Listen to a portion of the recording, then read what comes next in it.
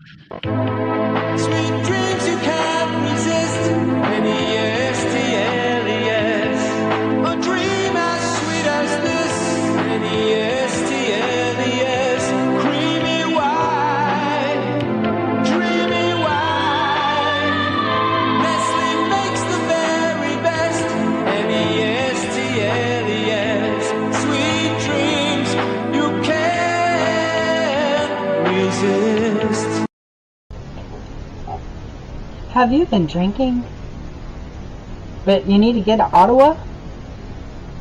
Well, let me tell you about the Midnight Bus to Ottawa. Your one stop from getting from one end of Canada to Ottawa. Ken tested, Ken approved. If you're a drunk man named Ken and you need to get to Ottawa at midnight after a night of drinking, you need the Midnight Bus to Ottawa. Certain limitations may apply.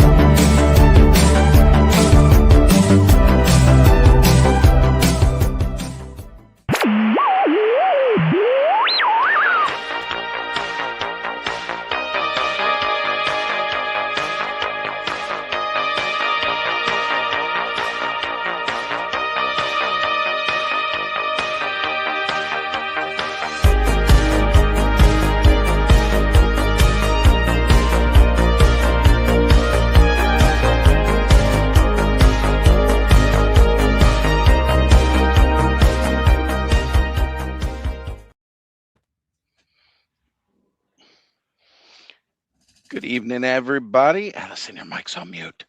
Is it? Not anymore. Don't mind us YouTubers. See, as I said before, I would never call this programming professional, ever. I figured it out. To be fair, that's coming from someone who, in their last video, literally had a whole sequence where he filmed his legs. It was good, Corey. We liked it. I mean, that's showing the leg is what's really gets the viewers in. I was told I had good legs in my 20s. I'm not sure about in my 40s. They look fine to me, buddy. It's gotta be market for it somewhere. So Yeah. Hey, you know, like people like like hot wings, chicken legs, like these are things people eat. You're fine. Don't worry about it. I like turkey legs. Turkey legs are really good. Turkey legs. Hey, just like some Frog legs. Who hasn't had a frog leg? Right. Here we go. Riley's got it. It's called titillation. Exactly. All right, let's see. Who we got? Hello, Quentin. Thank you for joining us over here. You guys, guess what? We're official. Hey. Hello, Nolan. There we go. We got the Nolan here with us. Allison, if you hopped over to the starred tab, as people are coming in, I'm starring them so you can pull them up. Excellent. Thank you. See, again, I don't know how to do any of this. I got you. All right. Hello, Adam. Perfect. Rowdy, we said hello. Frankie Rivera, hello. And then, I know this isn't right, but I always want to say Turd Trooper. I apologize. It's Ted. I don't know. That is TD3 Trooper Troy Dodson in the house. Hello, Troy. Welcome. Sorry, like my brain, it's broken from the 90s. Anyway, welcome. Thank you. Oh, hello, Dre. Welcome. Lovely to see you. Dad. All right. I think I figured it out. And sorry, always got to highlight whenever Troy joins, he loves to wave his fucking asshole in the air And again, for people that don't understand why it just says fucking asshole up there, when you become a channel member, you get emojis, but StreamYard is douche nozzle. And for that reason, they don't allow us to show when we highlight the emojis, the actual emojis. So I made sure that all of their shorthand was comical and nice. And Troy found out he can put his fucking awesome emoji up and the Ozhole emoji up, and we get a fucking Ozhole. Hello, Jane. Welcome. Hello. Welcome to joining us tonight, Jane. Mint with card. Good to have you, brother. And I'm eating cake. Oh, excellent. Is it McDonald's cake? No, they didn't have it in the app. Oh, that's a bummer. That is a bummer. So Ray Black has also said hi, Allison, Oz, and panel. Ultra Carter Ziller saying also happy birthday, Allison, and Ray Black saying happy birthday, Allison. Yeah, we're all here for that. The wonderful, wonderful celebration of centuries ago, me arriving upon the earth. On the Mayflower. Not quite that many centuries ago. Like part of my DNA arrived on the Mayflower. The rest of it. I always like to tell people that I just hatched from an egg in a swamp, and they're like, "What?" And I'm like, "Yeah, don't you know? You know, some bears hatch from eggs in swamps, and that's how you get an Ozhole." Now you know. And Elf's power. That's right. No, some of my DNA came on the Mayflower. Some of it was during a potato famine, and some of it was already here. And then, of course, The whole grab bag. yeah. I mean, Heinz 57 all the way. Proper mutts around here. That's what we are. Exactly. Like, as All it right. should be. More happy birthdays rolling in. Frankie Rivera with the happy birthday. Allison Nolan again saying happy birthday. And the Collecting Brothers, even though it's only one of them, we know it's John because his other brother Josh is AI saying happy birthday, Allison. With trophies. I was like, so most people will just put up like the popper, the birthday cake, the party hat, like those normal celebration things. Man, John's handing out the trophies for your birthday. Congrats, you're old. Yeah, that's true. You've participated. Hooray. Right. Yeah, I am so old. I am so old. My best friends in high school were Cher and a dinosaur. You know what though? Cher keeps looking better with age, so She looks better than I do, and she was ancient when I knew her in high school. So there you go. right. Menhoza has jumped in saying, "What's up, all? What's going on, Menhoza?" And the man of the hour, Kenzo. Kenzo's Creations with the olives. The olives! Happy Where are you, birthday, Allison. Oh wait, did I send you did we send Kenzo the link? You know, Kenzo should have Kenzo's the got link. controls. Kenzo's got controls. He can jump in at any time he wants. Can he? He doesn't need an invite. Au contraire, mon frère. There we go. I got some French in. That was for Andrew's benefit? No, that's well, yeah, kind of. Yeah. Andrew, you're French Canadian? Likewise, potato famine. No, Look, I'm not allowed to call Quebec. Prank calls to Quebec have made it so that I am not allowed to call Quebec anymore. Although I don't think they would know who I am now. Apparently, they get real mad when you. I found out the area code for Baltimore where I live was 410, and I accidentally dialed one night and did 418 and a number from my area, and discovered that it called the city of Quebec. So what would any touch-tone terrorist do in that situation? Call Canada at really improper hours of the night to hear them answer the phone with a very groggy oui. And, you know, like I only know a couple phrases within French, like j'aurais de toi or je t'aime. things like "I love you" and "I dream of you," and apparently they don't like hearing that at 3 a.m. with a really terrible accent. So yeah, then I got a call one day from Keep Police, and I just acted like I couldn't understood what that meant because I don't speak French, and then I got a call from a detective who spoke some very broken English and told me that if I continued to harass the people of Quebec, that they would press charges. Now, I don't know what the extradition treaties are for prank phone calls, but I ain't trying to have the Mounties come down here, me up, and Find out. cross the border. You also I have to watch verify. enough true crime to know that Mounties don't do shit. Like, I was gonna say, according to every true crime YouTuber, podcast, and everything else, the Royal Mounted Police, they say they always get there, man. Supposedly back in the day, I'd beg to differ. You have to verify too, the Quebec law are a little cranky by default. So like, and if you go there either speaking English or attempting to speak French, they're mad about it. Like unless you are like a proper French speaker, they mad. So they're gonna get pissy no matter what you do. Well, so, that's so fine. they hate that scene in Better Off Dead where Diane Franklin has got the fake French accent and she's like, he keeps putting, how you say, his testicles upon me. What do you mean? Like the octopus. Yeah.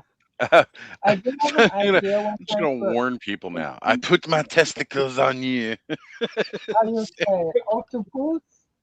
I did have an idea one time for a corn movie, like corn, Band? yeah, like that, where it would start off with somebody at the door like ding dong, and then you would open it and it would be bonjour monsieur octopus. However, will I pay for the pizza? And then you go from there. It's an octopus delivering the pizza because apparently people go for that sort of thing. So. Hey, whatever, man. You put whatever you want on your pizza. Doesn't mean I gotta eat it. Yeah. All right. So. Quentin says, "May every day be like a birthday for Allison." Aw. Agreed. She deserves it. Yeah. Kenzo says, I will be in soon. Riley says that she would join, but she is recovering from an injury. She had gotten some stitches. Oh no. Ooh. What does his face look like? Haha. Just kidding. Not really. Dead man jumping in the chat saying, "Sup, folks." And we got a very special guest returning to the clubhouse after a very long absence. I almost said abscess, but that would have been really, really awkward. We have Chris Plastic, shiny plastic people returning with us again. Chris, every time you come on, I have to request, may we please have a hair flip? We can try. It turns It's a little out shorter. But it's a little bit shorter, and since that first hair flip, I've been slowly going bald. Is some sort of cruel twist of fate. So, be happy it's a slow process for you. Oh, yeah, there it was. That's what I'm talking about. The money that shot, was a good hair folks. flip. Yeah. That was a damn good hair flip. Work it, Chris. Work it, Chris. You also Totally. think that kind of like like early 2000s emo, like the hair flip, like where it's like the weird neck twitch. So that's what happens when I try to do it. I think it's like an old headbanging injury or something like that. Now I try to do a hair flip and it just looks like I'm spazzing. Oh, Wait, can I say that? I don't know if that's a good term anymore. Legitimately, I can't remember if we're supposed to use that term anymore. Is that like on the no-no list now? spazzing. I guess in my head, I was just like, no, you're just having a spasm. Okay, see, all right, fine. Then I'm good. I just wasn't sure. I legitimately forgot for a second, like, wait, is that one of the no-no words now? I can't remember. It probably is, and I just haven't learned yet. I think everything's a no-no if you're talking to the wrong person.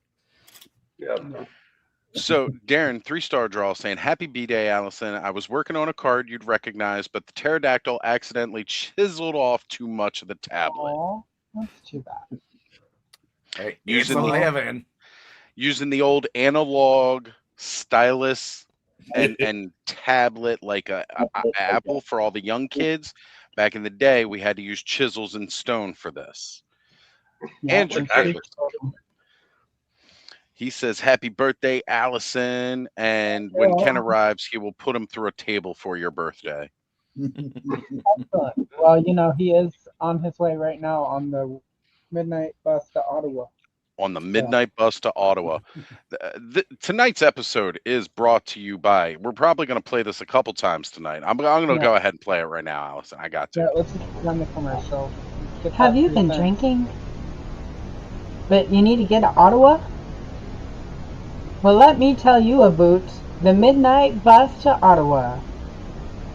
Your one stop from getting from one end of Canada to Ottawa. Ken tested, Ken approved. If you're a drunk man named Ken and you need to get to Ottawa at midnight after a night of drinking, you need the midnight bus to Ottawa. Certain limitations may apply. I love the certain limitations may apply. It's so good. Oh, you know, you have to run that disclaimer, allegedly. So. Allegedly. Anyway, we just made 2 cents, y'all. So. Yeah. We rich. That's right. That's right. So rich. Tonight is Allison's show. For those who don't know, her birthday's coming up this week. We are celebrating it tonight. I've given her full controls of the clubhouse, so we will see what the hell happens here tonight, folks. Shenanigans and sass abound. It's going to happen, especially with this crew on screen with me. But like any normal clubhouse, I'm going to be opening up some toys. Went out earlier today, and I got myself some shorties. I got this Dwarven 2-pack from the Rising Suns wave. Nice. Oh, yeah. This is, I've got one other dwarf in the collection, and this is my next one here. Friggin', this pack just looked too good to pass up, so I was able to grab this today. But took a nice stop to Eternity and Dreams to get it. And she sounds like Red Sonja targeted. There's no copyright infringement there. No, because she's like 3 feet too small to be like Red Sonja. So they didn't have any problems with this one. But, you know, you make her a little bit bigger, and, you know, then Trevor takes a couple shots that may look like some other shots of a notable character, and they use that to promote it. That's where I think that went off the rails, because last year when they did the Legendary Barbarian, they made sure none of the promo shots featured the black or the blonde hair, so, you know, that he wouldn't be mistaken for some other muscly, you know, barbarian character. So, I haven't talked about that because, you know, like, I've been dying and making but it was, so that one is complete Streisand effect. Like the way that sort of worked against whoever that was that kept commenting from Red Sonja, of course, like somebody who owns. Right. It was Red Sonja official. Their official IG decided to go down every comment on the post with "Go buy the officially licensed product at BBTS," you know, and was promoting the Boss Fight Studio thing, official. Man, it was just so... Boss Fight was like, leave us out of this. Like, we're just selling it. Boss Fight's like, we don't care. We're gonna sell it either way. We don't care. You don't need to do that. Like, I can't even be mad at Boss Fight. That's what's weird about it, though, that they would do that. It's like the people who are going to buy Red Sonja are going to buy that figure regardless. Because they want to support the character. Yeah, you're not losing sales because well, it doesn't scratch the itch, if you will. Like, I don't know. Honestly, it annoyed me enough that I was just like, I'm canceling my 5.5 scale Conan and Red Sonja just because now I'm annoyed. Right? Yeah, no, I did not do that, but I did actually consider doing that. Like, I had a moment where I was like, I mean, I want the Red Sonja anyway because I wanted it. It wasn't so much that and again too, like, that's the other funny thing with Legions is that, like, they like homage a lot, and it's all very tongue in cheek, and it's all very out there, and it's like, it's fine. It's fine. It's not like, I mean, they've done He-Man stuff, And so like Mattel's on the message boards, like Mattel don't care. Like, I think a lot of that too comes down to their history with the brand too, with Masters of the Universe. They were the ones that did the Mike Young production, the 2000X line, while that was around. Then they evolved and started doing the classics line. If it wasn't for them, we wouldn't have had classics. No matter what a certain somebody says, as far as it was his thing. Like, yes, as a brand manager, you promoted the hell out of it, and that was great. But it wasn't all you there, Nutlick. yeah, it wasn't buying for him, it was buying for the toy. Right. Well, not only that though, like the whole thing is like people still hire. Mattel still hires the Four Horsemen. Mm-hmm. Like at some Many point, companies do. Yeah. Boss Fight, I can imagine at some point would be interested in hiring the Four Horsemen to do something. So it's like it's not like they're not some weird shady company. It's like, no offense to Ramen Toys, but Ramen Toys has a certain reputation for skirting IP, right? That makes certain companies like Mattel a little bit more litigious than they would be with Four Horsemen, because the Four Horsemen does so much work with all these different companies. Exactly. They do. I mean, like the Transformers world is like it's got its own term. It's just third party sort of spun out of Transformers, because there's 1,000 companies who have names then renames after like some legal problems. But like there's whole collections of Transformers lines out there that are not licensed. And Hasbro and Takara, neither of them really care. Or if they do, it doesn't matter. They'll just reform tomorrow under a different name. So it's that thing where like this, like it was just litigious and campy and tacky. And Boss Fight actually was the ones who actually got the worst. Right, because they're the ones that are really losing financially. I mean, again, Red Sonja is a little, but I don't even know if the person that owns the IG page is actually the person who owns the IP for Red Sonja official. Right. So, like, I don't even know, like, if that negatively affects the person who's running that IG page at all. But whatever it is, it was a dumb move, and it's only, slowing me down on obtaining that particular figure with the red-haired version of it that I want, because they're still going to be releasing that as a character pack later on. So I'll still get it in the end. It's just going to take me longer to get it now. That's all. Right. All right. William Houston popped in saying, hello, friends, and bonjour. Todd CE saying, happy birthday again, throwing some olives your way. Leia Glacia has said, happy birthday. Leia, thank you for being here. All right. Kenzo, I am so glad you're here. I need you to explain to our Canadian friends what Casa Bonita is. Wait, say one more time? Our Canadian friends are not familiar with Casa Bonita, so I need some help explaining it. Dude, that's some pretty, that's some choice. That just the whole atmosphere, the whole place is just, I mean, it's so good that when they ran out of money and they went bankrupt, that the creators of South Park actually purchased the building and reopened it, and they still have cliff divers and all that stuff in there, and it's just awesome. Yeah, Casa Bonita is like the coolest place ever for Mexican food. Yeah. It sounds pretty. It's cool, man. Now they have South Park all over the place. Yeah, well, that's not so pretty. Matt Stone and Trey Park have never been accused of being pretty. Well, I do like that Trey recorded all the announcements in there since they reopened. Yeah. Yeah, they did. That's cool. That's good. Really cool. Anyway, hi guys. Hey, do it, Kenny. Happy birthday, Allison. Thank you. Did you get to see earlier? I missed it. Bring out the olive? It's okay.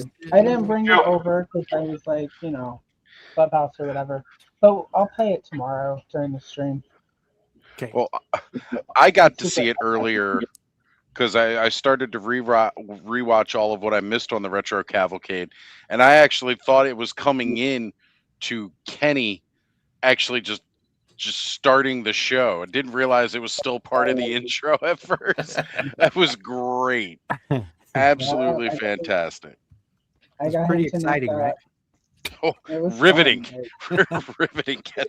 Well, a big part of it was just to made it for Andrew because Andrew hates the olives, the like clip I've made of it. So I'm like, let me make a super mega like sexy sultry one with music and Kenny, and I was like, yeah. So I think hate is a strong word, but like when I hear the same clip 40 times in a stream, I'm like, well, time for me to go. I could see where that might be a little frustrating after a it's while. just a little. Yeah, I know I say it's very like, enjoyable. friendly and nice, but I'm actually quite curmudgeonly, so just be aware. Quick correction for Rowdy in the comments. Man, Bear Pig is not at Casa Bonita. They have Man, Gorilla, Pig.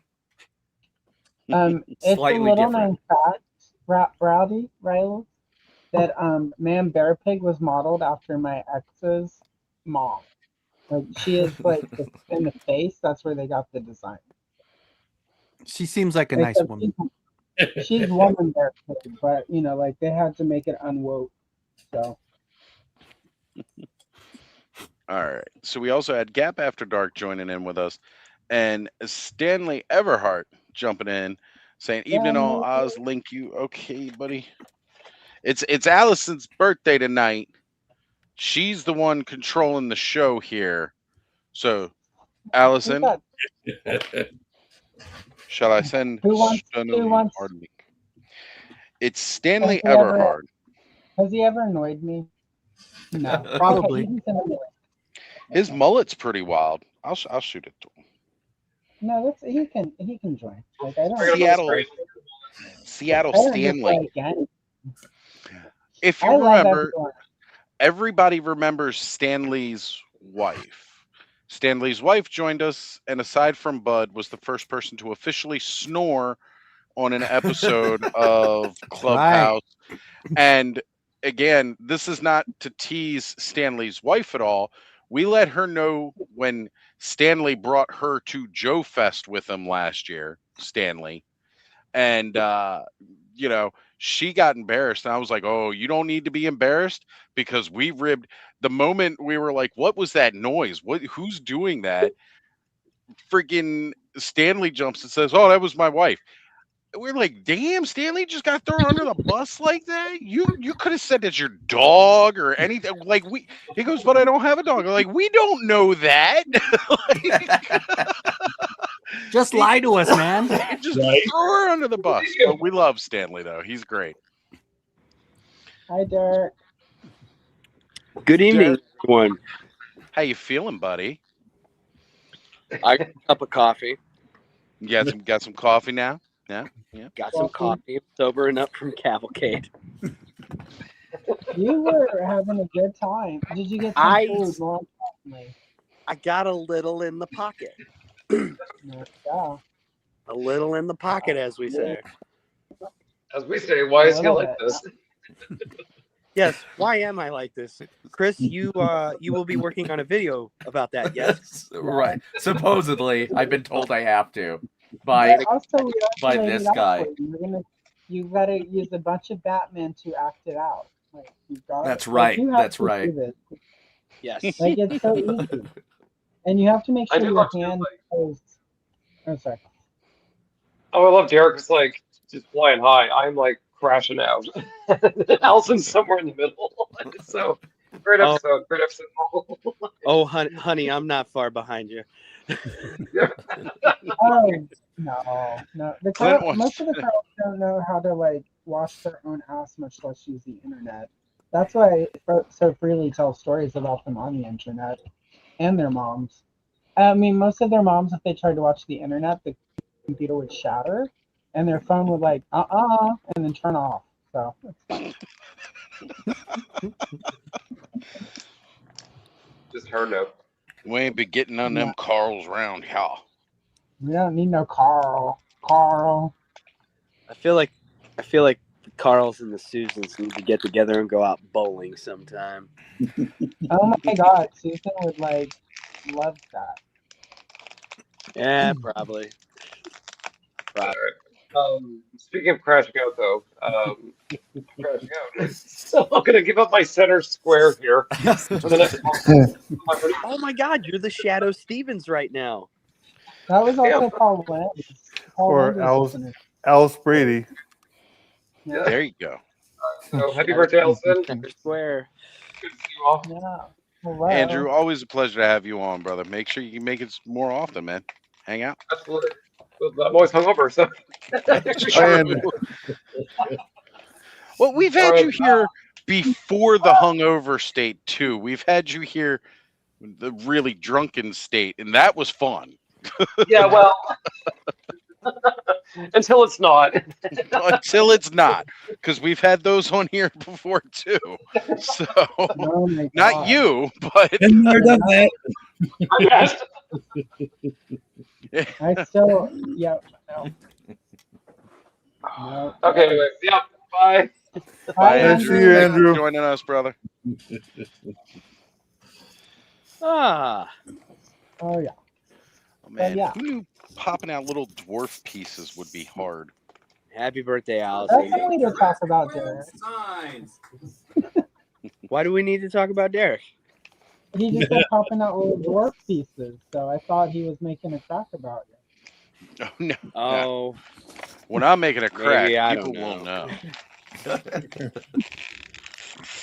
boy, I didn't realize it. I drank like 5 or 6 friggin' Coors.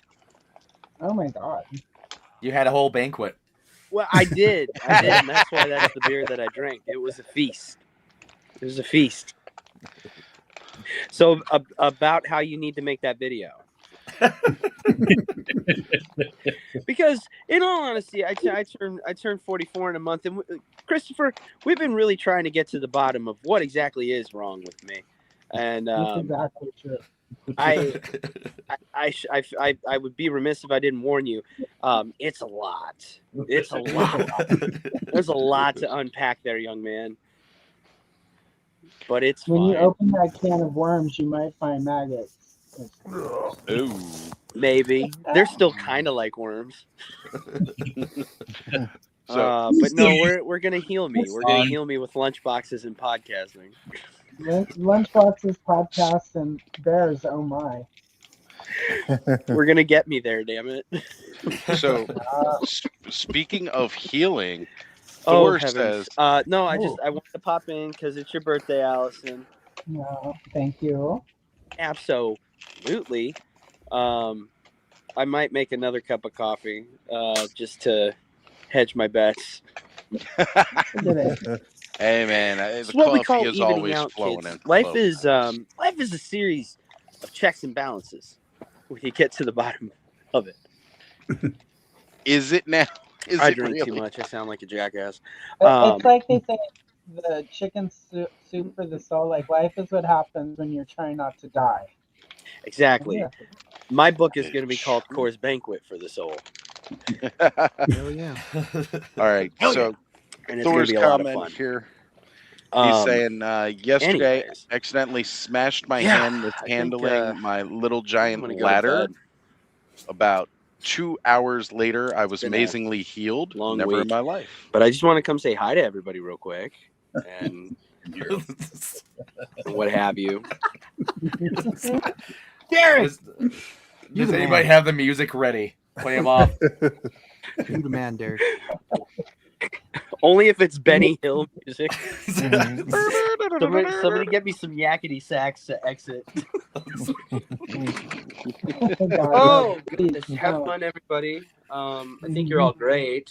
And yeah.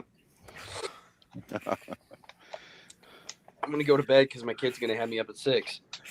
Oh, See you later. Goodbye. much love, Derek. Have a great Bye, night. Derek. Absolutely. Let me see if I can figure out how to do this. I'm not very techy. It's going to be ridiculous. Here we go. We don't have to worry, folks. He doesn't have the power. So because he doesn't have the power, he can't end the stream 5 minutes before midnight on New Year's Eve. Oh shit. Oh shit. Brick's here saying happy birthday times 33, Allison. Oh, 33. I wish. The youth again The of being youth. 33. Right? Everyone's a Where's baby. Bud when you need him? Where is Bud? He's probably Sleeping. So Yeah. I was talking with Bud a little bit earlier today. Yeah, I was speaking with Blood. That's actually a wrestler from around here. But no, I was speaking with Bud earlier today, and this was the report that I got.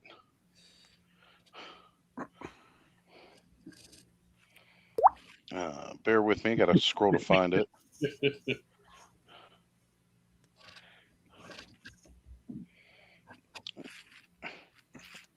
Fat Red Foo sent me a message, said happy birthday, brother. So I had to let him know it's not mine, it's Allison's. So happy birthday from Fat Red Foo, Allison. Yeah, Allison. Gosh. All right. See. I hope he is recovering. He was recently ill as well. Yes, and all of his puppies too. Shame. All right, so Bud got a new vape. He had That's way more important. Never tried Delta 9 before. And then a couple minutes later, he sent me. Now, mind you, this was at what time this morning? Too early? I'm checking now to try to see when these were sent, because sometimes when you click on a message, it'll show you the timestamp. It's not showing me, but this was this morning. He goes, so that vape slaps hard. I'm toasted after 3 hits, and then he said small hits. Sent me a picture of his goofy grinning self, that Bud that we all like. And then he sent me some more reels, and I haven't heard from him since. So he's really, really high. Somewhere. I would be surprised if he wasn't. Bud has become a spaceman tonight. He's on the Artemis 3. or whatever the next one is. Is he tethered to the ground somewhere? Yeah, he's grinning somewhere, that's for sure. But that's our Bud. Now, I do believe the next one is Artemis 4. Artemis 4? There we go. What's 3 it? It's very exciting. It's okay if they skip odd numbers. Those are supposed to be unlucky. Even though 4 is unlucky, I think in Japan. So there you go. William's asking if anyone else is getting the loose collector Bigfoot figures. I did not pre-order them because I only have a certain amount of space, and I don't think that if I got those crypt wolves from Loose Collector, the Sasquatch, and everything else from them, that might take up all of my dragon space before I get my dragon. So I gotta pick and choose. That's why I got a 2-pack of dwarves tonight, because that takes up the space of 1 figure for getting 2. But I know Ed has been all about it, and I think he's got not just the Squatch, but I think he also did the Bigfoot as well. So, or not Bigfoot, Yeti, but possibly. There he is, Fat Red Foo. Happy birthday, Allison. Thank you. Yeah, I'm also looking at that Sasquatch too, but just because the Seattle Sonics mascot was the Sasquatch, so just for a local figure that way. So, but I have not ordered it. Maybe I'll pick it up at Joe Fest. It's a good place to pick one up. I hope if you can find them there. Yeah. Genre wise, so. Riley mentions 30s ain't all that. Trust me. Well, we lit through them. And she's saying, I'm only halfway through. Does it get any better? Oh, take me back my 30s. Exactly. I survived my 20s party on my 30th birthday. It was divine. And I drank too many Long Island iced teas at the bowling alley, and threw a bowling ball, and it knocked this bitch off of her feet on her ass. And she tried to fight me. and then she ate the Yes. floor. So, Allison totally scored a strike. multiple. I mean, Knocking 'cause when an you actual person on the ass. Because when you go to Long Island, you got to go to Long Island. So, All right. Quentin says, I'm going now. Y'all have been pleasant to listen to. Be sure to send plenty of birthday cheers to Allison. You know it. thanks again, Quentin. Quentin is cool. I think we now need a formal dance party at a bowling alley so it can be called the bowling ball. The bowling ball. And Clever. we can't do it in Maryland because I'm banned from most bowling alleys in Maryland because they do not appreciate you taking the balls and playing shot put down the actual alley. That apparently is not agreeable. And I'm like, who else is launching these? It's just me. So they were like, you can see your way out. And they're like, on your way, let's take a picture of you and put you on the wall. I was trying to do it for eating the steak, but nobody had steak. That's why I got so mad I was throwing the balls. Bastards. All right. For your information, the Artemis 3 2027 crewed Orion docking test, Artemis 4 2028 through 29 delivers first gateway module plus supports and return to surface setup. That's what's up. Thank you. Hell yeah. Appreciate that. Thanks, Thor. Nerd. No, I really do appreciate that. Yes, nerd. Proud of it. But we're thankful for that. I'm thankful for that. That's We're cool. all freaking. It's just so cool to hear us talking about like sending astronauts to space again and actually doing something. Yeah. It's fun, right? It's exciting, and we're all thankful that we didn't watch the Challenger 2 again. I watched Like that. Yeah, no, I can't go through that. We watched that in like 6th grade or whatever. the hype. You got to watch it. Here it is. We're gonna roll this right in front of your Okay. class. And I don't know who else watched it, but this is what we were watching it live on television, and then that happened. And our teacher just walked over and she just turned the TV off. Ain't wheeled shit the happening. TV out of the room, and came back and she's like, "Open your spelling books." Right. And then Not week even a later, moment to register what you just saw. Just back to work. A week later, we had a moment of silence. You'd think we worked at Amazon. Oh, that was too. All right, Twizzler19 saying hello, everyone. What's going on, Twizzler? Brick, bowling alley mafia. Yeah. It's pretty. They get serious over here, especially when it comes to duck pin. But see, I was actually doing the actual giant. I used to like to call bowling alleys too and asking them how they walked if they had 16-pound balls. I was really a touch tone terrorist. Mike G. Oh. Riley says she's got to go to Ottawa. How are we going to get you there? Have you been drinking? But you need to get to Ottawa? Well, let me tell you about the midnight bus to Ottawa. Your one stop from getting from one end of Canada to Ottawa. Ken tested, Ken approved.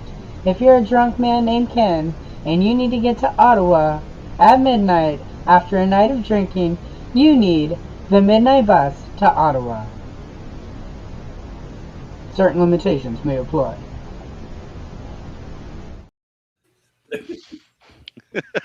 So that's how you get to Ottawa.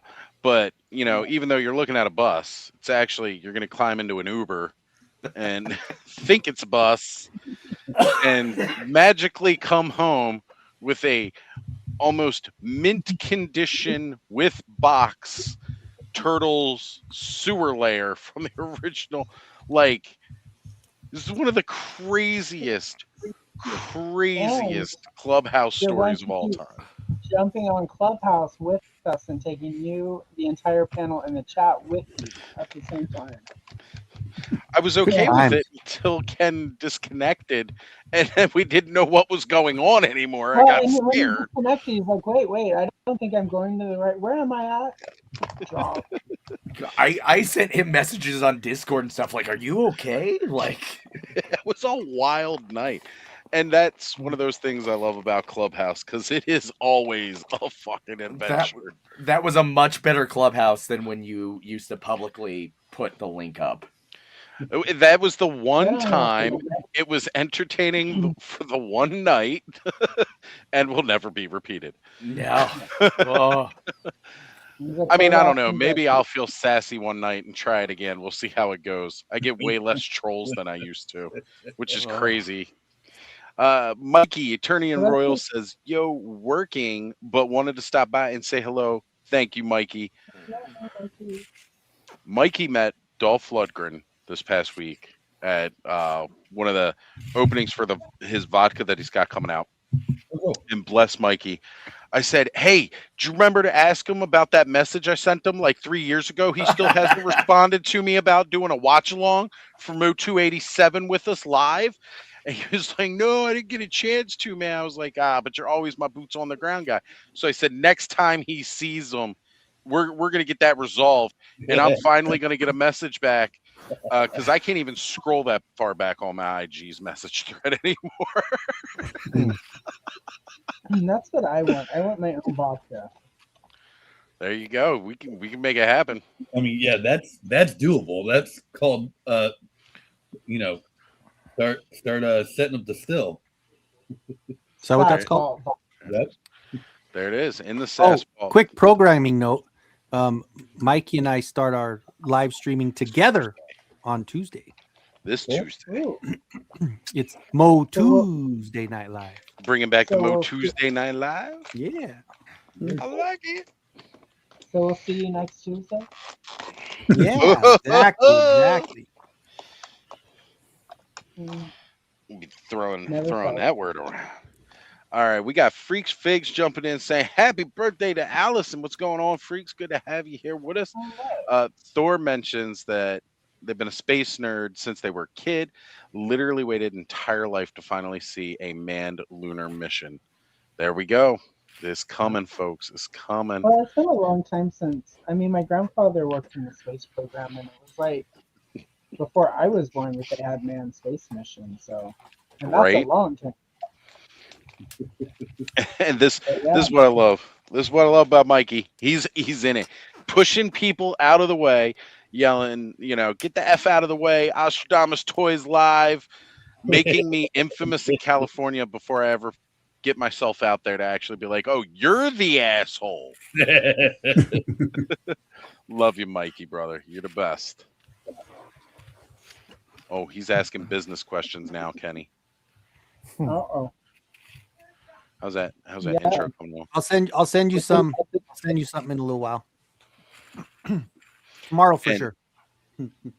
Alex jumping in saying hello, happy birthday, Allison. Alex, lovely to see you this evening. Always good to see Alex in the chat.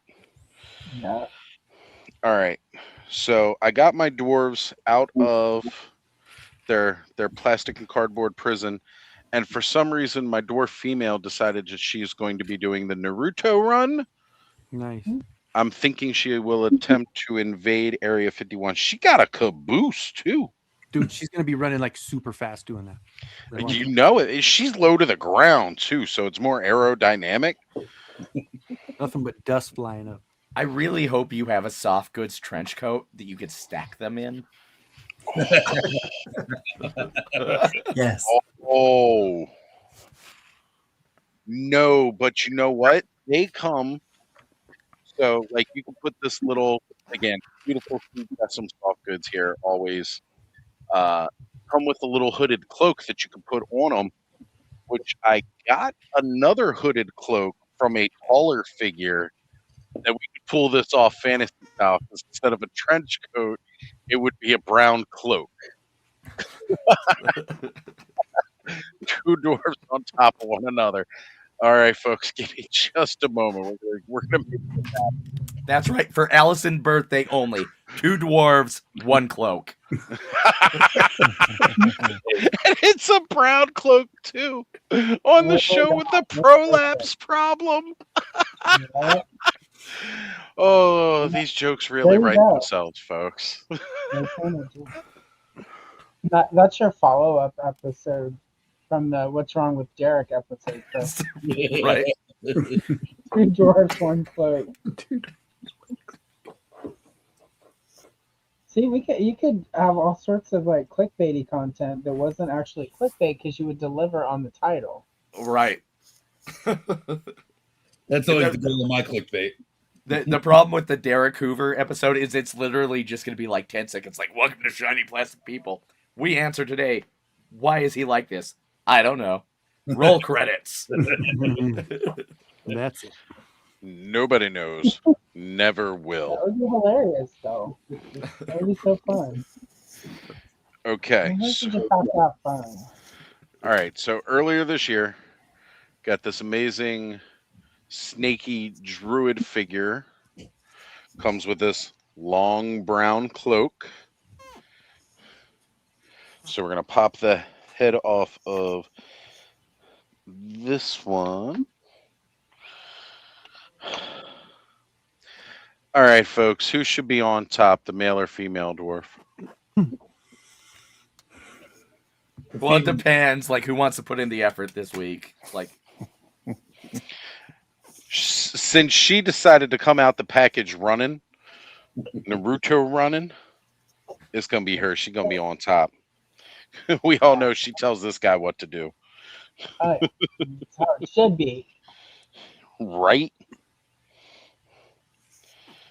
Adam, I have to see, like, and this also could just be sort of what's happening up in Canada, but down here where I am, like, everybody's sort of into it. It's been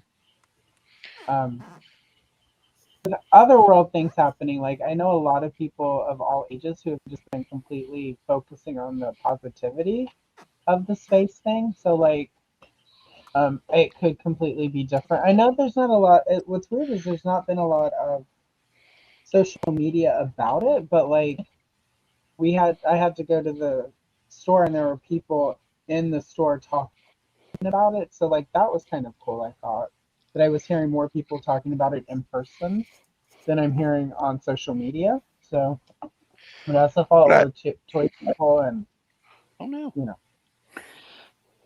Yeah, I was down in Arizona for spring break a week before last, and so just following that while it was happening. So watching it go from, I think, where were we went around the moon? I think we were at Tucson that night. So, but yeah, it was neat to watch. All I got to say is, honestly, it's some of the coolest news that we've had in a long time. News has been such a crazy space right now with all kinds of crap and whatever. And you know what? Like, it's been really hard to appreciate anything coming on the news. So this whole space mission with Artemis and the takeoff, splashdown, and everything has been such a breath of fresh air from everything else. It was so welcomed. Like, for me, it just really was. And we got a space mission going on. We got Masters of the Universe about to be in theaters in like 6 weeks. Like, even with all the other craziness that's going on right now, there's still some really great, awesome things going out there. Don't lose hope, people. Don't lose any hope. This is going to be the nerdiest summer. I'm so for it too. I'm just ready for it, like so ready. All right. So what about those Motu popcorn buckets? Besides the bucket, the Power Sword Cup. Right? Wait until wait until Prince Adam holds his sword aloft, goes to declare, "I have the power," and every nerd in the theater says, "Shit, I just spilled my drink." All 44 ounces. Supposedly, they engineered it with O-rings so that you can still do that and not spill your drink. As long as you've got the cap on, right? Right. If you got the pommel on, but how many of them are just going to get excited and not think about it and hold the sword aloft? Like, so Connor and I last weekend, one of the reasons I didn't do a show last weekend is Connor and I went to go see Super Mario Galaxy World. A great movie. If you haven't seen it, go see it. Lot of nods to Mario 2. absolutely amazing. But so we went to go see that, and this is the first time I've taken him to the movies where he remembers being in like the big bougie fancy seats in the balcony section of the theater that we go to. Balcony. Yes, Oh. there's a balcony. You get reserved seating with a balcony. You pay a couple extra bucks. They got, I mean, all theaters have like recliners now, but this Yeah. recliner's even got the button that you push, and the usher will come to you if you need like a refill or some more snacks or whatever. They'll come to you. They also serve alcohol. So if you really want another drink and you Yeah. don't feel like getting up in the middle of the movie, the usher will come to you if you push the call button.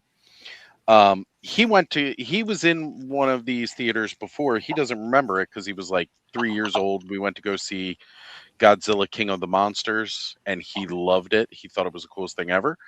So this is his first time being old enough to remember this experience. So I said, we're going to do it again for Masters of the Universe when we go see that. We're going to be doing the midnight launch of the movie. And we're going to watch everybody down below us spill their drinks on themselves. And we're going to laugh and be happy and enjoy the hell out of Masters of the Universe in theaters. It's great to be able to share your nerddoms with your kids, and they love it. Okay, so let me throw this out there. What item would Rocky Horror Picture Show make nowadays as a concession thing? Easter eggs. The mouth. The mouth? Yeah. With popcorn? You lift the upper lip. There it is. I still think Easter eggs, because they are the one that invented the term Easter egg. Like, Really? that's where that comes from, that movie. They had an Easter egg hunt while filming, and throughout the film, like throughout the movie, you can still see in some scenes Easter eggs that were never found on set. As in literal Easter eggs. And that's where the term Easter eggs in a movie comes from, is that exact thing. Okay. And it'll be a toss up between that and probably Toast, but that's more if you know the Rocky Horror Picture culture behind the movie as opposed to just the movie itself. Mm-hmm. All right, folks, we wanted to see two dwarves stacked on top of one another in a brown cloak. Kenzo, could you embiggen me, if you please? Got it. So here we go, folks. And yes, the male dwarf's head is under her skirt. Not Right. like, you know, it's just like one of those flap ones. So like is there actually this head sculpt, for those of you who don't know, I'm on Circle of Jerks with our good friend Punk. I swear that looks a little like Baldy Locks. Not gonna lie. But I think stacking two dwarfs in a brown cloak is one of the funnest things I've done with my toys in a while. Now I kind of want another 2-pack of these dwarves just so I can do this. Yes, and the Goblin 2-pack comes out with Ashes of Agbendor. That would probably be even better, actually, I think. Adam says so right here. I think it'd be great.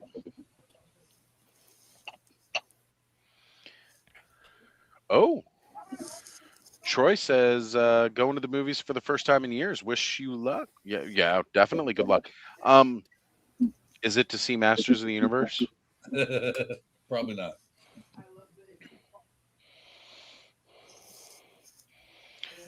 So these dwarf figures come with a lot of cool accessories.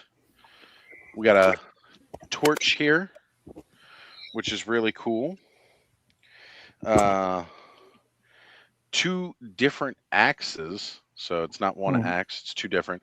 This is the same one that came with Broder, you know, that type of bearded axe.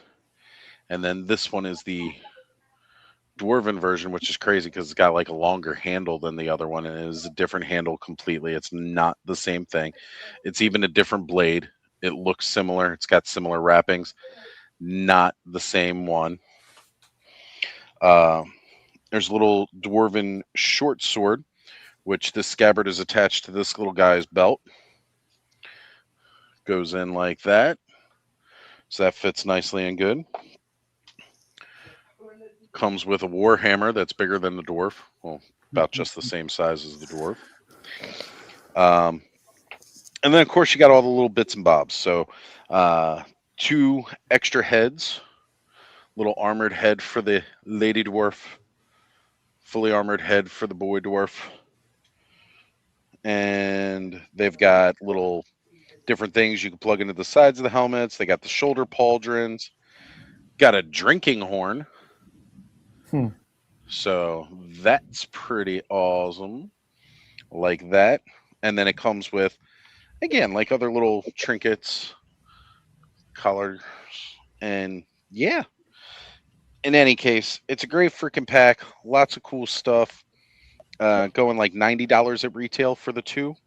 But it is basically 2 complete figures with a crap ton of accessories and little belts and stuff. So I think it's awesome. It's great. But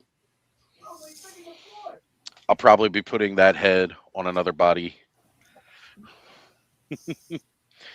Just cause. And then Red Sonja official will come comment. Go buy the official on every single comment on that post. And I will just laugh and laugh. You have no power here. All right. I'm going to peace out because I haven't spent much time with my wife today. I'm going to pull a Derek Hoover on that one. That's bullshit, Chris. You haven't spent much time on Clubhouse. That's true. You have spent way more time with your wife. Get the wife on here. Yeah. I have a talk and see why she's been stealing all my Chris. But happy birthday to Allison, of course. It was a pleasure spending time with the crew today. And just real quick, Hail Mary was a great movie. You should enjoy that. Yeah. And Chris, it'll be a race to see who gets the first membership over at Geek Dad Life.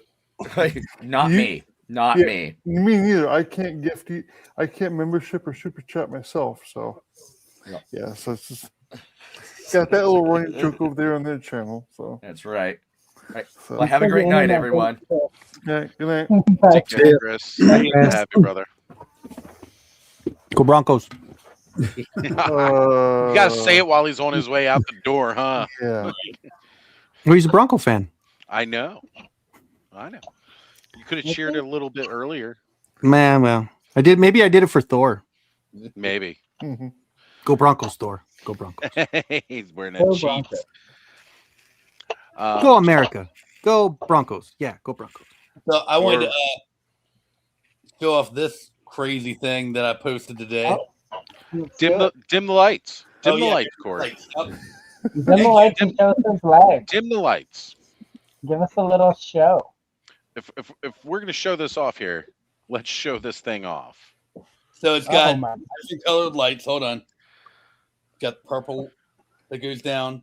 Look at that. Water or waterfall. You can't really tell, but that's green for slime. That's a rainbow. We all know what that is. Rainbow bridge. Come on. It was a rainbow bridge. That looks the best in my opinion, doing like straight up lava like that. In the dark, that looks amazing. When it's fully lit in here, it does not look as good. Of course not. Any lighted feature is not going to look as good when there's light surrounding it.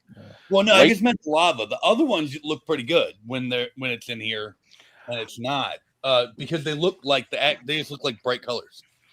Corey, I'm going to be completely serious. Up until you turned those lights down, I didn't realize you had that on. Oh.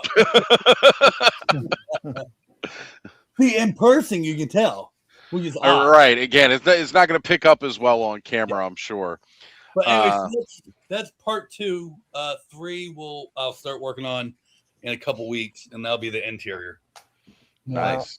It's on wheels. It rolls around, so that way eventually I'm going to have it over here in front of the door, I think. But you're going to crate it up and ship it to Motuniverse, aren't you? If they're figuring out how to ship it there, yes. I know Skelly's going to be driving his, which is crazy. He just released another video today. Man, I've not all got- you Dio builders, you guys are freaking nuts. I love the work that you guys do. It's amazing. And there's my gray stuff. No one's seen it. Oh, I've seen it. Finally, a gray skull that He-Man can ride Battle Cat out of. Right? That was the whole thing.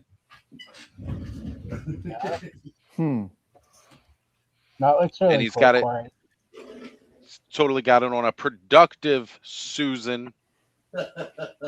We ain't calling It's her a lazy. Susan. Stop She being ain't woke. lazy. It's a She's working harder than any other Susan in the world. No, that's some woke nonsense. Stop being woke. It's lazy people. I can't help it that I got up out of bed this morning and I was woke. Were you woke We're gonna or flip that weekend? one. I woke up to Mint with Card's amazing video on Richie Rich. Yeah, I've not watched that one. Plug, wink, wink, none. Right. Yeah, oh, that's a good point. Wait. 'Cause I did. That was one of my goals for tonight. I'm going to find the link.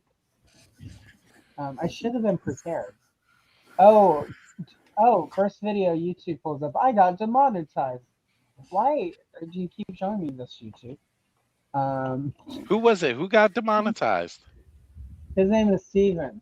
Steven Song. He got demonetized. This is the end. I don't know why. I didn't watch the video. I'm sure there's a good reason for it. It's probably Probably not as said something. dramatic. Probably that video got demonetized or something like that. Something. Yep. All right. Troy in the has chat. been watching Skelly's videos on making that Grayskull in Snake Mountain. Watching his videos is a ton of fun for that.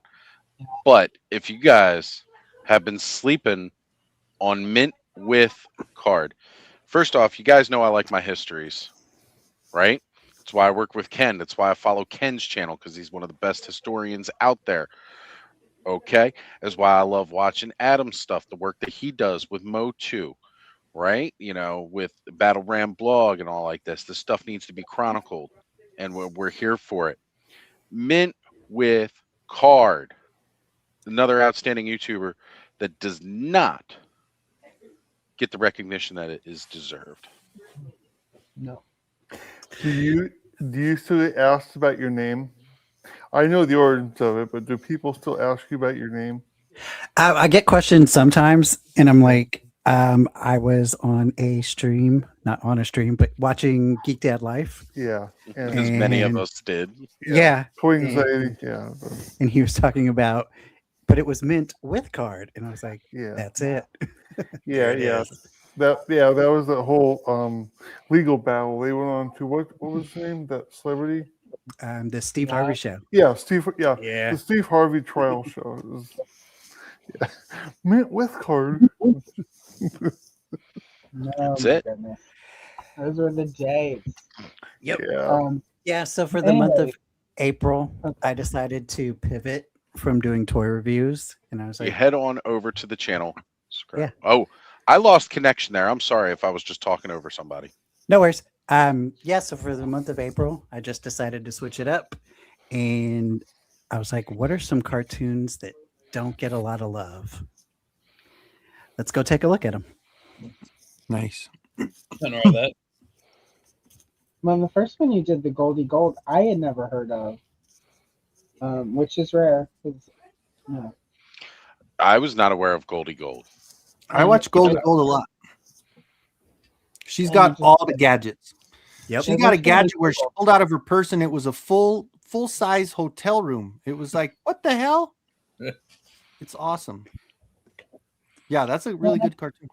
and it was like 1981 or 82, and it's like that would have been exactly the sort of thing I liked watching at that point in time. She's all lucky for us.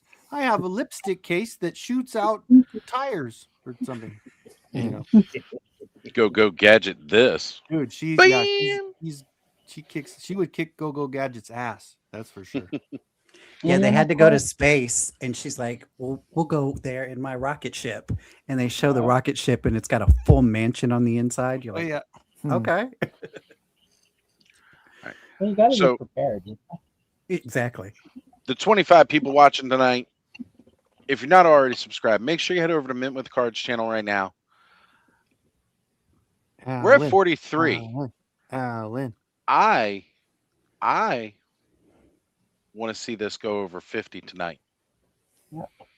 As a birthday Do it. present to Allison, let's Please. help a member of the community get over 50 subs. We can do it, folks. I know we can. Riley mentions Def trying to lean more into the toy history stuff. I'm always a big buff. Like, I mean, for certain toy lines, especially, I go hard, and like everybody knows, Motu is my biggest jam. That's why Ken wanted to partner on his history videos. Even though I told him there are clearly people who know more than me, Ken still chose me, and I'll never understand it. But Ken has now also brought in Adam, Battle Ram Blog, so that's always good. He's one of the ones that I learned from. Allison knows tons. I've said we need to get Allison on a video, but Ken's waiting because there's another series of history that goes along with Motu. Yeah, that's the one. Yep. Wait, who are we subbing to? Real quick. Mint with card. It's in I'm the already chat. subbing him. Yeah, he knows I would I'm hope already so. subbed. He's right here on the Yeah. screen with us. I ain't got a sub. Well, Mikey says sub. We got Alan in the chat saying hi, everybody. Happy birthday, Allison. What's going on, Alan? Are you jumping on tonight, Alan, or are you not feeling well? Yeah, Alan Alan, will come probably say be hi. on. I got a friend too. Right, hold on. I mean, Even though he's got like 4 of them and he has customized like 3. No, just joking. customized all 420 of them. Look at that beefy boy. He's just a snuggly guy, you know. Look at him. He's so cuddly. Oh, is that the Mondo? Yeah, it is. Dude, Alan Oh, made his wow. red one and it's like so good. It's better than this one, his custom. Of course, right? Naturally. Well, Alan, like I don't know, like he's doing a build right now. That I watched like the first episode, and he did it without voiceover, and he did one with voiceover. And like I like going without the voiceover, just watching what he was doing. Because he's using the pink foam to build it, and I was just like, this is really cool. So definitely like Alan builds amazing things. So All right. Alan, that's third acceptable. person tonight ditching us for the wife. Third person tonight. But Alan's normally here every week, and Yeah. Shannon puts up with all of our shenanigans on a weekly basis. Shannon, that's his wife. That's Sorry. his wife. Since he's not going to be on, we have to do that. Yeah, somebody's got to do it. Mhm. Somebody's got to do it if he's not here for it. And Shannon is one of the most loveliest people in the world. So definitely go spend time with her. Tell her we all says hi, and we'll miss her in the chat unless she jumps on and says hi. Yeah. And Alan has stuff to open. Aw, that's all right.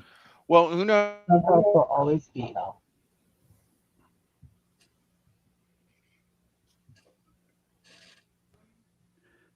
That's what it's all about here on Clubhouse, playing with toys.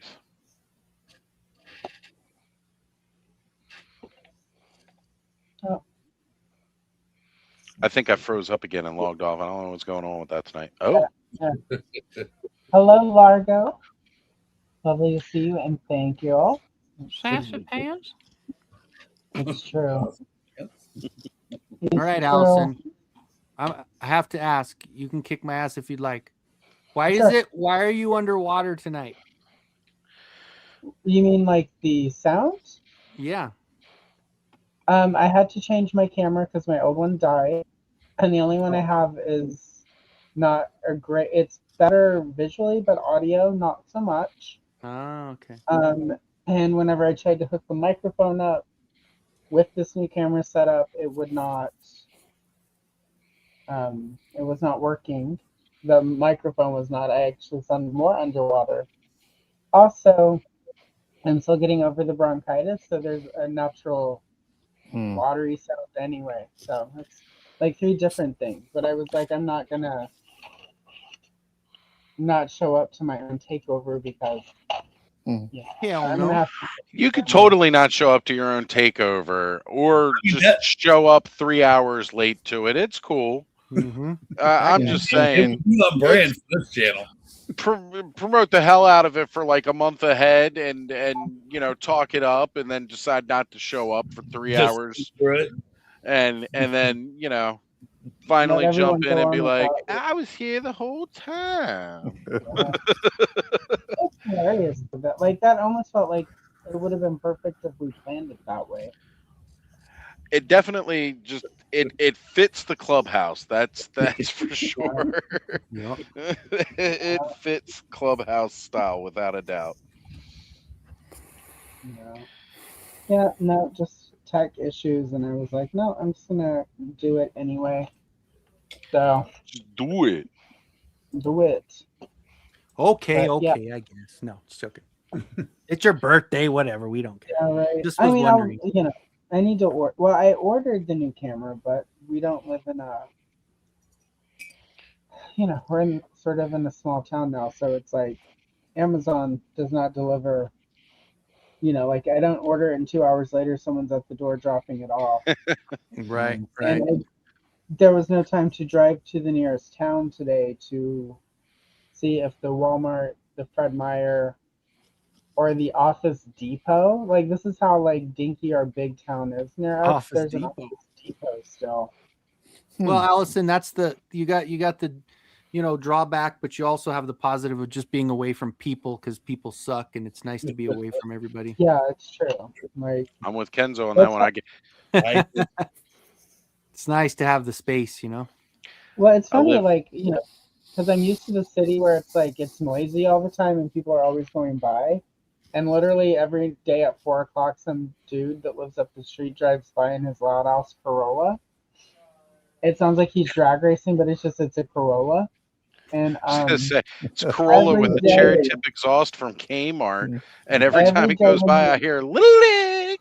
Every time it goes by, I look, and it's always like 5:30 when I'm cooking dinner or finishing cooking dinner before we feed the cats. And I look up, and all 7 cats are in the window glaring at him, like in his loud ass car.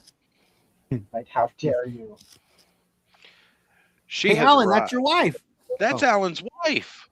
Oh, Alan's wife is here, you guys. That's right. You know what I got to do? I'm seriously got to go back to one of the streams and just clip that. And You have every to. time, Yes. and I'm going to do it before Alan gets a chance to say it, because it'll be really funny. He'll go into it, and I'll hit him with the clip. Say, "That's my wife." Now it's gonna be a competition because he heard you. So. Oh, I know he did. I know he's listening. That one, and of course you got to get a new super chat sound, so it's not so much like. I got to come up with something like the cash register sound or whatever. I don't know, something. I gotta get something up there for that. I gotta do some behind the scenes management stuff and rework a bunch of things. But you are very welcome, Shannon. Thank you for watching. We always appreciate it. Shannon kicks all the butt. She does, man. Guys, I'm going to take this thing mobile because even though Allison's in control, it's still a clubhouse, which means I'm going outside. And I'm going to smoke on my own damn street. You guys aren't getting snow out there over in Baltimore? No, but it has cooled down drastically, which is crazy because it was like 90 degrees yesterday. Yeah. We had it 2 days ago. We had it like 80 some. Then we had snow. And then now we're in like the overnight freeze. I think it got to 20 last night. So what's going on, Jetman? That's been fun. Jetman. Yeah. Yeah.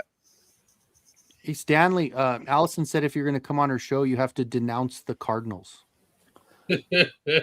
I can one up that. Loud.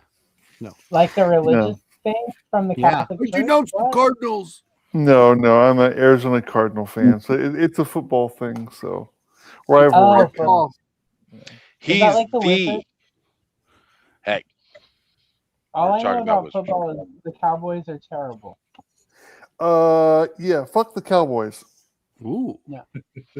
I'm gonna let Stanley got- Tony. You I don't said think that. I've ever heard Stanley cuss. That was Oh, not- I'll be honest. I don't think I have either. I don't think I now that have. Think about it. I cuss. Yeah, I'm a I think he cusser. says shucks and darn and stuff. No. But hopefully, Jetman, you're feeling better. I know you were sick the last couple of days. So Yeah, he hadn't Get been better, feeling Jet good Man. either. It's that changing of the season, man. Everybody gets sick during the change it over the season. Fiddlesticks. Stanley. We also had Mudhorn Station pop in. Mana mana. Love that. Love that. All right. I said I was going mobile and I'm still here. I'll be back. Get out of here. Go on, get. No. Go on, get. All right, now that Oz is gone, we can have a party. Oh, It's true. All right. Who's got the pinata? Oh, human pinata. I've been one of those before for a church event, so youth group, and so yeah, so big ass harness and rope and tether pulley system. Yeah, had hockey gloves on all to protect myself because the kids could not control themselves. Nice. And our youth pastor was saying he's just over there snickering. Yeah, so Joe G. Hi, Joe. Happy birthday. Joe is here, you guys. Oh, thank you. How's Thank everybody doing? No. We're I doing could well. try to be better, but I probably would not be successful. So. Yeah. You probably do better there, Kenzo, if you took off that hat and that shirt. You hit the glass ceiling, huh, Kenny? I think so. I think I'm there. Only downhill from here, bro. Oh, Oh well. oh, you're wearing your shirt says Broncos. That makes Yeah. Well, tonight I'm wearing Beavis and Butthead, so Oh, nice. yeah. So I was No, I should be putting wearing his Nuggets Ron because my Cost. Nuggets played today. And won. I was like, who is Ron Cost? Hey, baby. Broncos. Yeah. Fire. yeah. You're a Well- fart knocker. All right, that's all I got. That's all. You can't. Yeah. No. No more. I should be downstairs painting. I still have home arcade stuff that I need to finish. I've Oh, been speak- working on those kits for his figure. Speaking of painting, are you still doing sports figures? I Haven't got in a while, but okay. I picked up a bunch of the Roscon hockey figures. So yeah, so for cheap. You trying to turn them into something else. Yeah, they're Vegas Golden Knights, and I'd like to turn them into some Kraken. So, but I gotta figure out which players. So I got a couple of players that I do know personally at this point. So Nice. yeah.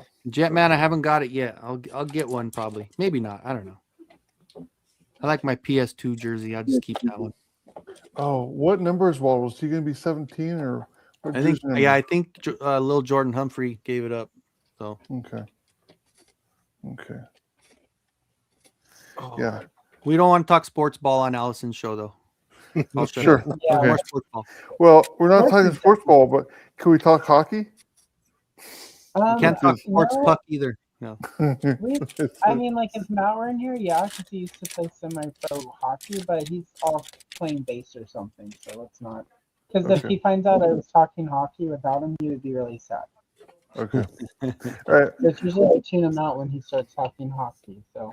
I'll respect that. Oh, wait. Sir Oz. Oh, it's, Oz is back.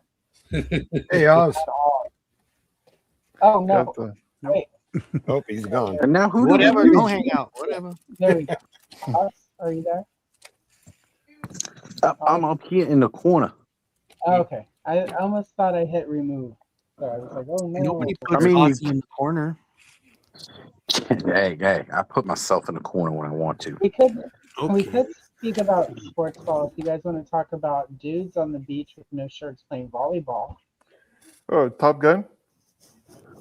I've never seen Top You mean Gun. Top but I Gun would 3? love- You Confirmed haven't- in production. Okay, so no King Loggins talk then, huh? Yeah, I've never watched Top Gun. Playing with I've them seen- boys. No, I used to just watch volleyball all the time during the Olympics. You know what? Next year, I'm gonna have a Kenny Loggins styled happy birthday song for Allison, actually. Ooh. And then jets are gonna fly over, and Kevin Bacon's gonna come up to her door and dance. Hell yeah. I would be down with that. Kevin All the- Bacon, like when I was younger, my goal was my first ex-husband and third ex-husband would be Bruce Willis, and my second ex-husband would be Kevin Bacon. And then I married Kira Sedgwick, I think that was her name. Mm-hmm. I think that's who I'm still married to and has babies with. So I was like, okay, whatever.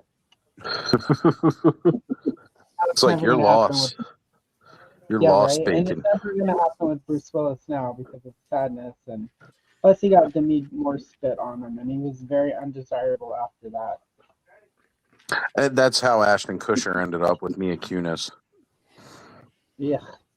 If Mia Nobody Kunis else is would take okay him back with- except for Jackie. Yeah, if she's okay with like Demi Moore backwash, more power to her. But as for me, no. I got my standards. Not many of them, but I got them.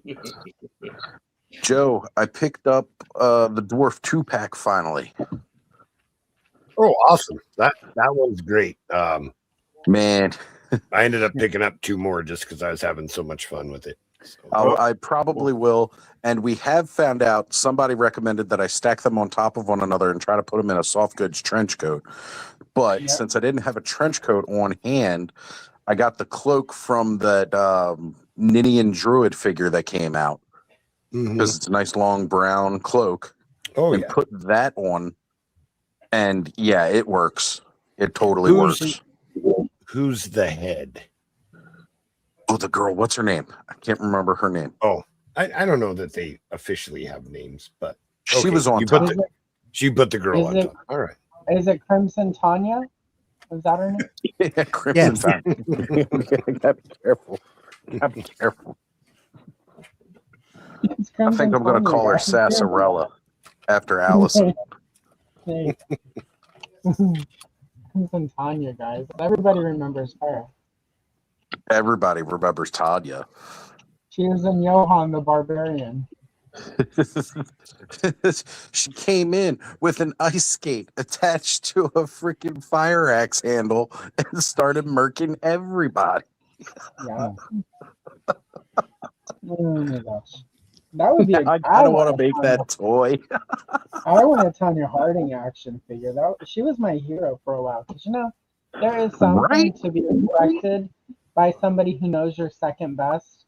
And you're never going to get there on your talent and your skills alone. And Yep, figure out that's a way right. to level the playing field, if you will. Where is she now? Living off the royalties of that movie. Well, what's sad is when I first moved to Portland, my favorite dive bar was her favorite dive bar, but it was I moved like a month after she moved to Vegas, and I was just like, we could have been friends, like because like I wanted to be best friends with Tanya Harding because like Tanya's like, let's hang out, and like 3 days later you wake up after a blackout and you're like in Vegas and there's some dude in the bathtub with no kidneys, and you got like $20,000 and like tickets to like see it was before the Tiger got that one Lion and Tiger guys. So no. For reals. William says Huh? Oh, William. Williams mentioning the G.I. Joe Desert Scorpion figures are at half price everywhere, and they're like a double army builder. I got to agree, man. I need to grab myself some then. Yeah, because I need to get the. I want more of those Scorpions. I should just message Woody and be like, "Hey, man, you still selling some of those?" Because he still had some last time I checked, and he was selling them $15 a pop. Because he bought like 1,000 of that figure when it came out, and he didn't need all the Scorpions that came with it. And those things are just cool to set up little fantasy battles with. Yeah. All right. Well, maybe I'll go out to Target tomorrow and pick some up. Definitely. I'm, it's funny. We didn't hit any like regular stores today. We just basically booked it like right after Ziggy and I ate. We booked it over to Eternia Dreams so I could book it back here, and I still ended up getting back later than I wanted to. But that's where I ended up picking up that Dwarf 2-pack and the Goblin pack that's about to come out. If it's half as good as this Dwarf pack, I'll probably be trying to buy like 2 or 3 of those. But those little extra scorpions that come with that Scorpion Viper, such a cool figure. Hasbro just needs to come out with an articulated animal line. Yeah. Well, there's a big shakeup in the G.I. Joe line this week. If any of you are care to listen, Lenny's stepping away. Yeah, that's big. Great guy. It's sad to see him go from the G.I. Joe team. Yeah. Now he's moving over to Boss Fight Studios. And again, I already canceled some pre-orders with Boss Fight due to Red Sonja official. I've got some other questioning things, but maybe, who knows, maybe if Lenny's there, they'll get a bit more ethical themselves in some of their shady licensing practices themselves. And I will possibly see about buying Boss Fight again in the future. Oh, so he left on his own. Okay. Yes. He wasn't laid off. Okay. He stepped down on his own. Yeah. At least that's everything I saw. Like, he's the one that publicly came out and said he was leaving. Yeah. So. Yeah, he did IG post on Thursday, and yeah, so I'm waving at Brick. You can't see it. Happy birthday, Brick! It's a brick, you guys. Hey, Brick. Now it's a brick house. Hello, Allison. I'm glad you caught my after the fact. Oh, no. Brick, are you in fact mighty? Letting it all hang out? Let it all. Yeah. Gotta let it all hang out. It's Allison's birthday. Yep, it's true. Happy birthday, Allison. Oh, wait. How's the birthday so far? So far, so good. And enough champagne to fill the Nile. Hold on. We gotta make sure we embiggen Allison. Can somebody do it? It doesn't do so good on my phone. I got you. I know I got 2 other controllers here. Allison's got full controls tonight. Oh, yeah. And enough champagne to fill the Nile. Bring out the olives. Ah! It's like the room is filling up pretty well. It is, yeah. Like I had to. Well, with this stupid camera that has bad audio, you can see more of the room. So. Yeah. It looks good. Is that a Han Solo egg? No, what's that up there? No, that's not Han Solo. Left or right? We're talking top over right. her left shoulder, our right. Humpty Dumpty. Yeah, the squishmallow over there right over there. Yeah. It looks like he's wearing headphones. It looks like it's got a 70s looks like denim jumpsuit. It's Max from Stranger Things. Nice. Oh, Max. Freaking love Max. Squishmallow for me because that had nerdy girl. Anyway. Yeah. I guess he's resemblance. So. She invented her own D&D class. No. So. Did she? Yeah, no. Yeah, she was a Zoomer, remember? There was no Zoomer before. She came in and told them straight, I'm a Zoomer. And they had to create that back in like 2nd edition D&D, which is a little harder to homebrew your stuff back then. I watched that kind of not totally paying attention, but I love it. You should go back and rewatch it. No, I loved it. That's not. I mean, I paid attention to it. I just, I defragmented defrag my hard drive. Got you. Decades ago. With so much good stuff coming, Brick, you got to defrag regularly these days. Yeah. Oh, I wore this for you too. I thought of you today, and I was Oh, like, "Oh, I'm going to that's see her okay. later, so I'm going to wear this." Nice. Happy birthday! Nice. Rebel. Happy birthday! All right, guys, I'm getting out of here. All right.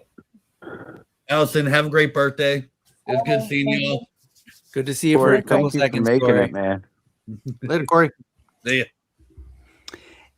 And I'm gonna follow suit. Allison, happy birthday. Thank you so much, James. Yes.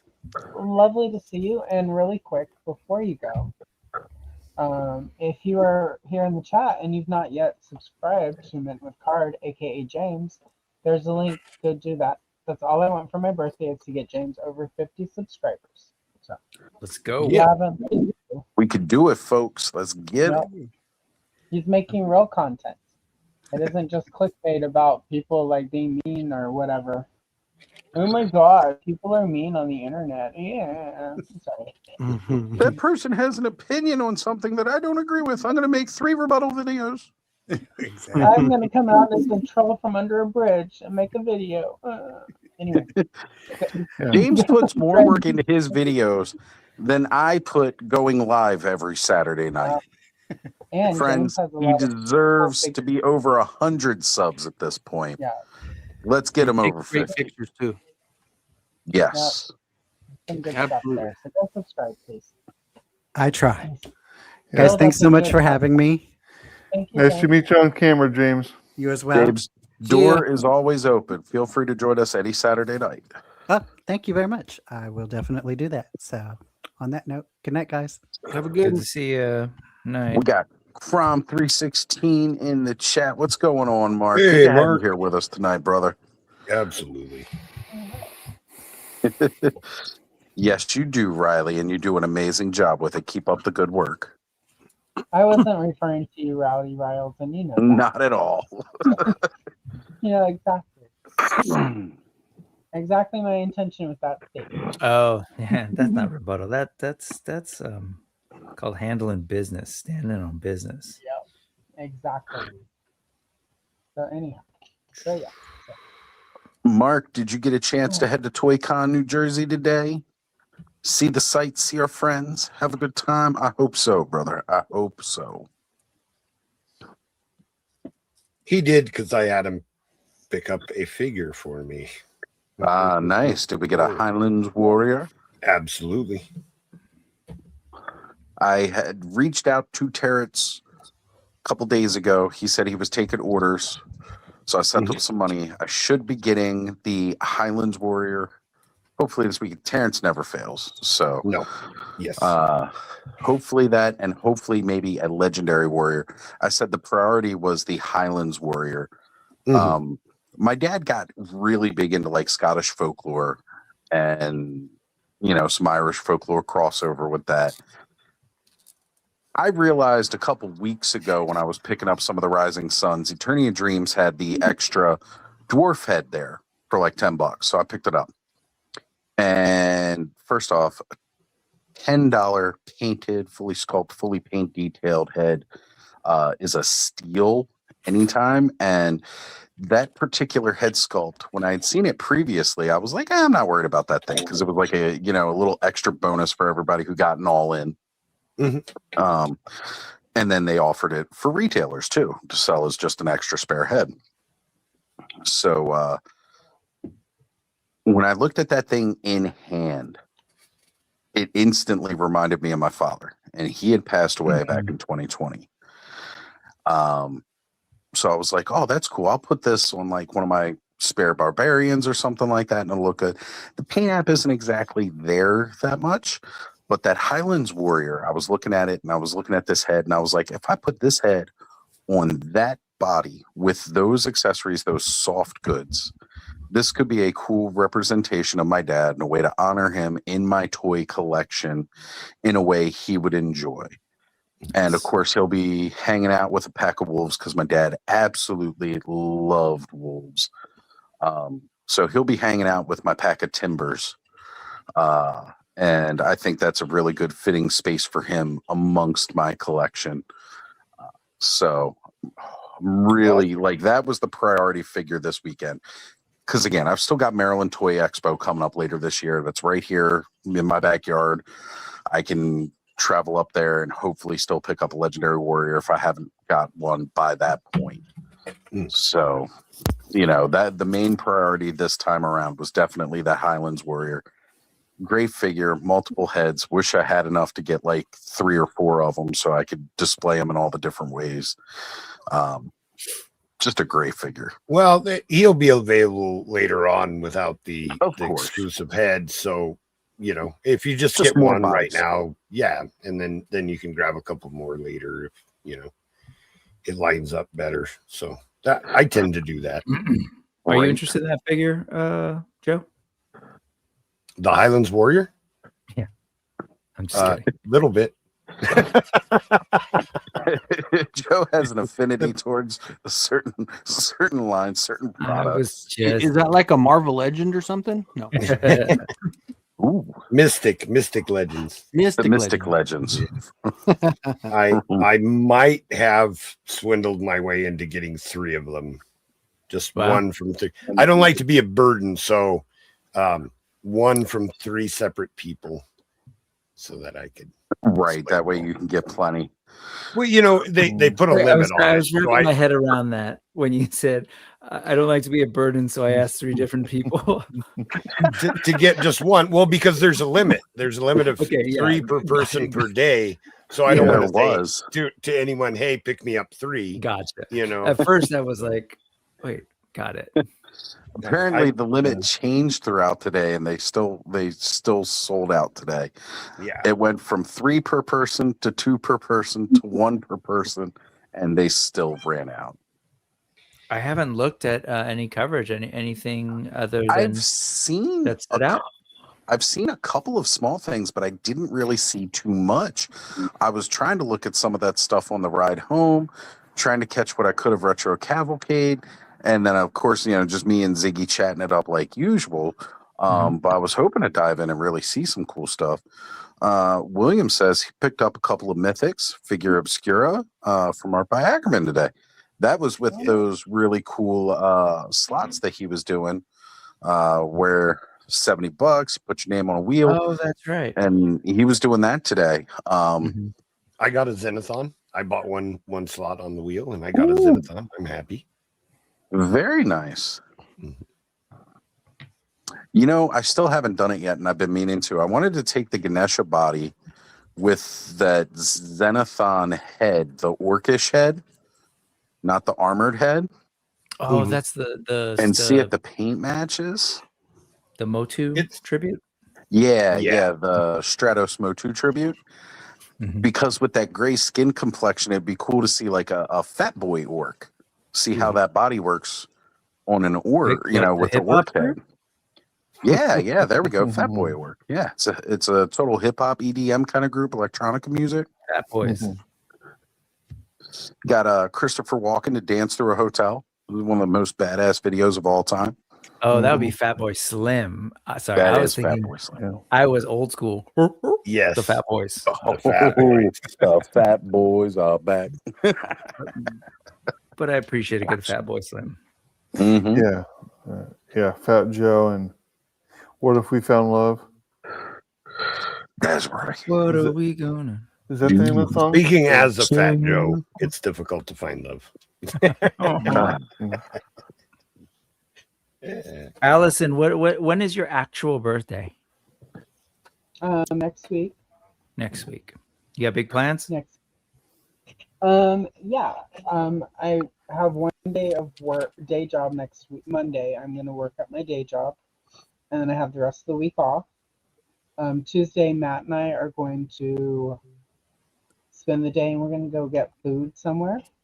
Locally, we're going to go hit a local, probably the delightful Mexican restaurant in town, because we have not tried everything on the menu, and it's actual Mexican people who run the restaurant, so it's not like some white bitch shit. So it's nice. Trademark white bitch shit, Allison. Got it. Like I've had white not bitch in my cocina. That Taco Bell. If I'm gonna have white bitch Mexican food, I'm gonna make it so that when it's like a fucking casserole, it's delightful, and I made it, and it's not some girl named Becky who like, oh my god, I eat Mexican and it's so good, and now I open a restaurant. Okay. Look at her butt. That has those terrible recipes that you and I always share Yeah. one of. And I've got a couple of terrible like casseroles where it's like take, fajita seasoning, mix it with cream of chicken soup. So if I'm gonna have bad white girl Mexican, I'm gonna make it. As my grandma taught me from the back of the box when during the lean times. But we're gonna go get good Mexican, and that's probably where we're gonna go because that's what I've been wanting. Unless the Filipino food cart is downtown. Then we're gonna go there because I've never had Filipino food, and I'm excited about. It just they are so popular that like. Do you happen to know what it's called, like the name of the truck, or no? I forget the name of the truck. I just know it says in giant letters across it, Filipino food. Okay. And it looks like Filipinos working in it. That might be the name of the it's truck. It's not Becky and Charles in there. It's not white bitch Filipino. It's not white bitch Filipino. So yeah, authentic fresh lumpia is the first thing everybody would recommend with Filipino. Nice. Oh yeah, that's good. Yeah. I know a Hopefully couple they're- of white bitch Filipinos, by the way, and I dated a couple of white bitch That's a Mexicans. little We've got a different, couple of them up though, here in Maryland. You know what? I don't mean. I Like dare any of lighter- you to say that joke, but okay, go ahead. Yeah, I don't mean lighter skinned Filipino girls who like No, have a no, white no. mom or like that. I mean like it's a blonde, Fully some blonde girl. Americanized is what I mean. Yeah, The I white don't mean- people. I mean a white woman who had Filipino food one time and like, let's open a restaurant. It'll be great. To be fair, I am a white bitch Filipino, but carry on. But you're light. You're light. You're not white. You're light. You know what? I always like You're that song. White people taco night. Yeah. Do you ever hear that one? No, I got the taco shells from the grocery store and the hamburger from the grocery store. Is this like a radio song? They actually, it's like one of the ones where they make a joke and they put like they actually have a video. It's like a meme kind of thing, but I'll find it. I'll send it to you. It's pretty funny. It's unseasoned ground beef on a flour tortilla because they couldn't even get corn. Old El Paso shells, you know. That's what I grew Yeah. up on. My mom always got that old El Paso shells. But anyway, so we're gonna do that on Tuesday, and then Wednesday I'm gonna get up and drive to Portland and spend a few days with my friends up there. That's what's up. And I'll be back when I am back. I have to be at And work how next long does Monday. that take you to get to Portland from your place now? Depending on traffic, it's anywhere from 4 hours to 6.5 hours if I hit Oh, traffic. okay, you're a at the wrong ways. point Damn. between there. I see. So are you South Oregon or are you East Oregon then? I'm South Oregon. We're coastal. Okay. Somewhere in there. As generically as Okay. that's as specific as I'll get on the open internet. Sure. Yeah. No problem. Yeah, Fair yeah, enough. no. We got a Enough coast. saying We got a the state. Aries group. You jumped out of Aries, huh? Yeah. Aries? She's not an Aries because it ends on the 19th. Oh. Yeah, I'm Gotcha. not an Aries. I'm a Taurus. So I will confirm the Taurus thing. So I am a Taurus. It's okay. It's okay. Surprising, She got right? that bull in her. I mean, it's okay, I guess. You know, Aries are better, but you know, it's cool. Ooh. It's cool. I All I still side love of you, Allison. I still love you. It's okay. all side of Taurus then. Just Yeah. Hold it up again, Brick. Ooh. Look at damn. that. What is that? I mean, what This is a white Japanese bitch. No, this is sorry. You started it, Allison. Happy birthday. You're making everybody This- white. That's not what I'm about. Stop doing it.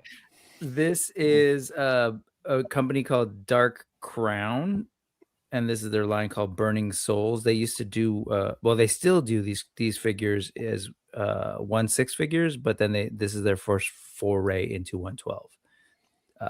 And I they're dig 'em. freaking incredible.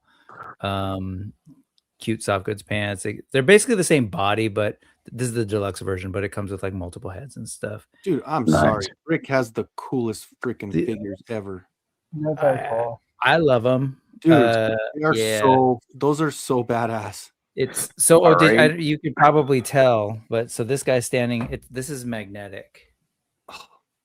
So that and they actually have magnet hands here. Let me show you. Actually, so cool. Are we going to get some brick shorts coming up with these? You know, man. Yes, I would love it, but I have some things filmed. I have not done anything on my channel like I used to. So he's got a magnet hand there. Yeah, That hand has a magnet. You can throw it on here. You can that would look sweet on a Dio doing a wall ride with the magnet hands and feet. Yeah, here. Be right back. All right, all right. I can hear you. I'm gonna get my portable wall. Just stick them on the fridge. Troy, when I go to California, I drive through Roseburg. So it's actually a nice part of Oregon. And South Oregon doesn't get the you know, like there's some nice stuff down in South Oregon. So Roseburg's a nice area. Like we actually, I can say this, when we were trying to decide where to move, we did look at houses in Roseburg. They were all really close to the interstate, and I wanted not on the interstate. I wanted sort of a little rural. I grew up on the Gulf of Mexico, and I wanted something smaller. So It's not called that anymore, Allison. I grew up on where I grew up. Dude, look at that. Just kidding. Holy shit. Isn't that is incredible? That is amazing. Like, why has there not been a Spider-Man? Dude, right? really? Like back in the day, That they put huge suction cups on Nightcrawler and Spider-Man that had to stick to a wall. This little magnet thing. Oh That man, said- look at that.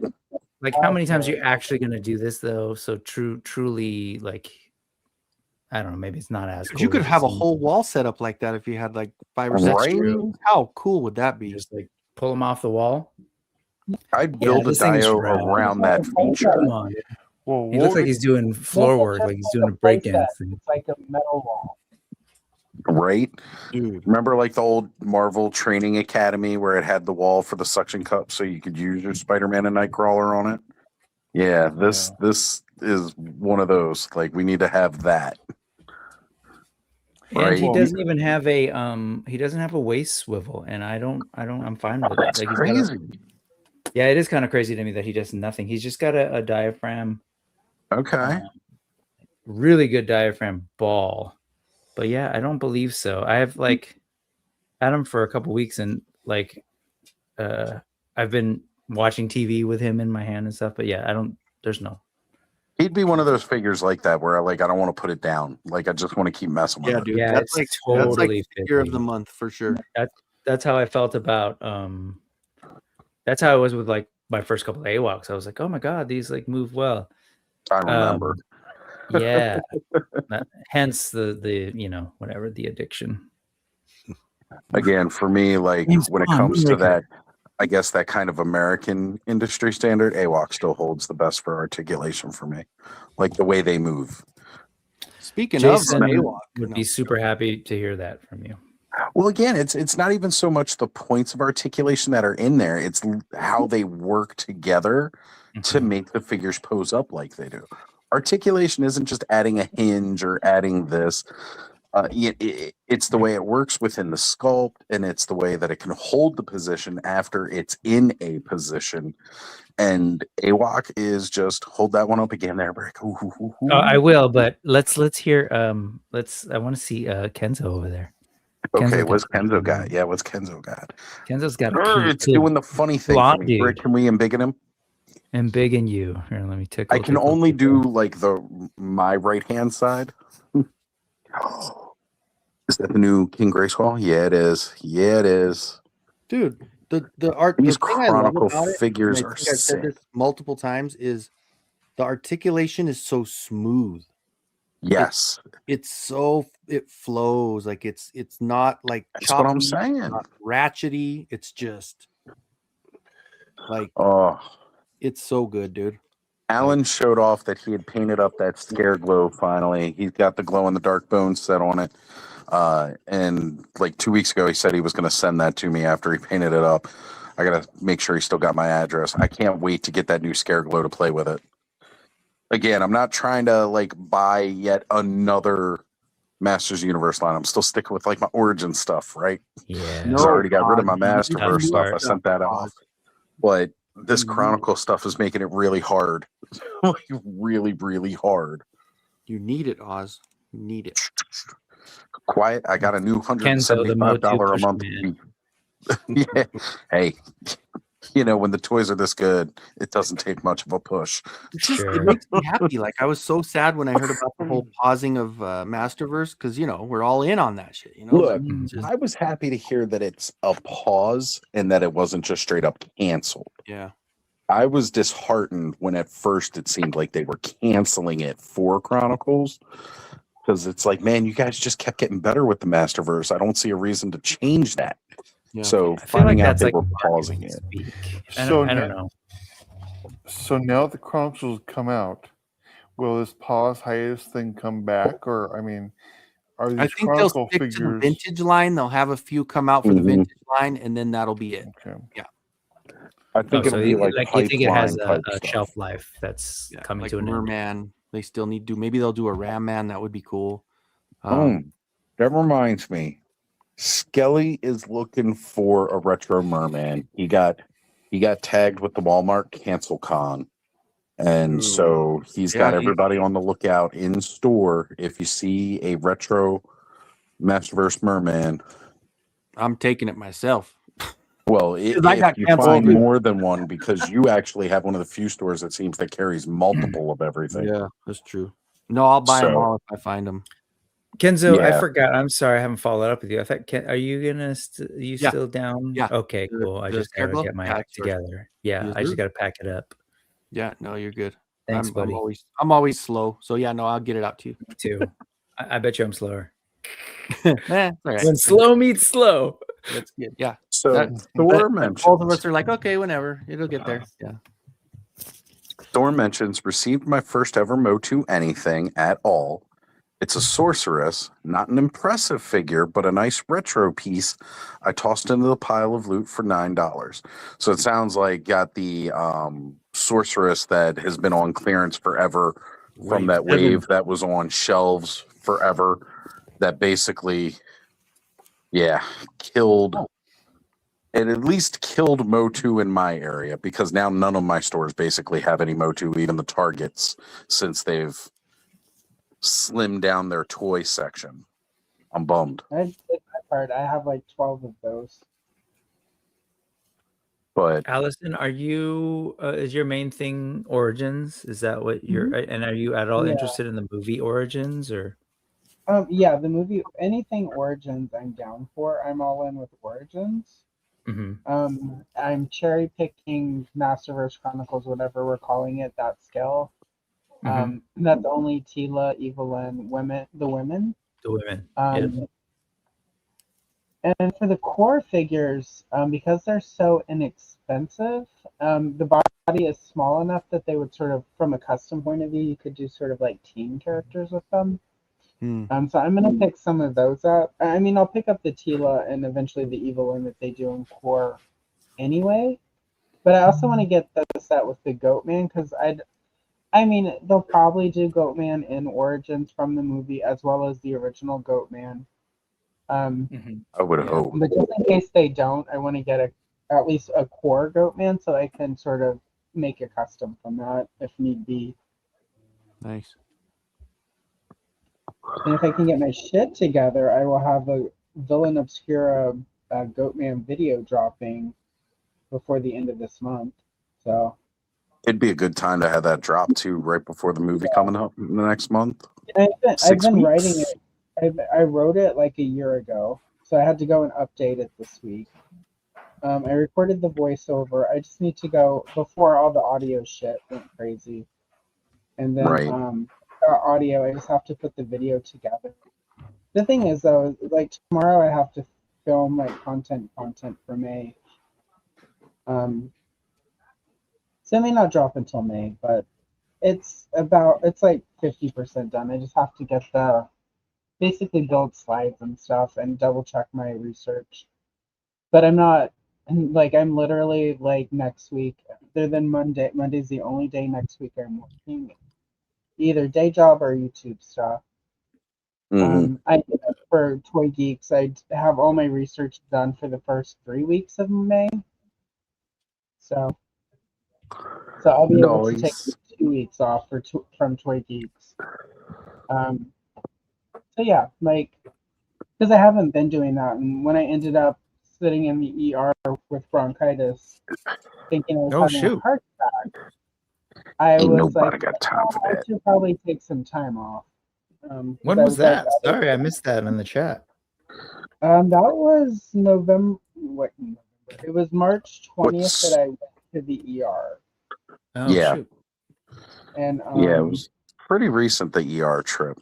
Yeah, and I literally was so freaked out. I did a will. I sent messages in sort of the group chat, like, I love you guys. If I die, sorry, or something. I can't remember. It was, but you know, like, I didn't sleep for 3 days because, like, my chest hurt so bad. I thought, you know, at first I thought it was just really my acid reflux had come back, which it kind of did. It was just because I couldn't breathe. And then I almost I woke up like 2:33 a.m.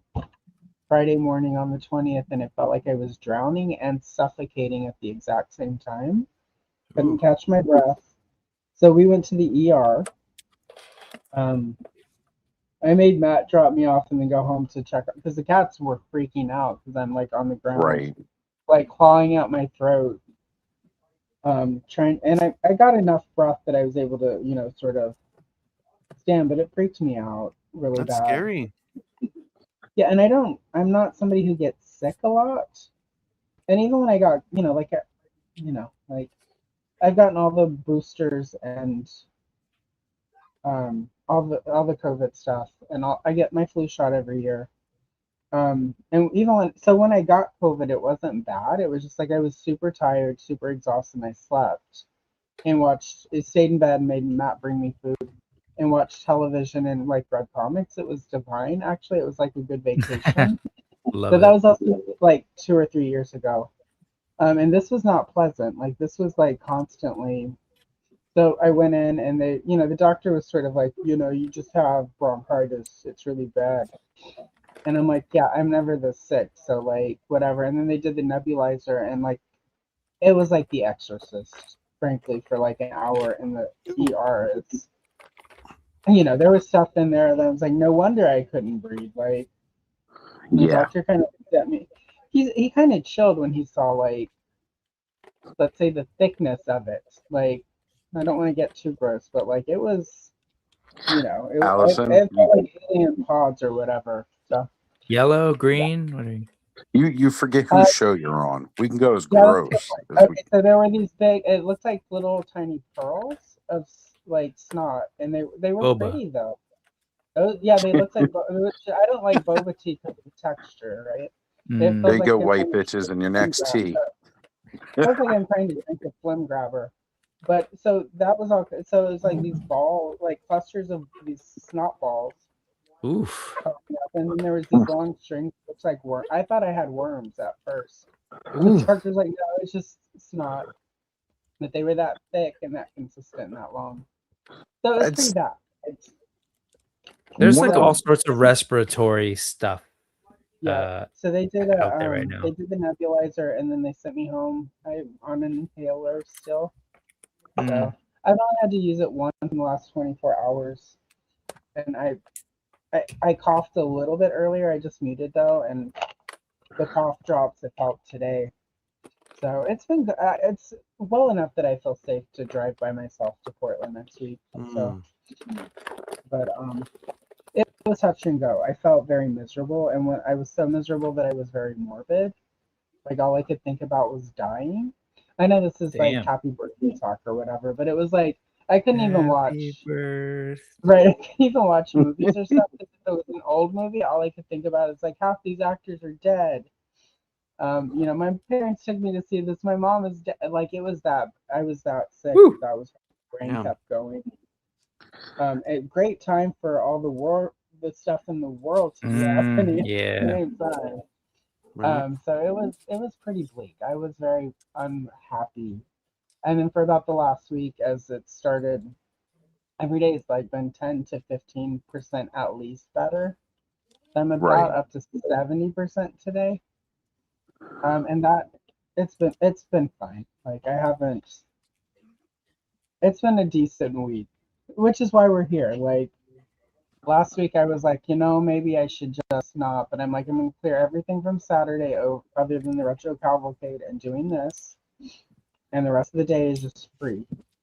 Sweet. And I'm gonna make some content tomorrow after my stream, and then I'm gonna do a little content Monday night, and then after that, it's a week free of everything but just relaxing, celebrating, seeing my friends, spending time with Matt and the cats. So yeah. I was planning on doing a live stream last week, and I was like, I'm tired, and I always get a little depressed when I've had a great day with Connor, and then Connor has to go home, and I was like, I'm just not feeling up for a live, so I was like, yeah, we could skip it. Next week we've got the I knew we had this coming up this week, so I was like, I want to rest up and make sure we got an awesome show for Allison tonight. Kenzo, Jeff says, check your phone. Okay. If you want, you could shoot Jeff the link too, by the way. Jeff's always welcome to come join us. Yep. Allison, it's nothing like going through all that shit just to appreciate the birthday a little bit more, right? Yeah. Yeah, well, that's the thing. Like, I am so much happy. Like, this has been fun today. And also, like, I've been sort of picking up since we've been here. I'm picking it. But this isn't for content. It's just like, hey, let me work on this page and have a good time. Oh, cool. So, what is the art? That's one thing. Is that Barbie or? No, it's by Ellazor. I follow her on Instagram. Oh, it's original stuff. That's cool. Yeah, well, it's original finger quote. It's she did a book right before we moved that has like 100. I want to say 100 illustrations in it. It's called Pokeprom, and it's basically a parody of Pokemon, where she took it and turned every Pokemon character into a girl in a prom dress. Oh, so cool. This is Sun That's cool. Ivy, who apparently is Snivy or some such. So, yeah, Snivy. It's like a deer type grass Pokemon. Yeah, so no, snake. Yeah, it's yellow and green, so that's the. I don't know. Sometimes when I do these, sometimes I just do whatever I feel like doing. But when I did Jigglypuff, it had to be pink, and when I do Pikachu, it'll be right. Who the fuck doesn't know Pikachu? So What about when you get the Punchy Rock or Onion Turtle? See, I don't know those characters, so hopefully when I get to them, I'll find them. That was a parody joke that came out around the time that Pokemon Go came around. Oh. If you look up Punchy Rock guy, it'll play the video. It's freaking hysterical. I laughed. I'll look it out. But yeah, so she did this. Like she's one of my favorite adult coloring book artists. She did for a while she was doing a lot of Harry Potter stuff, but she's not doing Harry Potter stuff now. And I don't know any of that because I've never been a Harry Potter fan because I was like in my 20s when those books came out, and I don't read books for 12-year-olds as an adult. So I don't have the connection to Harry, and it's fine if you do. Like, read what you want. Gee, guys, I'm gonna go read my comics. Yeah, right. I mean, that's the thing. I have got comic books from like 1950 through like. I've been buying comics again, but she also did. I got her Dirty Dancing coloring book. She did this her own tarot deck, and that's how I found her. I found her tarot deck coloring book because I was wanting to color the tarot cards because I used to do tarot readings for money. What was that coloring book? The Graveyard Guardian. What was that line, Allison? Yeah, Gravestone Guardians by Gravestone Guardians. That's the one. Garrett Sander. I want to see some more of those. Those were good. So good. Yeah, I should print out those because I did those started. That's not my best work, so I should redo those. I need to reach out to Garrett and see when he's planning on because he's wanting to do another crowd fund to try again. It just sort of hit, the last one hit at a weird time. Should reach out to him though and have him come on the stream and we could color his Gravestone Guardians coloring book pages and chat. So that would be fun. But Absolutely. yeah, I'd be excited for that because I'd love to see that toy line take off. it hit right as we were packing up to move, and it was like I was only able to back the one because it was just like it's in that weird place with like when you buy a house, especially because we bought ours, we took basically all of our savings and just bought it outright. We don't have a mortgage. Amazing. Damn. Yeah, we own this. I remember you house. telling me that. It's still just amazing to me. Yeah, like and because of that, we had to make. There's sacrifices you have to do to make that. Sure. There's no, so there was a while I didn't buy sort of any, and that's when that was all going down. We had just paid.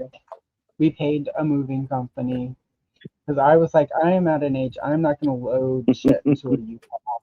I'm not going to buy pizzas and have all my friends come and help us move, and all the drama that comes with that, and the people who don't show up. And I'm like, we're just gonna, spend a couple $1,000 because this is the last time either of us are gonna move. Right. Unless, like if we move after this, I'm selling shit. Like, so If you move after that's because he fucked up, right? I'm sorry? She ain't moving. She'll be paying said us it. to help move him out. Come on. That'll be when I come out of my helping my friends move retirement. Because when you work for a moving company and you become a professional mover, everybody who has your cell phone number, when they move, you're the first one they call, even if you don't own a truck.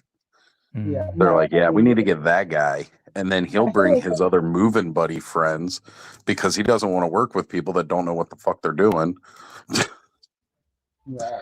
And I retired from that somewhere in my 30s. I was like, I'm not doing this anymore.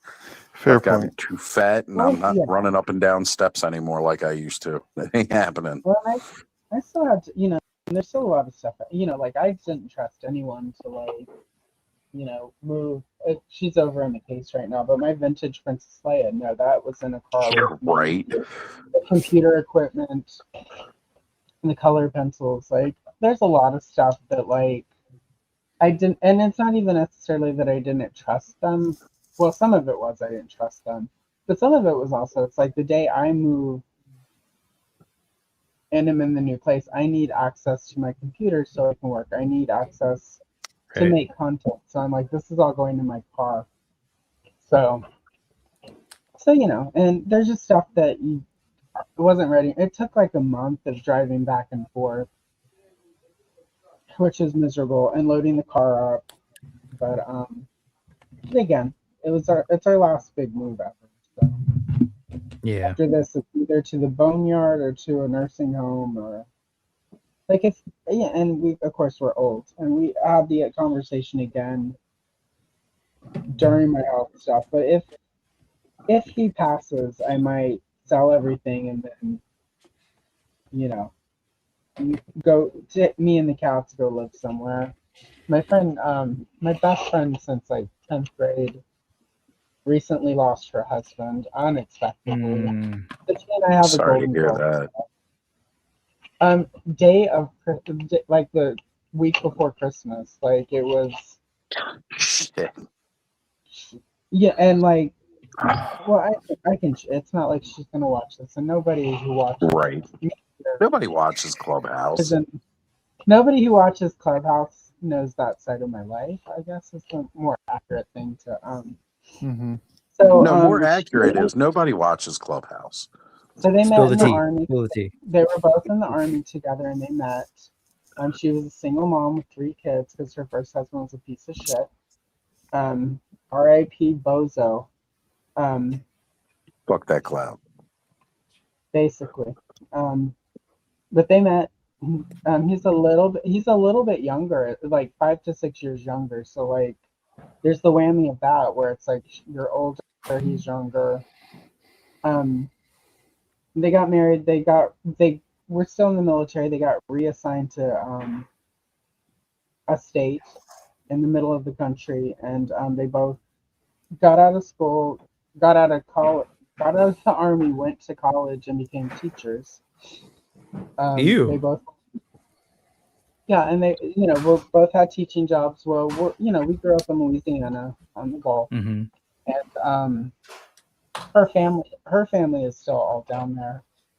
And their goal after all three, once they had an empty nest, and all three kids were sort of out, and they were gonna sell the house and move back to the south, buy a house, and and get jobs, and then retire down there.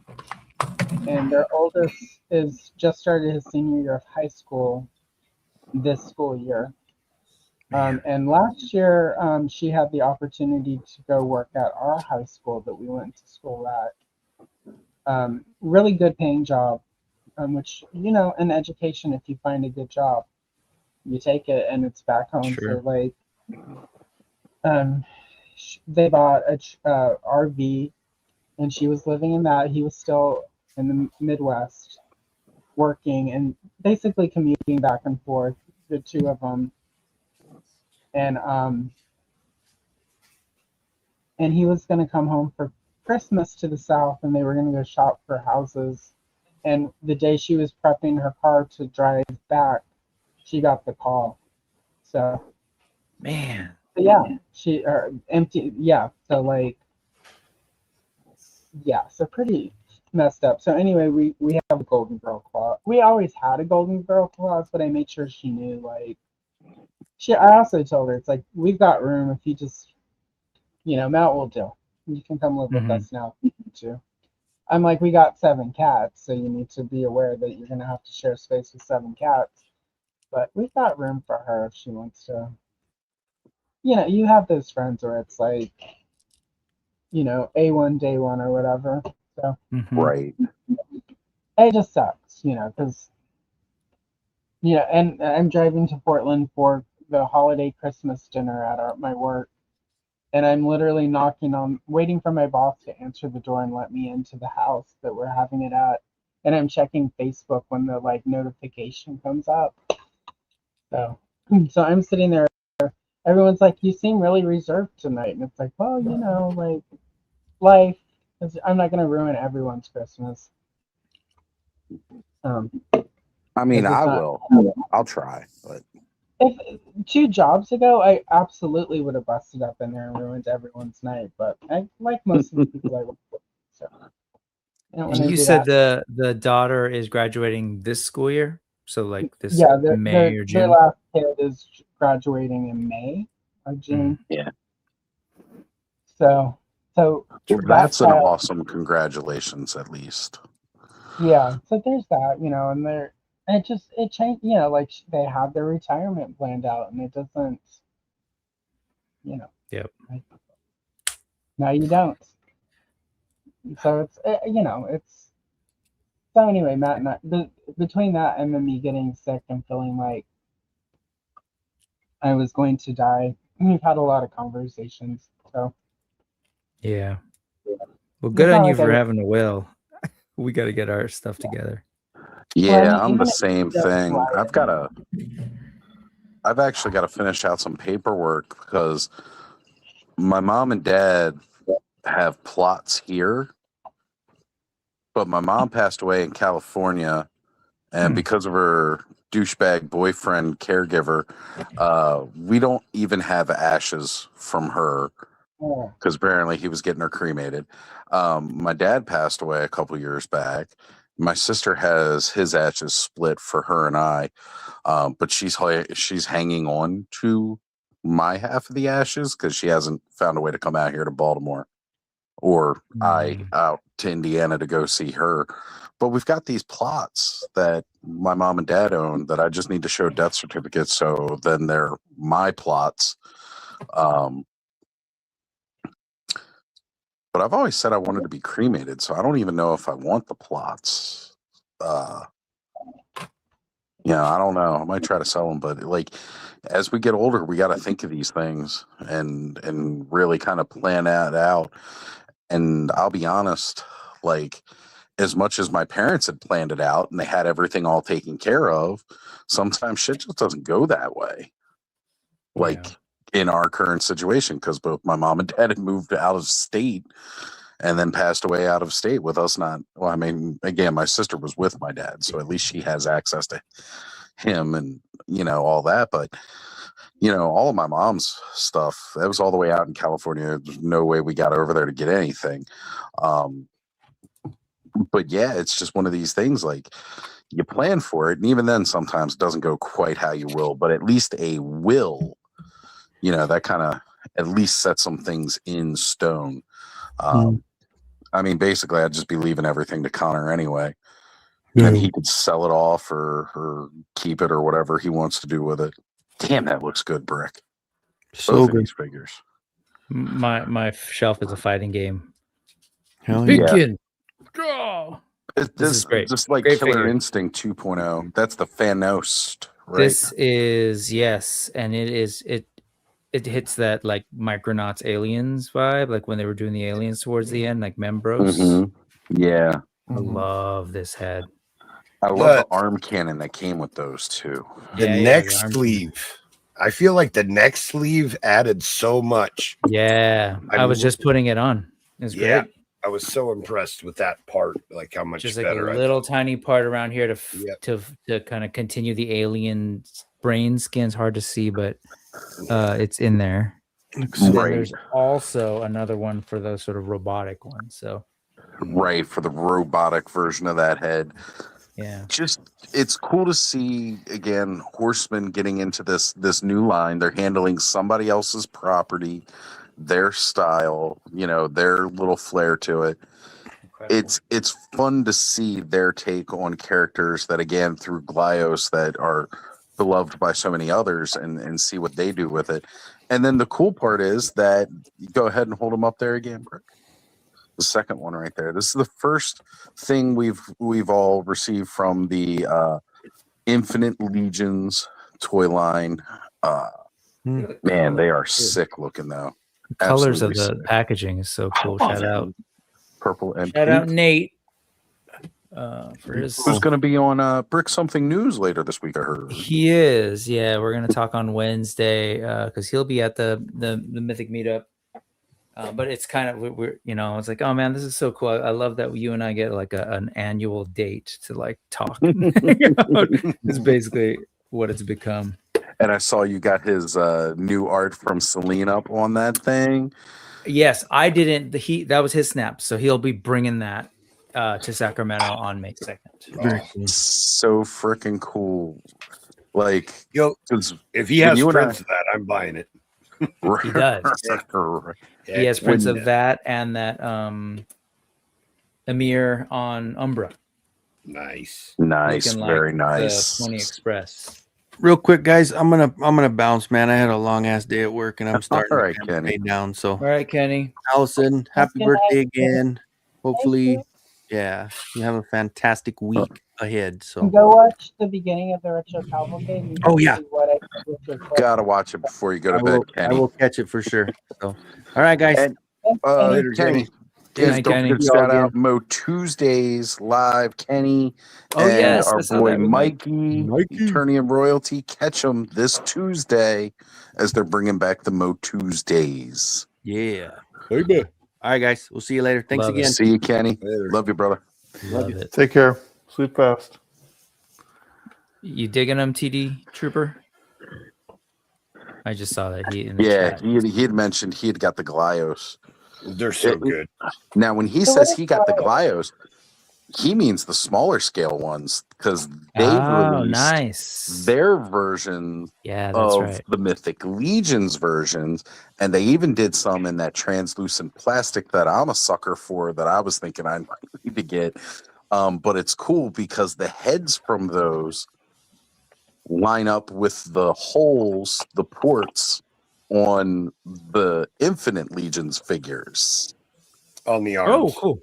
So That's like you right. can pop the Glyos head off and stick it in the arm portholes, like like a communicator stuff. thing. Yeah. Oh, so that's what people are saying is the quote unquote surprise that I won't show, but that's what those are.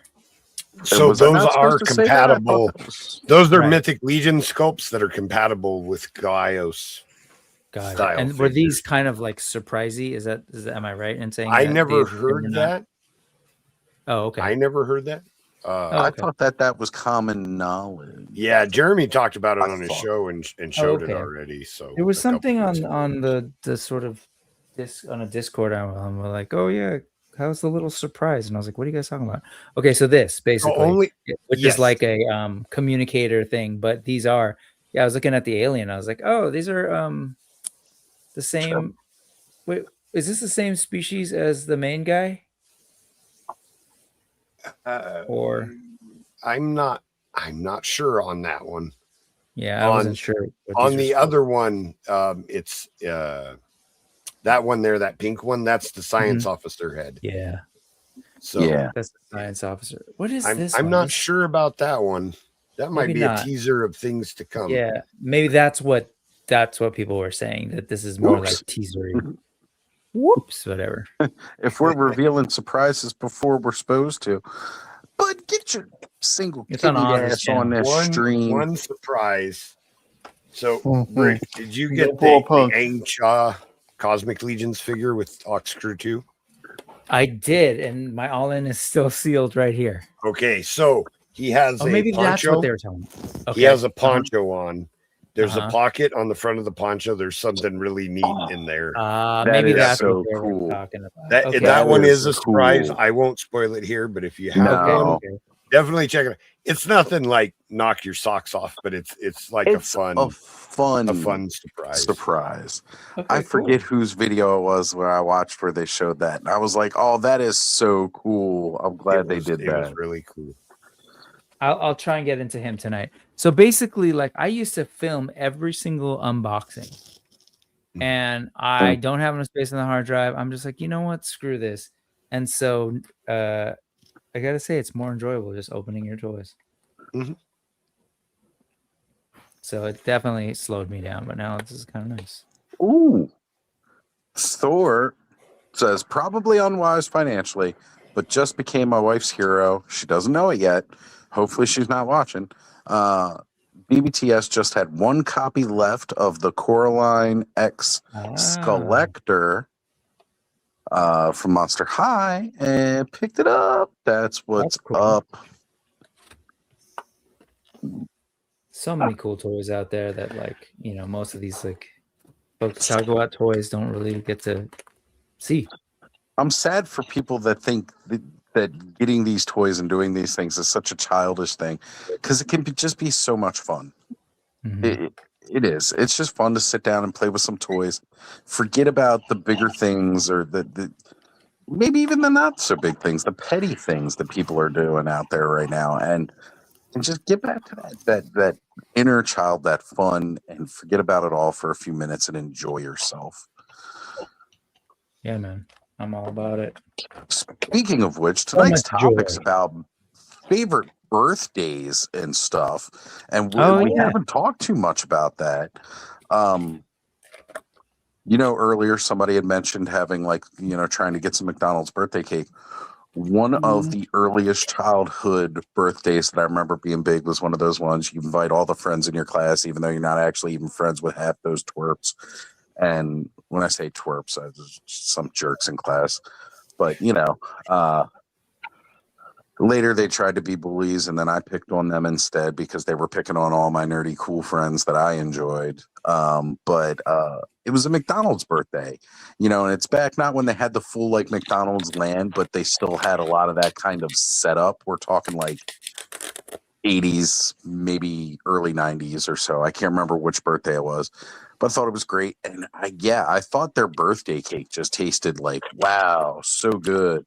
Not realizing it just tasted like processed chemicals and sugar.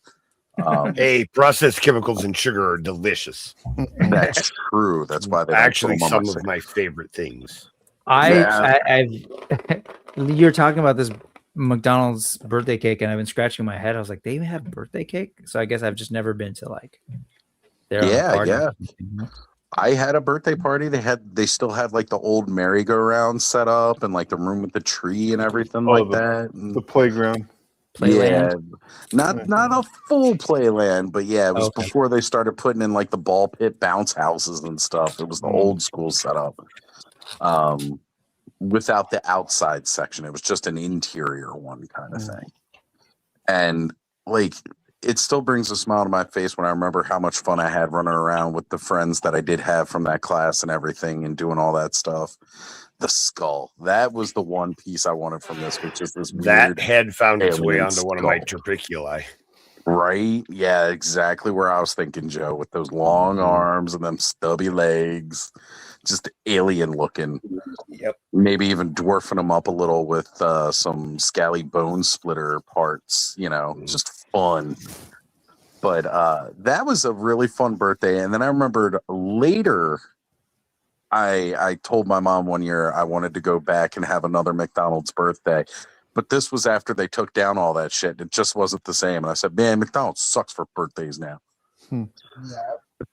So it's one of my favorite and one of my most hated. Like, this place sucks now because they gotten rid of all that other stuff that made it so fun when I was a kid. Yeah, my one of my favorite birthday gifts was an inflatable dartboard. Now, were the things sharp? So, like, when you threw it, it popped it? Yes. Yeah. So, yeah, it was a one-time use.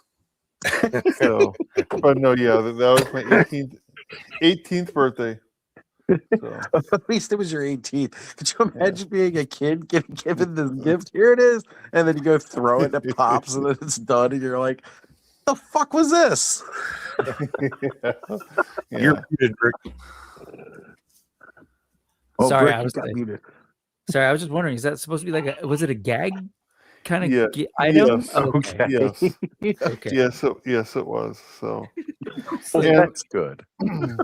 And on that note, I have not eaten, so I'm going to wish Allison a happy birthday.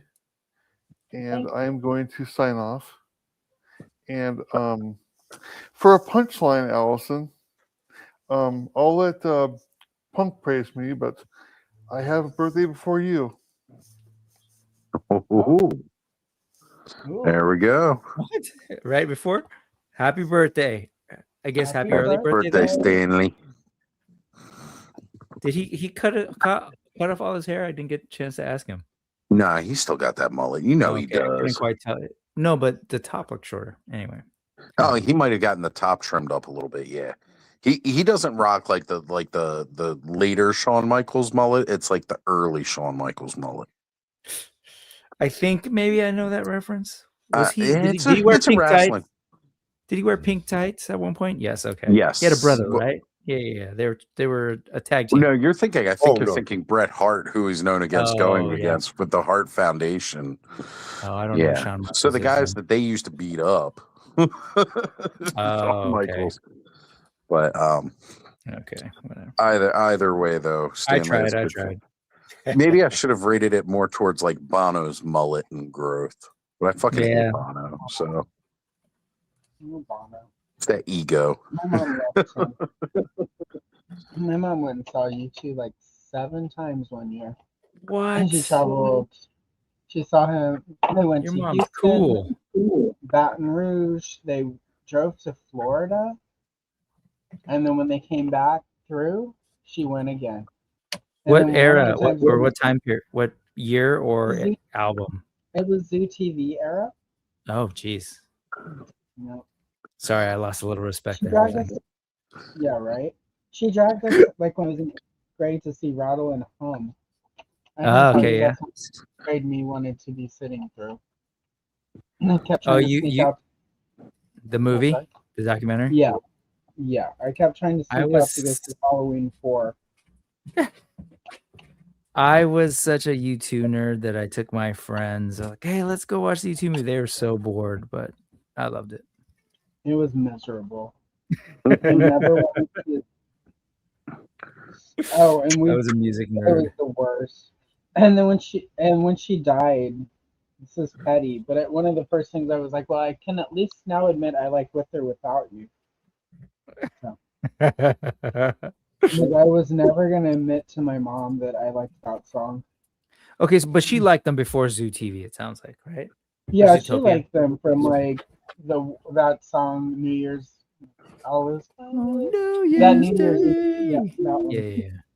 Yeah, my Always mom was way fun. into like that and Big Country and Oh wow. that whole Okay. 82 like what was it was an other one like Midnight Blue or Midnight some such Oil. like that. That one. Yeah, she liked all that stuff. How can we dance when our earth is Like turning? Men at Work, the ones from Australia. Yeah. Okay. Look at you, Mom. It's all right. Modern English, not with you. Like, So then how did you like not turn into like how did you like music that was kind of like you like I know the Go-Go's and stuff. How did you not like be contrary to her stuff? well, I mean, like for a long time, I was still. My uncle gave me all of his disco, so like I was still listening to like the Xanadu soundtrack Okay. and Donna Summer and Yeah. Anita. I Will Survive. What's her name? Anita. I keep wanting to say Anita Hill. Gloria but that's Gaynor. not her. That's Gloria it. Gaynor. Anita something is the one who does Ring My Bell. But like all that, like I got Grease My and Bell. all the disco records. And then when he would come home and visit from Manhattan, he gave me his copy of Rocky Horror because he that's right. was in one blood after the other. And I will say, like, my parents were like, yeah, that's fine, but perhaps 9-10-year-old me shouldn't have been listening to Rocky Horror. Sorry, the phlegm rises. So there we go. That's better.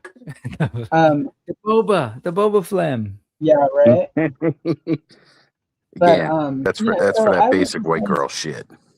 Cyndi Lauper, Madonna. Like I was way more into that sort of new wave pop than Yeah. sort of the version of new wave my mom was into. So Still though, I mean it's pretty, you know. Because usually it's like I don't like your crap, but you know what I mean, like Alex P. Keaton to the hippie parents kind of thing. yeah, but I did not. I did listen. My old people in the house. Happy birthday, Allison. Hey, Right? look, I had to listen to Born to Run way too many times as a kid. But again, that's an album I now listen to when I miss my mom. yeah. Look, we all know the boss was born to be a lot of things. Yeah. So it's pretty good though. Like it's that thing where it's like I can now admit, like, it's pretty good. That's a great album, Born to Run. That song is really I know there are people who hate it, but whatever. So Troy points out, he goes, "Dang, Brick, how?" And then he corrected this underneath of it. Young, are 2.5 inches on a good day. There you go. Young. Little to the left. I'm 50 years old in August. Lies. Brick is 1976. actually 24. I remember 50. 1976. So Speaking Moistly says, "I've never seen Lost Boys." Ooh, that's a good one. That was one of those first movies I remember where the soundtrack jumped out and grabbed me. My mom, Like all of it. Even Peter Capello and all of it. Yeah, The that was my sax. I knew where you were going with that. Sax man. Oh. Yeah, Santa she's Carla, like that too. murder capital of the world. Of the world. They didn't even just go for America. They were the murder capital of the world. Yeah, not too far from me. About 2 hours south of me is Santa Cruz, where that's supposed to be. Is that where they filmed Based that? off of. That's what the boardwalk was. Yeah, that's Yeah. what it's sort of meant to be. It was their fictional version of it. Yeah. That's why they also had like the fault line and the city under the city. Yep. It was all based off of that. I love that movie. I recently rewatched it during the Halloween season. That's Oh, when nice. we visited her. We went to a Very boardwalk down homoerotic. 100. Oh, sorry, Allison. But yes, Oh yeah, no. to what Riley's saying, it's like it's Schumacher. Totally. Yeah, Super Allison, sexy talk about vampire. Homer. You know, Sparkly and like so many parts of that movie are very, very homoerotic. And then somebody went, and I know it's probably a clip that's been seen like a million times, but they re-edited, like, instead of Michael staring at the girl in the crowd, have him staring at I mean, it Peter doesn't take a ton of editing, Fellow but yeah. on stage. Oh, okay. I always thought it was more at Kiefer. Right. Yeah. And I'm like, why didn't we get this cut of the movie? That would have been great. I would have watched that. Right? Yeah, that too. No, Big my mom I loves the still Lost Boys. believe. She What was also that? likes Years Dirty later. Dancing. I gotta thank And, my sister for my love of that movie. Dirty Dancing or Lost Boys. Actually, both of them. My love for both of On those that movies. note, I've never seen Dirty Dancing. Really? I've never Never? seen Top Gun.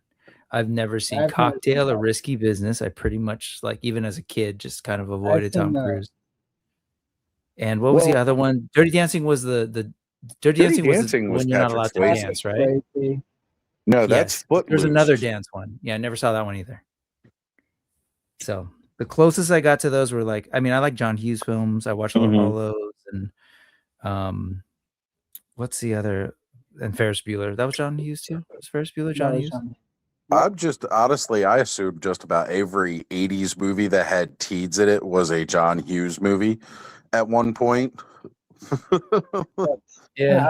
16 Candles. Riley says, Pretty in release Pink, the gay Breakfast cut. Club, Some Kind of Wonderful, Weird Science. Weird Science, man, that's something I can read. You want to see Should I watch RDJ? that with my sons? No, I'm just kidding. I mean, depends what kind of It lesson doesn't you have want to the- teach them. It doesn't have quite the issues that 16 Candles has, but it's got Oh a few yeah, things. I think I've told you my. Oh no, sorry, I'm thinking Pretty in Pink, which is the one with the. I used to get teased as the. Pretty in Pink's a good one to teach That about was date 16 rape and Candles. not to be a 16 douche. Candles. Yeah, 16 Candles is the one with the foreign exchange student. Yes. Yes, I was the brunt of many of those jokes. So. I believe it. Nope, that's not aged So well. fucked for the time, but yeah, exactly, Brick. I came out on top. Fucking But that's one of those ones where it's like, my niece, whenever she hit a certain age, she was like, what movies, like, should I watch? And I was like, can't watch this one. all right. When she's old enough now, I would probably let her watch it because she's now mature enough that she can like have the media literacy to watch 16 Candles and sort of understand. But What's the age? not so much. Oh, see. She is 18. Okay. Oh, She yeah. is a brand new mom, and for reasons as a brand new mom, she is probably a little bit sensitive to negative portrayals of Asian people in the media. So that's as much as a business as I'm going to talk about. But she is a brand new mom who is sensitive to such things, even though we as a family are obviously not Asian. Right. Cute Cult has popped into the chat to say Mannequin and Crybaby are classics. Mannequin is pretty Love good. Our art both teacher of took those movies. Mannequin. I don't think I ever watched Mannequin. I remember it. That was the one that she would come to life, Kim right? Cattrall. Yes. Yeah. Yeah, I never watched it, but I remember you breaking it down, Allison. You were talking about it. Yeah. That was the one that had me have a huge crush on Kim Cattrall long before like Sex in the City and all that stuff. I But remember Crybaby, another Crybaby's John great. Waters movie. Yep. There you go, Brick. Just unbox it right there. Just Yeah, with Crybaby was with Tracy Lords, right? yes, Tracy And Lords Johnny and Depp. Crybaby, Johnny Depp. And her mom was played by my other hero, Patty Hearst. and it was Oh, yeah? filmed. It was filmed about 25 minutes up the road from where I'm at now. Oh yeah. Turkey Point yeah, in John Waters. Essex. Yep, That's it's right. Baltimore, baby.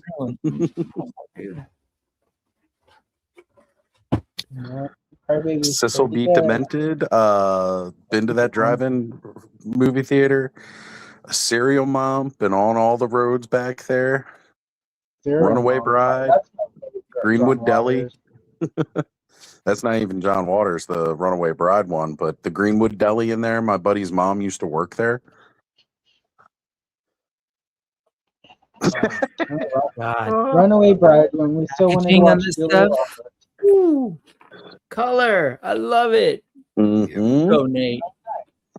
Give us color, bright colored packaging. It looks good. Riley says, I've never seen Weird Science Weird except for Science. RFK Jr. Poor RFK. Kelly LeBrock. I remember that. And I remember Yes. seeing the commercials on cable over and over again as it was coming out. And I was like, ooh.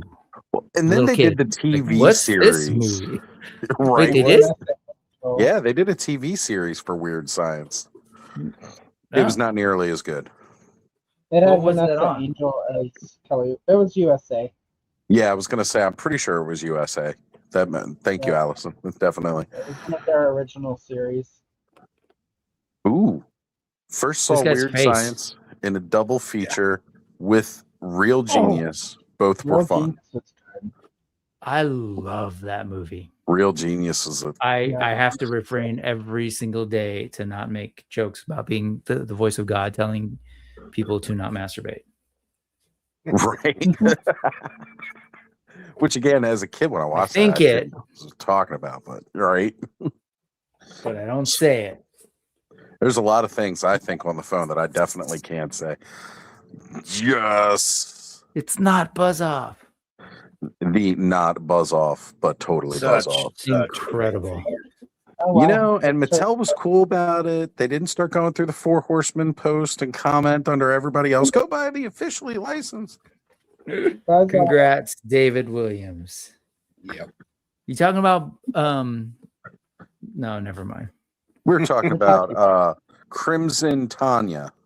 No, sorry. When I saw the news that like those two dudes from Hasbro are at Boss Fight, and I was like, damn. First Red Sonja, now these guys. Right. Who's the other guy other than His name is Corey, I think, right? Corey Cantaloupe and Lenny.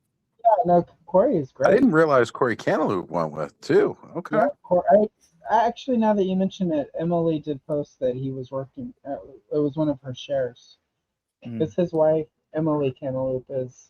I don't know if she still is, but she for a while they were was the together? head sculptor. Yeah. Yeah, they're married. They met in art school. They went. Hasbro came to their art school and did tests, and they both went and they worked at Hasbro. And she still works there. What was their can't remember. test? Did you get to talk to her about what that test was? Like, remember those things where you would I have a forget- picture and I you told copy her it forever. and She and I did- from the magazines? Yep.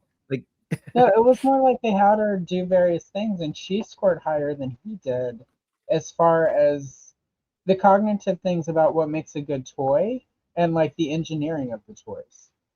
Mm-hmm. So like she totally was picking up on, and the thing they have you design toys and stuff, and she was like leaning into the engineering and like sort of the toyetic qualities of it. And then he, of course, is a sculptor, so like they both got job offers. So I need to go back. That was like one of the first streams. It's funny in retrospect. I'm like, wow, that was a pretty like the first month I'm streaming. I landed that sculpture, the Star Stitch collection to hang out with me, and well, and it's funny because right before we started, we recorded it and then I premiered it. Like we couldn't go live, and right before we started, she's like, "Okay," she's like, "If you ask me anything that I can't answer, I have to end the stream and get off." And I'm like, "What?" And It was a great experience though. Like it was really fun. Sort of just hang out with her, and she colored circles around me. It's one of the few times that's happened because she's like graduated from art school and has She stayed in seems art. that was a Super really cool stream. creative. She's She seems super super creative. cool. Yeah. Every year she does these amazing pies where like she did one where like with the pie crust she made Cthulhu. Like she's just and every year they do these cool Halloween like they did Sally and Jack Skellington one year and like Yeah. made their it just like super cool people like so So like and incredibly creative. they went Chill. to Europe and shared, and it was just like seeing like because they went to the Louvre, of course. Like where else would you go? So it was to me really cool because again, they're basically getting paid to make art, right? Mm-hmm. Yeah. Toys are not, like it's very artistic. So it was really cool. Like when she's at the Louvre and what she was taking pictures of that she found like I like stuff. I like when artists share what art they find interesting and. So it's just really cool. Anyway, cool people. That's People so often forget that most of, again, things that we collect, like in the nerd culture, so things like comic books and, with toys, like the people that do this are actual artists. They're not just like, people don't think of them in that way. But like a lot of the reasons that we got sculpts like we did back in the 80s was because out of work artists needed jobs and they went to go work at toy companies and comic book places. Mark And Taylor and Rebecca. like Yeah, you can't Mark just show up Taylor. at a comic book company and be like, hey, look, like you got to have a portfolio. Well, You know? I've often said, like, if these things, like, if I could travel time and bring them back, and people saw the sculpted detail on these objects, they would just go like, they'd be blown away. Yeah. And the fact that, of course, we can replicate them in the hundreds of thousands as well. But just like, these are beautiful sculptures, beautifully painted. They are works of art, and Absolutely. it's just that we buy and sell them as goods.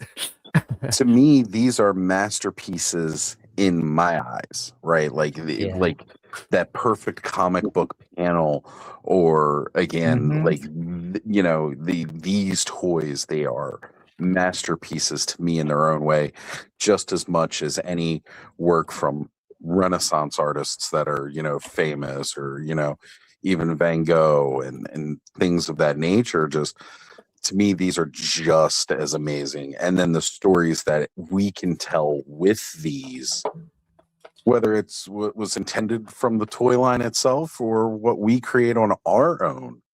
Yep.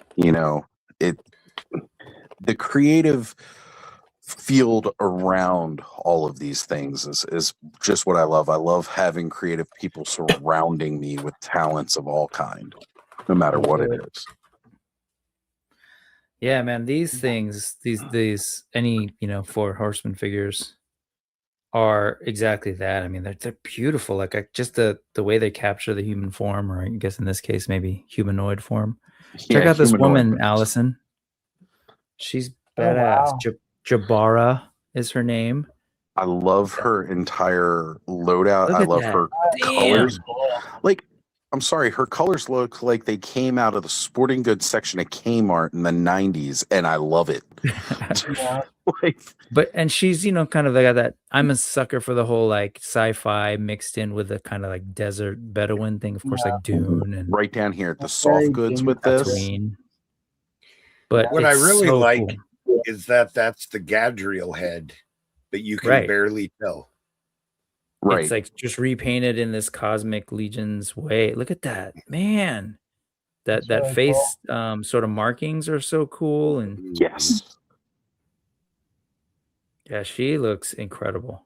Just like in previous waves of like Kaylin Shun and all like that. It's yeah, so good. And Troy Troy says, I love doing my own custom figures like the artist proofs from McFarlane. I love cool. watching what Troy does with just regular figures and his entire setup in his basement all the way around the basement. He took us through a tour one night of different shelves. Troy. Okay, we're friends on Facebook. It's I just looked who you are, Troy. Like, yeah, you make amazing shit. Okay. Yeah, he really does. He's in the frenzied. Yeah. Oh, Rick found it. Scott. No. Screen This name is the Okay. Yeah, no, you didn't find it. That's this is not the soft goods scarf. calamari. But wow. yeah, it's this cool scarf piece that's wired. Yeah. That like this is oh man, I just want to make a bunch of these. Like I love this look, right? Like on sci-fi, the hard and soft, like the hard of the armor and the soft of the fabric. Right. So damn good. It makes me feel like the planet is sandy, you know, Yeah. Sandy like they're and dusty. protecting themselves from sandstorms, you know. God, she looks so cool. Yeah, and Yeah, Brick, you nailed totally. it. Like that Dune look of the characters and stuff. I remember Well, living in when- the desert, I can confirm that Yeah, it's nice to cover your face in a sandstorm. have a couple of different layers of cloth on. Better than just like your normal straight fabrics. You know, when Trevor was teasing the shots for Ox Crew 2. Yeah. Oh man. Remember that? Brick, that was You remember was one of those live streams, me, Joe, and Ed. Yeah. And it was just like blowing our mind each and every piece as they revealed it. And again, those environment shots are amazing. Well, I held this up earlier. This is Nate's rendering of that thing, and it's so cool. Like, again, any sci-fi genre thing with deserty stuff, wasteland stuff. So give me Mad Max, give me Dune. Yes, I was a sucker for that stuff. Or that one Resident Evil where that kind of mostly took place in a desert, where she had like Extinction, I want to say. Loved it. Resident Evil 5, the one with Shiva, with Chris Redfield. Yeah, when they were going after the Ouroboros. Yeah, they were in Africa. Yep. Or there's a Monster Hunter movie that she did as well, that Mila Jovovich did recently, and based on the Capcom game. Yeah, so good. And how That about was a this for like fun movie? Old school. Oh yeah, the cross cross cells, cell. man. That is so fun. Look at how I big love that's it, but they're getting. going to need a bigger box soon. Right? We're going to need troll size boxes to keep it all on Gonna there. need a bigger box. Yeah. Especially if they keep pumping out the accessory sets. It's like the accessory sets for Mythic Legions. It's like, here's a couple extra weapons and trinkets. And the friggin' Cosmic Legions are like, have some crates and computers and shit. Yeah. Man, look at these soft goods too. Cosmic is incredible. It doesn't quite yet get as it's much still love. What is it, a couple years now? 3 years, 2 years? 3 years since introduced. I'd say 2 years of production, just about. Because like the first Cosmic Legions wave was releasing, I think, around the time I was getting in. Okay. Because like AWOC is 2023 is when we first had those figures in hand. Like, right after they were finally delivered. So like I want to say it was roughly around the same time. Like When Cosmic was might it even that- come after. I don't know. There But was this is a been relatively new line. five cosmic waves, so it's been a minute. So book one probably would have been out 2020, like released probably. I try to remember. So the year I got into Mythic Legions was 2021. I want to say that was when they did the Headless Horseman. Yes, I know it well. So I think book one probably released prior to the Headless Horseman, I would think. I mean, I know back then a lot of stuff was messed up because of shipping too. No, Cosmics did come out before Figure Obscura. Yeah. Okay. Yeah. Because like I remember book right. one had been released. Book two wave. I think was available for pre-order, and then after that, that's when Necronominus hit. Necronominus was the first wave that I got in for a pre-order. Because I remember being like, oh my God, look at all these skeletons and dead things. And then like going over it with Jesse and Sean and stuff and being like, oh, this is intense. This is exactly what I'm into. And then we got Ox Crew, or Book 3. Book 3 went up for pre-order. And then it was Ox Crew after that. Outpost Zaxius. That's the one. Thank the you. Third wave, yes. Yeah. Thank you. Yeah. No, that was the amazing. one. That was the one with the scorpion, Jimbara, Yeah. whatever. Yeah. Mm-hmm. And what's his face? The other guy. The main one I remember is the Manny Faces tribute. Yeah, yes. That was those were the first Cosmic Legions figures I bought. Was PowerCon 2023. They had Scourge and Operative on the table as you had to buy them as a set. You couldn't buy one; you had to buy both. Oh no! And yeah, Joe. Oh no, you're killing me here. Well, I had already made up my mind I was going to get both because I wanted Scourge for me because I wanted this giant ass green dragon, and I wanted the Manny Faces because I wanted to send it to Skelly because he doesn't buy Mythic Legions, but he does. Like he enjoyed the Motu Homage figures, and one of his favorite characters is Manny Faces, and especially with all those bright colors on him, it was right up Skelly's alley. So. Look at that. Did I do this right, Joe? Soft goods under the armor? You did. And you did it quicker than me, too. I had a heck of a time. Yeah, getting that piece over the cape. Underneath? Uh-huh. Yeah, kept popping it off. But yeah, that's how it's supposed to go. We're chest matches. Well, almost. Hold on a second here. I think I missed a chat. So good. Okay. Okay, he's saying I got that G.I. Joe 4 Horseman crossover, Lieutenant Holiday. It's not really a crossover. Let it go. No I'm actually officialness. guy. But well, they got to be particular about what they say. But yeah, basically, it's like them releasing a military-styled figure going into Toylanta. It's one of my favorite figures that have come out this year. It is so well good. done. That camo is amazing. The way they did the face paint on them, it's just a really, really great figure. Just last year, when people were taking the ATL and they were putting the human heads on there, like outside of the one that came with it, but somebody had popped Sir Gideon's head on there. Yep. Somebody had put Attila's head on there. And like it was just like, wow, this is really cool.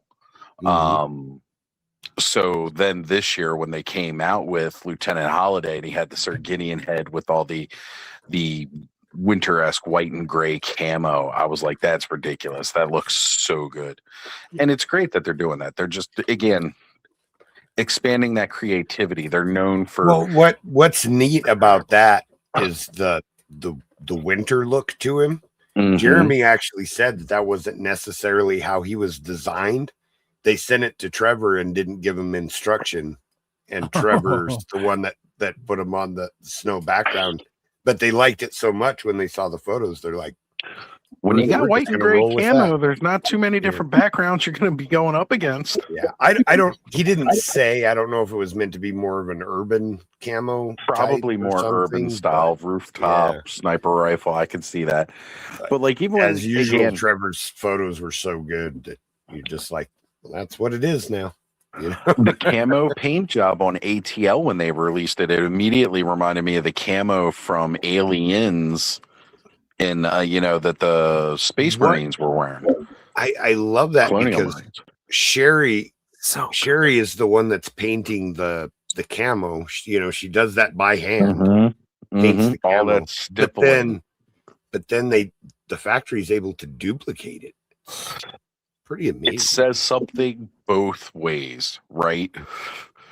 The fact that Sherry can pump that out by hand and make it look so damn good. And then again, that the factories are able to replicate her hand work and mass produce it is phenomenal.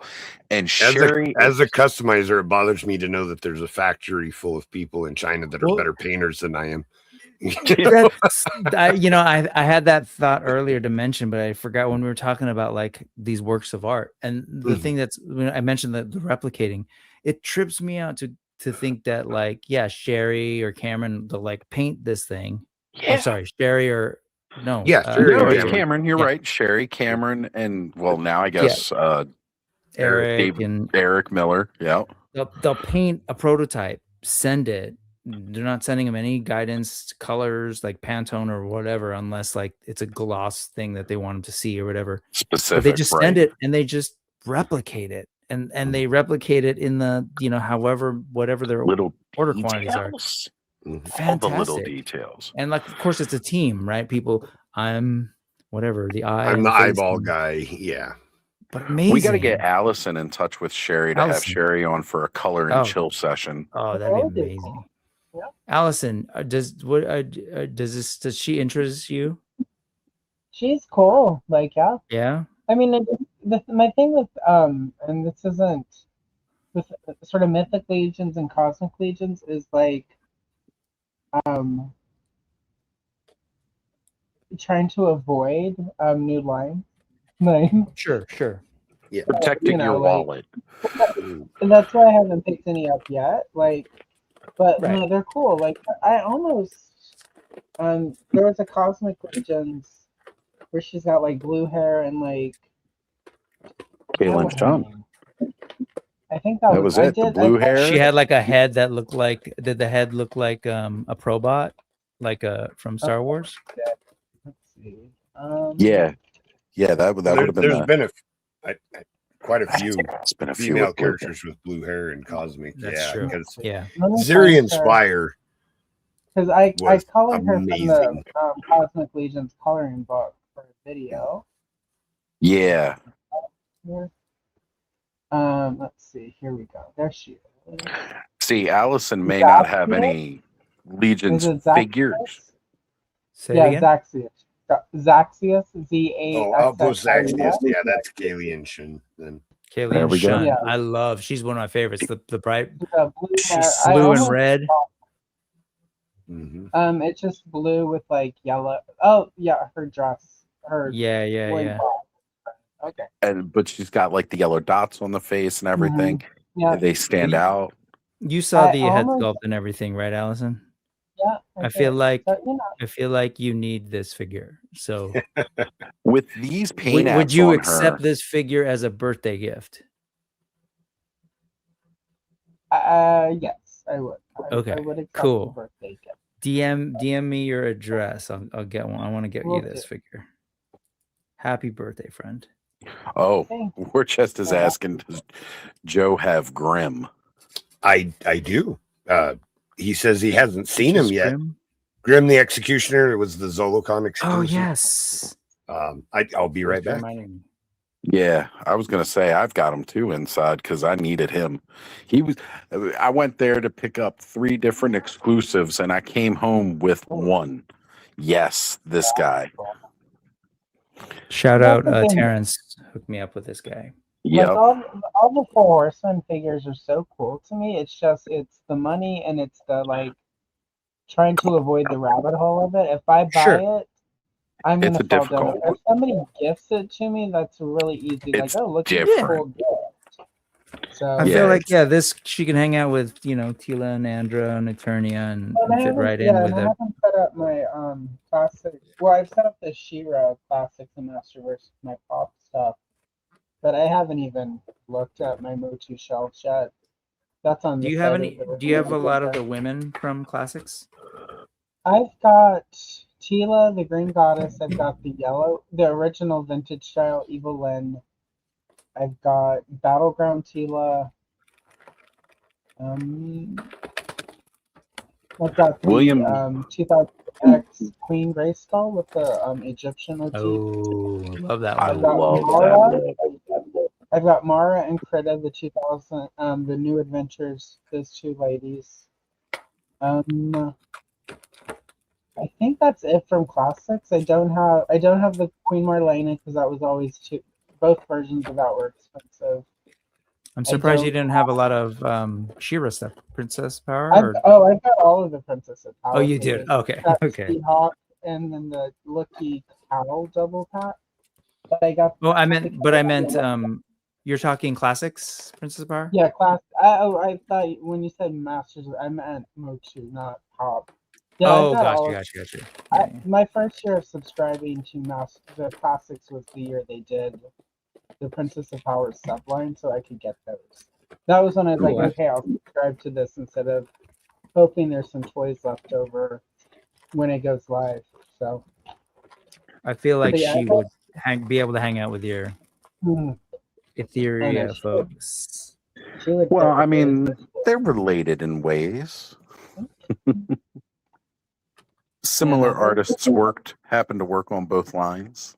Yeah, totally. Yeah, I've got all the Pop stuff over here, and the Mochu stuff will be separate. I even ended up putting all the Origin stuff over here. I have a really cool. Let me see if I can make the camera because it's a mascot. Man, these heads. Yeah, But That's like some acid rain that stuff. corner where the light is all the Pop. Oh, wait, So- keep it There there. we Keep go. it there. Yeah, biggin. Allison, So the watching you corner put over there- those shelves together, like whenever you send us like the pictures or you post, like, the next shelf is underway, I get giddy because I remember the moving process and you having to take everything down and being excited about putting up everything. The boxes down here are blocking the bottom, which is where the classics and the Masterverse are. And then I've got one Leia shelf set up, and the other one I'm working on right now. I've got another box with my Power of the Force 2 12-inch FAO Schwartz Leia and R2 as Jabba's prisoner. I've got another prisoner Leia, and then I've got the classics, not classics, the Power of the Force 2 Collector Series Bausch Leia. That's built on the chocolate box, and less cool than the one that they did in 2000. But I have to find that box. Which means my vintage mint and box Leia will probably go elsewhere. But otherwise, there's not room on that shelf. So but That all of the Annie Leia- thing at the very top. Sorry, I'm bouncing around, but I just noticed. the top of it is the Annie Mansion. What are they? Are they with little? Are they like? Are the adults like 8-inch dolls? They're actually closer to 6 inches. 6-inch dolls. Okay. Yeah, they're only. Yeah, because I think my mom has a couple of those in her collection. Yeah. But you look like you had a bunch of either variants of Annie or like. They did fashion. They did 6 different outfits, so I have Got enough Annies that I was able to. And I display her outfits. I had 2 outfits of each, so I've got Uh-huh. 6 mint on card, and then I have 6 that are Got wearing outfits, and then I've got a bunch of beater Annies. But sometime next year, I'll rip their hair out, reroot, and do as the other orphans that they didn't make. So. It's a hard life. It was a really cool line that was on Kickstarter. It was a couple years ago, and I know the Kickstarter funded, and I wanted to get in and back it for my aunt, but I just couldn't. At the time, a lot of my money was tied up in other expenses. But there was a Kickstarter for Nancy Drew, and one of the cool things about it was like she did the box, the cover art made it look like the covers of the old books, not like newer ones, like the original book series. And then each one of the figures inside was based off the outfit that the artist drew on Nancy Drew on the cover. And then there was like some play pieces that were like key pieces of the case. My aunt was a huge Nancy Drew fan, and I just wanted to get her one of those so bad, but they were like $95 per figure. I was like, I don't even spend that much on my own figures because I really wasn't. But it was such a good idea. They had been like $40 to $50. I would have gotten some of those. Oh, without a doubt, 40 to 50. No, it wouldn't have even been a question. Like, yeah, let me grab 2 of these. William asked, "Do you think we will see the Four Horsemen zombies and colorful skeletons before Halloween?" Yes, way before Halloween. Yeah, they should be hitting That was Q3, like summer. Yeah, there was no new tooling in that wave, so They get those pumped out pretty quick. Yeah, we'll have them in hand way before. Honestly, I wanted those just so I can get the clothes off the zombies for other figures, and then have the naked zombies. I think that the military style figures that they've been producing would look really cool in a display fighting the zombies. Yes. And oh my god, so good. I might It's take so a good, crack Joe. at that. Yes. So that actually, that is a really, really great idea, and I love that those colorful skeletons, just straight up Mr. Bones candy, and the way they're. I remember talking to Eric about it at ZoloCon. I was like, that was kind of intentional, wasn't it? He was like, it may have had something to do with it. Can I show you one of my favorite parts? This head. Yes, please. Check this out. I love this head because it's got that. Always. It's always got to be careful. I'm not trying to scratch the paint, but this thing, right. And just Well, take it like off when you're too and put it back on. talking about the Kaylin Shun figure, like with her Yes. head with that, and it's got the paint app on it, so it looks like it's got basic written on there. Like you could easily just fit her in with some Black Series. Mm-hmm. Oh, And then we've got so it's good. got that piece that you can take off that's opaque and a really Yep. cool dark blue color, and then you can replace it with this one comes with a smoky gray kind of translucent Or piece. if you want to get one of So my favorite cool, colors, man. you get one of the accessory packs, and they got the bright green one. Doesn't work with her color The scheme, but there's a accessory bright green one. packs? One accessory pack for actually Zaxxas, I believe. Oh, like the new character packs that they've been doing? No, this was Outpost Zaxxas. It had the green colored tusk visor that could fit on that, I believe, on that one. And it's like that bright green. I actually think they still got a couple of them at Eternia Dream. Are we talking about the yellow cooler and laptop kind of thing? No, I'm That talking accessory like pack? their weapons and accessories packs before they started Oh. doing those. Yeah, I So don't- like there was one that came with like neon green, and it was the different visors that could go on like the different Tusk helmets. Oh, that's Oh yeah, that was Sligor. Was it Sligor had like I a thought green. he had the bluish green. I thought he had the And bluish who's purple one. Sligor? The Bounty hunter? gravekeeper, like the guards, the prison guards.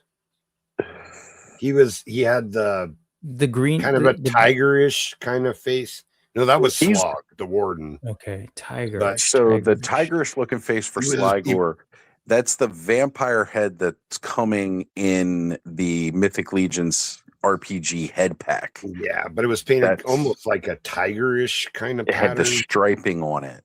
He was blue. When I get back inside, I got pulled up on Source Oh. Horseman.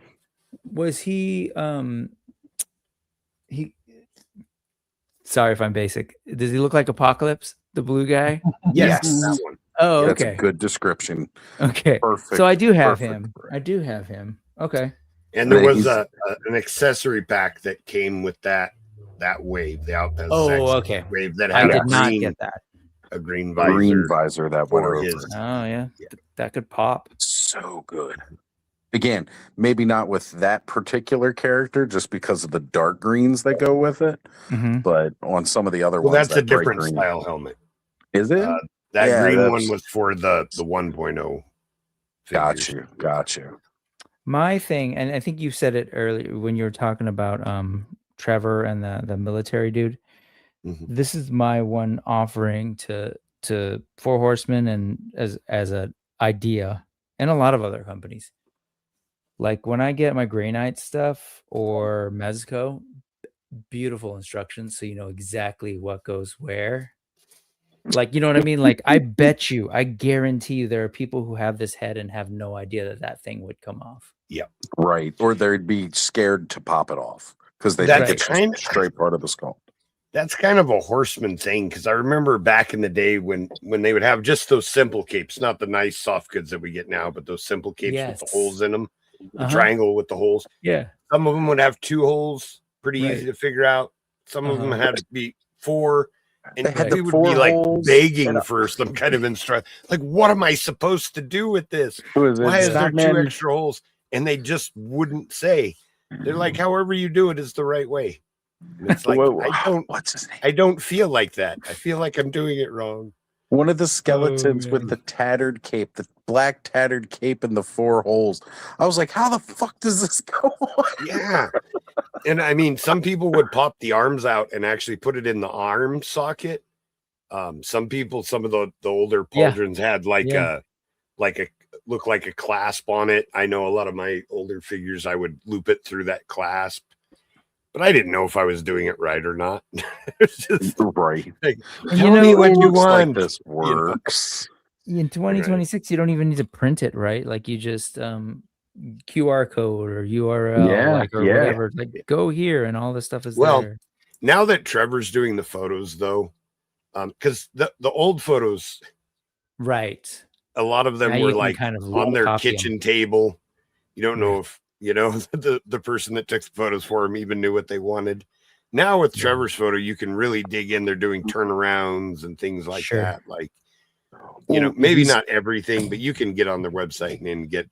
I usually reference those as I'm putting characters together nowadays. I'm a sucker for like instructions and infographics. Yes. And, being I a Lego like guy. I like those old school ones that are just like the hand drawn. Yep. Figure. Yeah. Just the Showing you contours step and by step. outlines of the figure. Yep. Yeah, real like single line. There's a nice nostalgia to that, So I to me that dives right back to those cross sells on like Masters of the Universe boxes with the red like line art on the back just showing you. Yeah, man. Anyway, that's my offering. They're like, yeah, whatever, dude. We touched on that new artwork by Nate of Celine. It's like I still remember when we were first doing the Legions class and we were going through and talking about the creation myth and like just that little sketch of Helios and Celine. And when they did that reveal on Legions Ladies Live during the 24-hour marathon, when they revealed his art for Celine, I was like, oh my God, that is beautiful artwork. Yeah, so that I have a theory about that artwork. Because if you look close at that artwork, the way that he drew the soft goods looks exactly like C. Jessum's soft goods. I think that he saw a photograph of something to base that picture off of. I'm thinking if you really study it, there's the stomach area looks like an existing part that they have. Like from the soft days goods of look. the Ghost of Christmas future or whatever, or past. Yeah. Past. Yep. So interesting. So I'm just looking at it. I'll ask him, hey, where'd you get, what'd you something for reference? Where did you get the inspiration for the way this is? What caught my attention, like C. Jessum has a style for his soft goods. Yeah. That is kind of distinct. And I was just looking at the way that he painted the soft goods, and I was like, wow, those really look just like C. Jessum soft goods. It could be that he has just seen enough of them now that he could, copy that look, but I feel like there was a reference photo. That's my conspiracy theory for tonight. I'm with you on it, Joe, and I'm here for it because again, that artwork of Celine was just so beautiful. I would not be surprised if we were going to get like a Helios and a Celine with this upcoming year's G-Con reveals. And you heard it here tonight on Allison's birthday. Speaking of, MCR has said happy B-Day, Allison. Thank you. MC Hermosa. Also, Tunamator did let us know is the Grave Knight accessory pack, not the Outpost Axis. Thank you. I do appreciate that is it. correct. Fans. The fans. It was the Outpost Axios Wave, but it was the Grave Knight accessory set. Because it came with one of those cool, like, electro basics that the prison guards had. Yeah.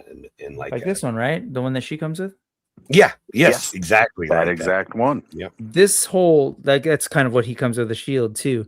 But Mhm. the idea that she has a, what do they call these things again? The Skateback? Skateback skull. On her thing. That is so cool. So cool. Super cool. Because that was from the Super. where they were going with the Ox crew. What was it? The planet, yes. Yeah. Or the settlement that they were coming from. That's like their I settlement. like Ox Crew because it's taking the sci-fi feel of Cosmics and giving it a wasteland vibe. Mm-hmm. You know, and Well, like everything before, it was like either really clean or like really like we're getting like the space station vibe. Yeah. Yeah. Now we're getting, which is cool. I enjoy that stuff too. But sure. Being like a big fan of like Fallout and the Wasteland video games, you know, to see like the sci-fi Wasteland merge that they've done there is just, I'm just loving it. Wait till you get into Hylor Kryn. He's another one just like her. Yes, he's the other one that I was so like, I need good. to have. So because of the wasteland. Mm-hmm. This guy, right? Yes, Hylor Kryn. This guy. Yes. He comes with like a tattered scarf, and I spent an embarrassing amount of time playing with his scarf, doing different, you know. Out. Yeah. Because a wired scarf, you can just do so many different looks, and I ended up giving him almost kind of a grandma look where he has it wrapped around his head, you know. Because I was thinking, oh, he's in the desert. He's going to want to keep the sun off of his blue head so it doesn't burn. Right. So yeah, don't want it to burn. In the summer, I'll make a bunch and I'll give you some because I just started making I made this guy's cape. I've made some scarves, but I'm trying to make. Nice. Yeah, I didn't like the cape he came with. It was just a little chintzy. I like scarves, Rick. I like that idea. Yeah, just like like that, or like the stuff that I'm forgetting their names, but basically Sun Wukong came with that also the green guy from the last wave came from, like, to that kind of stuff. Where they got like all the belts and the flowiness. Wrap it around and just do whatever. So but this fabric is awesome. It's like crushed kind of. Yes. It reminds me of a cheesecloth almost. Yes. It's thicker than that, but that's the texture that I get. It's from that light, airy material that you often come across when people are wearing layers in the desert because it's breathable. Yes. But yet it still protects you from the sun. You definitely want a cheesecloth loincloth in the desert for sure. Happy birthday, Allison. I hope this is exactly what you're hoping to hear on your birthday. Talk about good soft goods. You know, that's what I like hearing. These boys and their toys. Eric Perryman says, hello, everyone. Just got back from my nephew's wedding. Congratulations to your nephew, Eric, and thank you for being here. We're celebrating Allison's birthday by talking about all the shit we like. Bad form. Yeah, bad form. No, it's night. You know, like most nights I'm here listening, or I'm driving back from Portland listening. But if I'm over here working on stuff listening, I don't know. It's different to be sitting here listening actually on stream, so it's nice. Like, right on. Yeah. Your presence has been heavily missed. I make toy content. It's not all coloring. Like, you know, I just dropped my Starship Troopers video recently, and about that is the Starship figure. I was gonna say I missed it. Was it a coloring book based on the movie? No, I have the action figure from the Starship Troopers movie. Oh, that's what you're saying, Denise. And I did Richards. a video about how ugly the figure was. She has a weird neck, and it looks like a bad wax thingy. So it was, you know, like Denise Richards after she left Charlie Sheen. You know, like I did not make those jokes because I was, you know, if I had done that, the video would have done bigger, and I could have used a video like Wow, did this figure predict her bad face? But I did not. When that movie came out, I had such a huge crush on Denise Richards. Like, so huge. And she's not unattractive. no, she's great. Her and Nev Campbell in Wild Things. I watched that for like the opening 15 minutes and then refused to watch. Matt Dillon's Is that the teeth one where gets- like she's coming out of the water? Yeah. The Her and poster? Nev Campbell are in the pool. My friend Holly and I went and watched that, and afterwards we decided that there needed to be a monthly magazine called Kevin Bacon's Penis, and every month it would be his penis going to, like this month he's in Hawaii, and there'd be a little bit of zinc on the Kevin's bacon. Yep. His penis is Period. just actually a giant graboid. Here's Kevin Bacon in Switzerland on the ski slopes, but it would just be the organ instead of like there would be snow around anyway. Like you can It'd be smaller, huh? Because it's cold. It could be. It would be hard to figure out how much smaller it could be. Like because on the big screen it was impressive. We both went, "Oh my!" We may have gone and seen that at the theater on the big screen a couple times because it was, there's something Love you need it. to see on the big That screen, movie, that movie covered all that. It was a 4-quadrant movie kind of thing, huh? It really. One of the times we went back, we took our bisexual friend, and they were happy. Like, there's nobody that movie didn't have something for. Like, they don't make movies like that anymore. What's it called again? Wild Things? Wild Things. They said the only thing I hated about that movie was Matt Dillon's teeth. Just something about his teeth. They're like always too perfect, too white, and the way his mouth is shaped when he talk. I don't know. It's really creepy. Like I feel like he wears dentures. And then a year or two later, wasn't it that they made fun of that? And there's something about Mary. Yes, they did. I found hilarious. That was a great movie. I went and saw that one a couple times. That you get the Frank above the beans That above was the Frank. I also worked at Blockbuster, so my day off, I would go and watch movies to help because we were a franchise, so I could help the owner decide what we should order. And I went and saw that, and I went in there, and there were only 4. It was like 10 a.m. on the Wednesday or whatever, and there were only 4 other people in the theater, and it was me and these 2 dudes, and then like 2 old. I say old women; they're probably my age, but and so it was like the 5 of us in there, and I'm like, oh my god, these, because I knew it was racy, right? Racy. I'm talking like a lady, but I was like, oh, these old ladies. So I kind of like sat closer to the 2 dudes because I'm like, at least they'll find it's funny. Oh my god, those old ladies laughed so hard at all of the dirtiest jokes in that movie. So much so that the dudes left the theater because the 3 of us were laughing so hard. Like they were uncomfortable. Laughing. That's not hair gel. Yeah, Oh, that honey, was that's gonna take forever to wash out. Honestly, that's when they got up and laughed was the hair gel one. A little too much, but that was a great movie. Chlorine. Still trying to figure out how he got it on his ear in the first place. Whatever. It's Ben Stiller. I'm not gonna argue. Where did it go?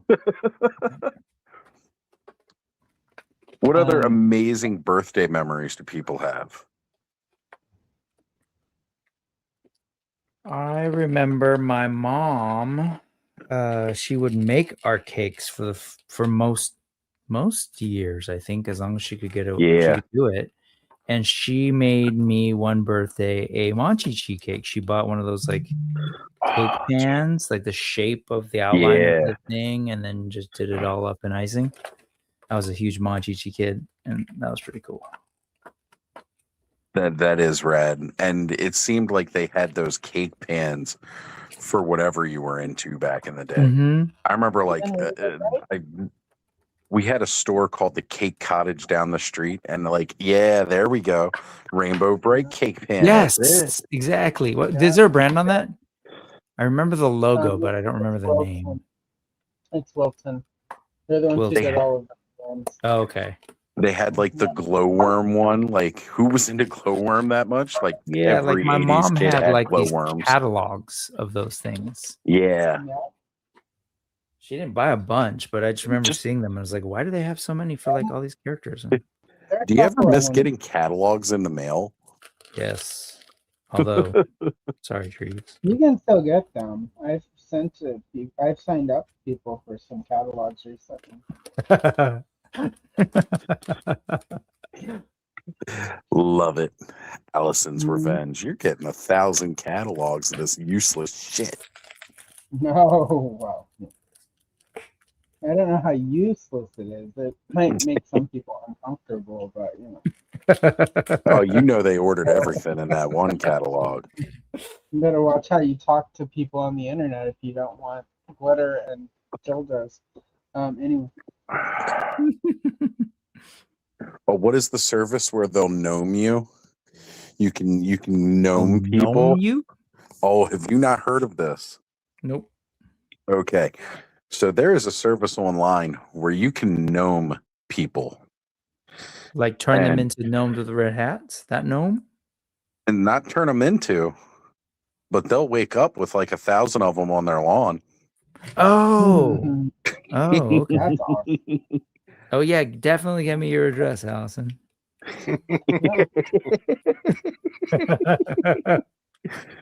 See, that's the thing, though. I would love it if somebody put 1,000. I know. I was going to say that's kind of cool. It's like when people rickroll me, I'm like, I'm excited. Like, that's like, you just made my day, guys.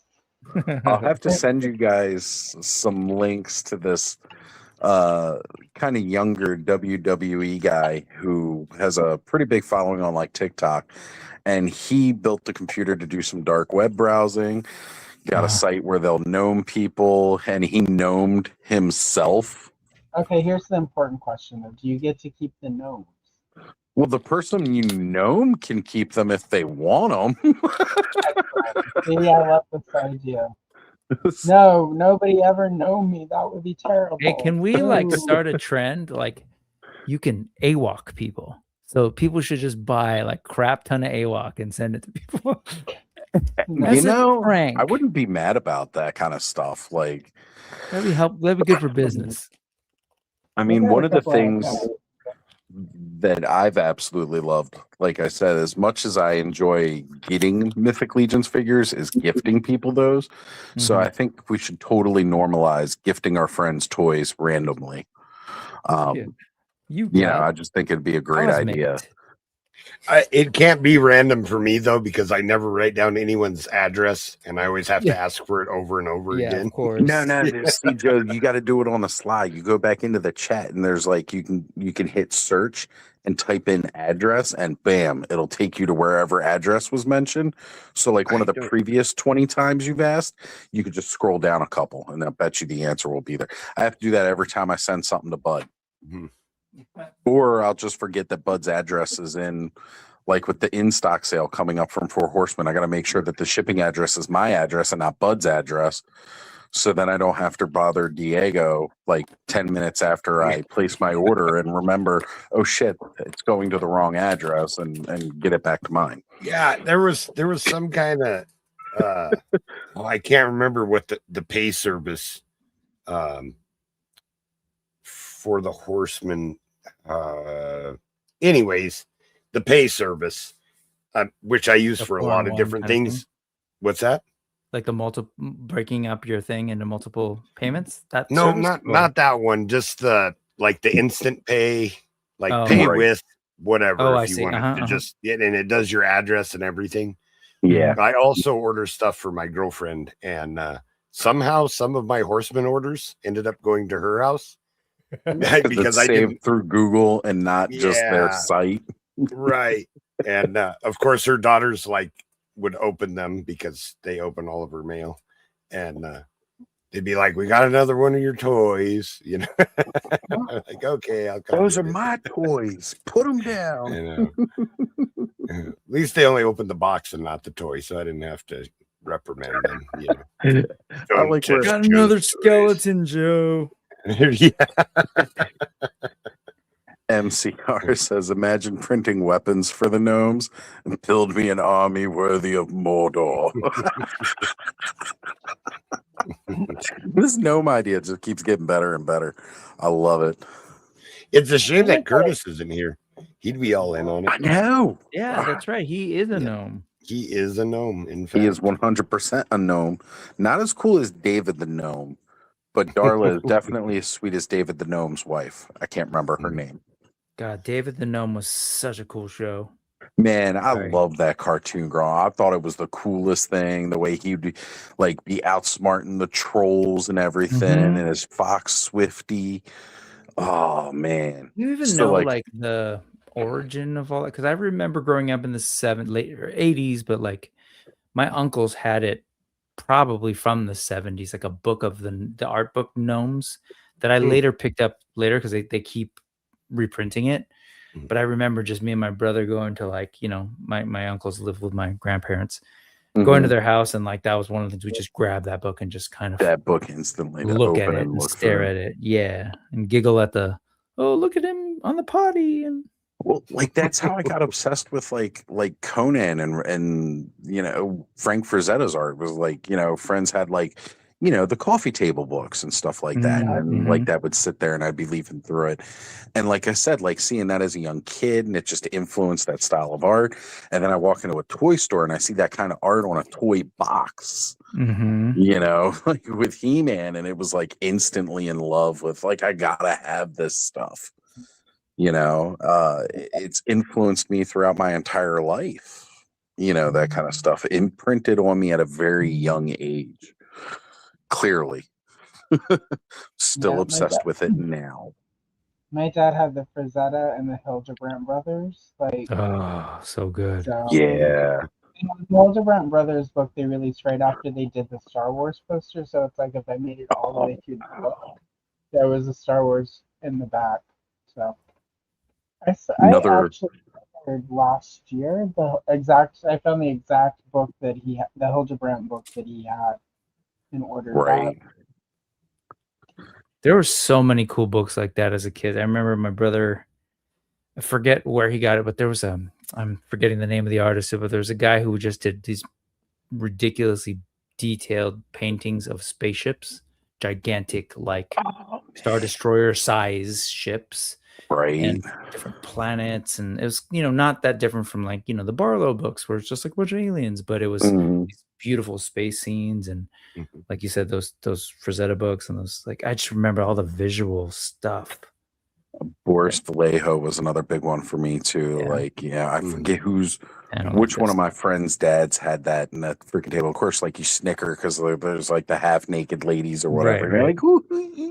But it was like all the different worlds that they took you through. It was an introduction to John Carter from Mars was like through stuff like that. And I love hearing how many people bought D&D books and never played the game, but just loved the art. For the art.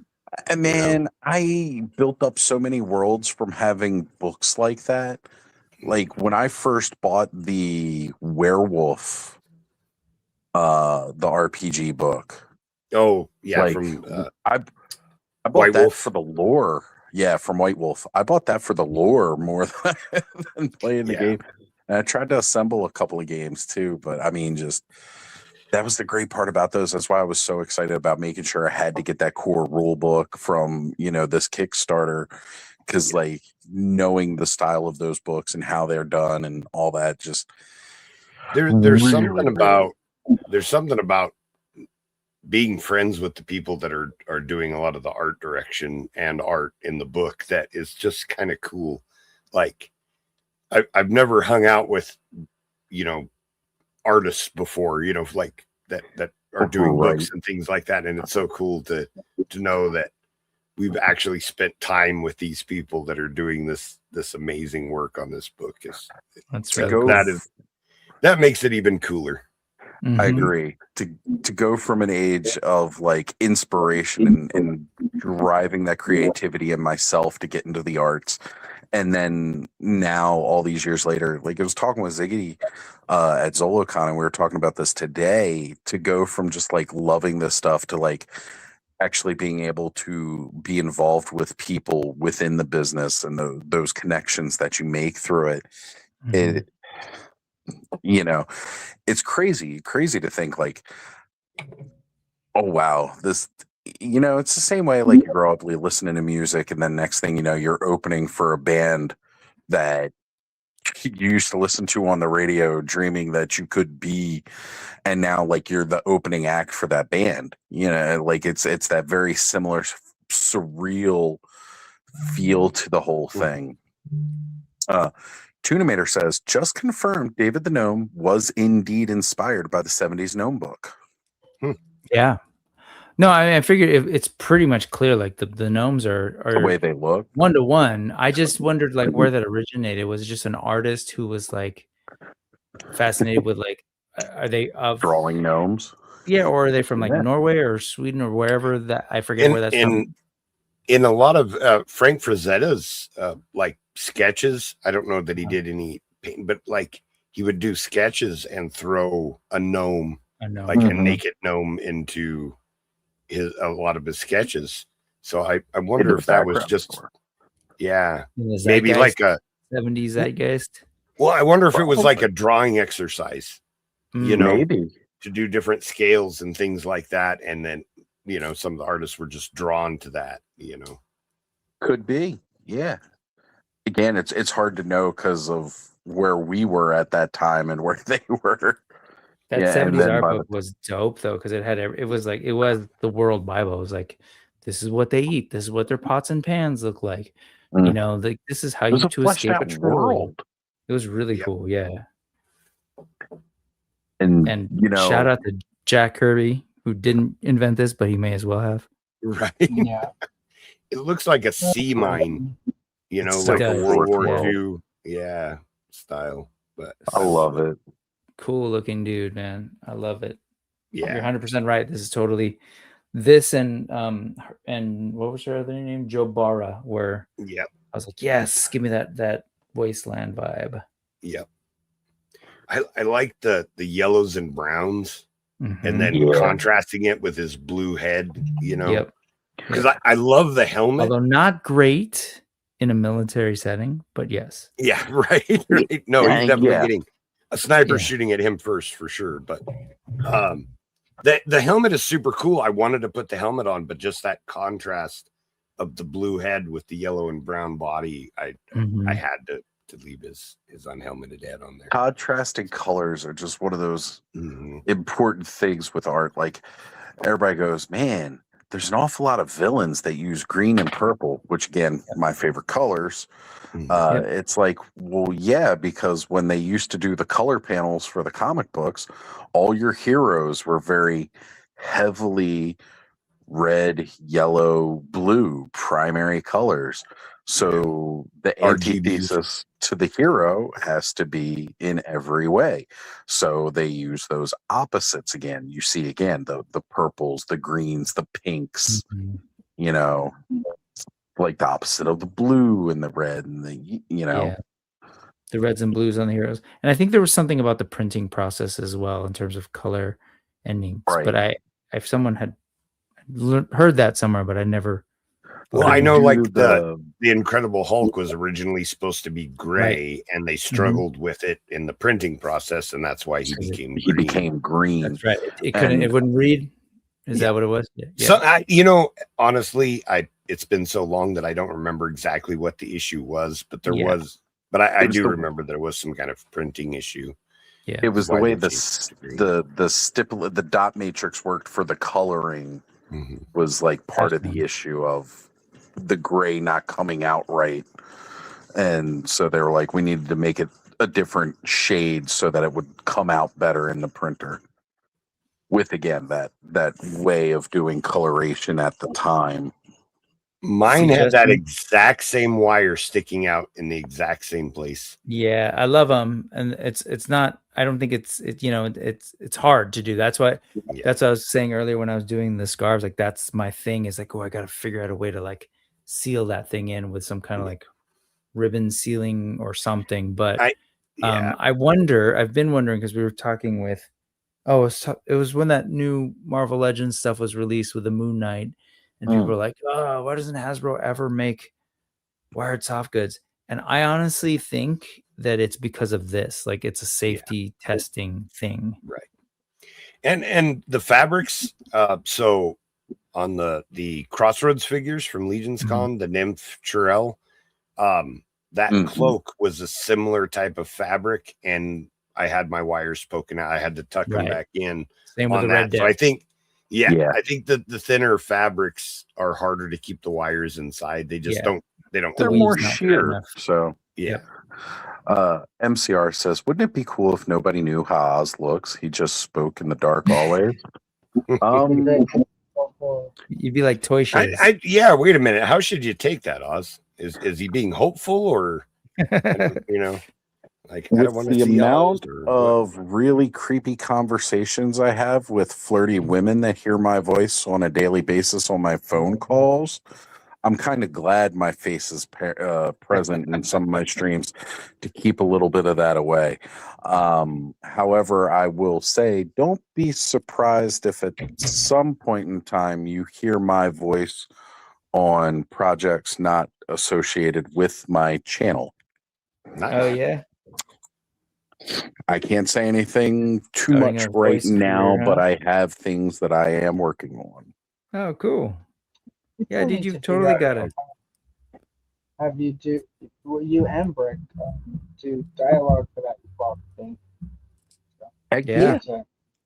I wouldn't mind reprising Darth Vader again. I don't have Vader's not in the Ewok. If I can get my shit together enough next year for the 50th anniversary of Star Wars, I've got something planned that I'll need a Darth Vader for. So I will reprise the role. Allison honored me with one of my childhood dreams, but to be Darth Vader, even if it was only for like 2 lines of dialogue. But she asked me if I could do a Darth Vader voice, so I totally did. And again, to me, that's a huge honor because it was a lifelong dream. And I can say I have done Darth Vader now. Like on something kind like not Star Wars official, but as official as I give a fuck for. it was a pretty good Vader as well.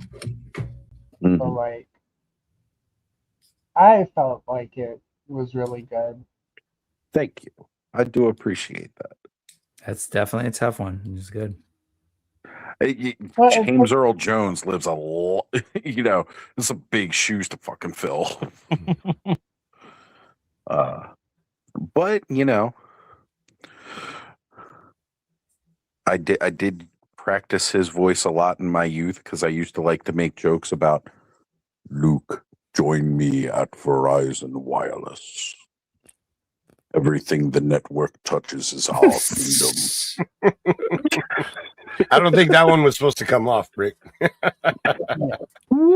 Whoops. He's the real wasteland guy. Yeah, he is.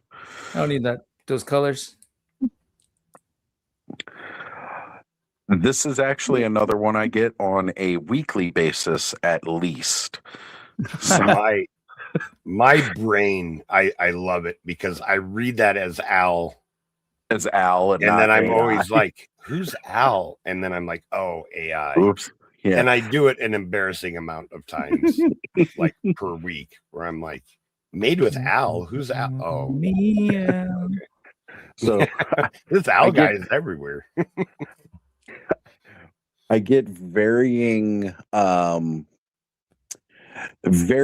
versions of God, I wish I could finally get through to a human being and not these stupid recording prompts. And I'm like, I assure you this is a real person. Adam's here. The angry I didn't want to come to the party empty-handed, so I brought chips. Hey. Okay. Korma chips. What are korma chips? They kind of look like ramen noodles in that quick picture. No, it's just korma. Oh, I thought that it looked like It's soup. korma flavored. It's an Indian sauce. Get that Sweet. chicken korma. If you're too afraid to try a vindaloo or a curry, I recommend a korma. Who's afraid to try a curry?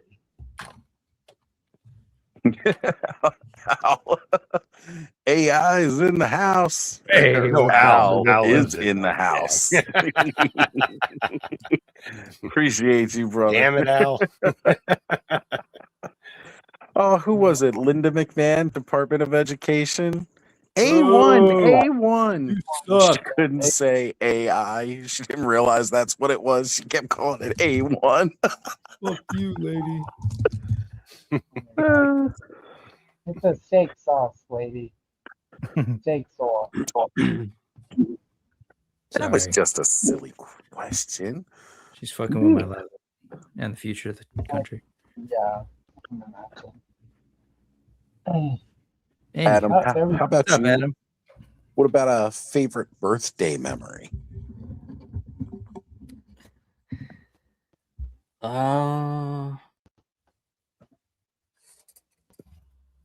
I'm not. I honestly, I'm not a big birthday guy. Like I've probably done more fun birthday stuff as an adult where I plan it than I did, as a kid.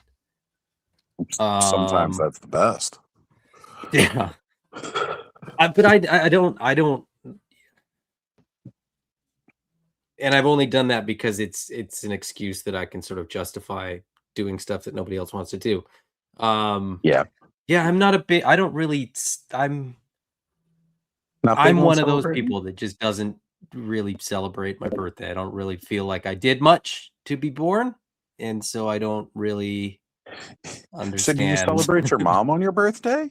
Because she went through the work. I suppose. I feel that's a thing we don't recognize enough on our birthdays because, like you said, we don't do much to be here, right? Right, like our literally involvement- nothing.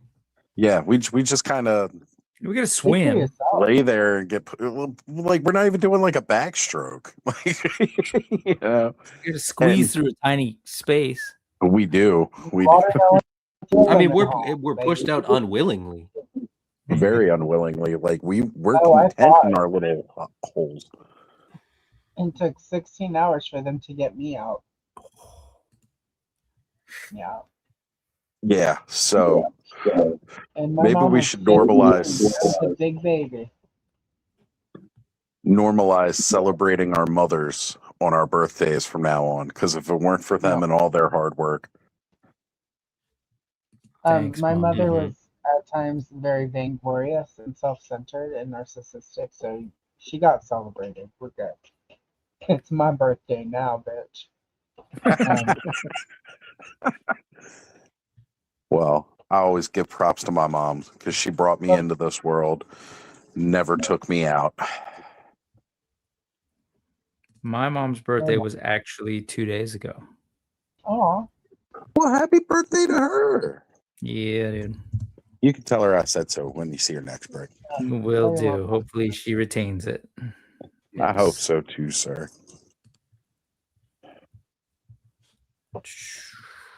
Actually, I gotta say, Brick, I think I've met more of your family than I have any of the other in person since I've met you and your brother in person.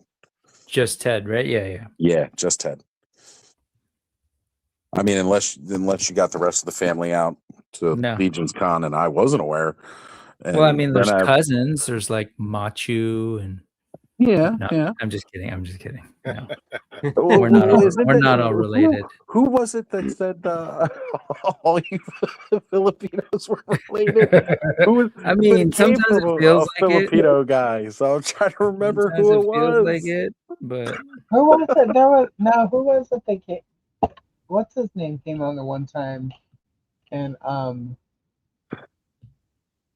was trying to intimate that they were because you were all the same variety of Asian, you are all like somehow related. That was awesome. Yeah. Yeah, no, I remember somebody was on a stream and said I it can't like remember who that they was, literally but named Brick and Mega J and said, because we're all related. I was like, I didn't even know Brick and Mega J were related. What? And I remember thinking that's racist, but then I'm like, but If it was from somebody who wasn't of Filipino descent, I would have felt the same way. Like, that's pretty freaking racist. Like, you all look alike.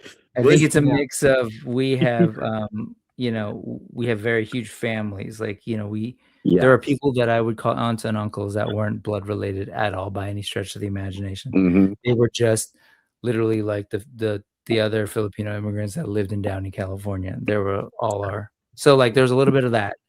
And then I think there's, if you grow up and you don't really see a whole lot of your folks, there's a little bit of that happens, right? You're just kind of like, oh. And it's true that like I've had, who did I have on? Leland Okendo, who's a Retrospect Customs. We were talking. Right. And it's like, yes. Oh yeah, this person, this person. And it's like, we just met. So that happens a lot too sometimes. So there's maybe a basis for it, but I think in mixed company, it probably was very off-putting. I don't know who that person was. I don't remember who that person was. I felt extremely awkward, especially having known all of you. I was like, I didn't know but this they were about Filipino? them. Yes, They were. and I'm trying to remember who it was. Not It was Ken. like 2 to 3 years ago, so I'm having trouble remembering. It's clearly somebody I don't associate with on a normal basis. Otherwise, I'd remember who the fuck it was. I don't know. But I was like, were we like, shh, don't tell the white people our secrets? No. I think somebody did make that joke, actually. So this is kind of confirming this story more with. I don't feel like watching hundreds of hours of Clubhouse to go back and find out who it was. It may not have even been on this show because it was around that time where I was just jumping on anybody's stream. I don't know. And again, that could completely be why I can't remember who it was because I was just, again, at that time, jumping on anybody's stream. But I'm pleasantly surprised to see quite a few of other Pinoys in the toy collecting and toy making circles. I've dropped off from doing as much as I used to. Like I go out Friday nights now, so I haven't been on Off-World as much. The frenzy has kind of been like we decided we were doing once a month, and then there's been times where we've skipped a month. So just because like schedules haven't lined up and things like that. So I'm not everywhere like I used to be everywhere. But it's also been nice too, because that way I can like get a break from being all over everywhere. It can get tiring. Oh yeah. No. Unless you're Curtis Ackerman. Unless you're Curtis. No, that dude's everywhere, man. He's inevitable. He is the internet. He's even on my clapback videos now. Yeah, I was gonna say now we're on other channels that we weren't even invited to. Is he catching some heat? I don't know if you can call what that was heat. Yeah, I don't know if I'd call it heat, but he went on a little rant about Bobby Vala. So I can't know what happens when people do that. A YouTube creator called Jersey Maniac did a video because it was the Unity Con that they're doing around the time of Legion's Con. I'm not I haven't heard aware of of all the details. Yeah. You don't have to say more. Like I can already. I was like, of course they would do that. Yeah, it's see where that's going. Someone named Articulated Ninja is putting on a con. Oh, I know that guy. Yeah. Do you? Okay. I'm not. I mean, aware. I know of that guy. Right. And he's putting on a con. Right? Is it the same weekend or right? Same. Right around the same weekend. People who buy UnityCon? That's great. Yeah. People who have tickets to both, they get like half price on their Toy Unity tickets for Saturday and Sunday for people who are attending Legion's Con, and there's a free shuttle. And so this is basically because Bobby Vala is no longer allowed to be at thing? Is that what this is? A No, response to that? it's not because of that at all. It's so that everybody can go to shop at two different cons to get everything they want in one weekend. Sorry, It's about yeah. unity. Yeah, and Curtis did a rant about it. So that Jersey Maniac guy clipped the show, which I thought was hilarious. The fact that he put more work into our show than we put into our show by clipping it. I say it all the time about this one. Yeah. Amazing. All right, guys, I'll be right back. Yeah. Heading in. People are fascinating creatures. Yeah. I teach high school our since viewer 2001. count. Our viewer count went up after that happened, and I don't know. I have no interest in that stuff. Like, I don't even know who these people are, because I was very open with the fact that they could hate on me and say bad things about me, and I would never even know because I don't even know who they are. So that I'm totally fine with that. But yeah, I don't think it was like real serious drama. Nobody was like really mad at truly mad at each other or anything. Right. Someone in his comments did say that Curtis had a lesbian haircut, and I thought that was hilarious. So that was fun. Funny. Yeah. Sorry, Curtis. Happy birthday, Allison. Man, I wish I had thought of that. Right. That's a good singer. Well, yeah. Kudos to you, random internet troll person. Yeah. Like, oh my god! I was gonna say Sorry. I was just gonna say I taught high school 9th graders, 10th graders, 11th, 12th graders since 2001. And man, the level of like immaturity that I see in this whole toy thing and that can come up, I'm just like, wow, this is fascinating. Mm-hmm. Especially since we're like all talking about toys. It's like, all right, this is awesome. My big problem with the whole thing is why are you collecting toys? Sure. You're collecting toys to be angry? Or is it a hobby that should be bringing you joy? I know for me, I collect toys to be happy, and it seems strange that, middle-aged men would be mad about little plastic guys. This is how I think about all of that. Is I have this person I've known since high school. I'm not gonna really call them my friend at this point, because I haven't seen them in person in almost 30 years. But we're friends through Facebook. And every so often, about once a month, there's this big post. And this person is my age, so in their 50s. If y'all want to know all my business, y'all need to stop talking and just come ask me direct to my face. I must be the most famous person in the world the way y'all all talk about me. And the only reason anybody ever talks about her is because she always jumps on the internet and puts her business on the internet. Like, she posts stuff on there where I'm like, girl, what are you out there? doing? Nobody needed to know about that. And she got mad one time because she got into it with another girl from high school. And one of them, I'm not going to say who is who, but one of them has a daughter that works at one of the esthetician places. And so when they were arguing back and forth about which one is the bigger, nosier bitch, one of them said to the other one, well, I don't know where you're getting attitude. Your daughter spends her days waxing pussies. And I tell you... Shit! I'm sorry. That just catches me off way too... Well, it should not have brought me that much joy, but it did. But also, these two people have been like that since high school. It's been, I think my 35th class reunion is this year. I think that's because they sent me an invite and I ignored it. As you should. As I should. I'm not going back to Louisiana not in this economy. But what, it's funny because again, this happens like once a month, and they haven't changed since high school. They didn't leave. They didn't get out. They didn't see the world.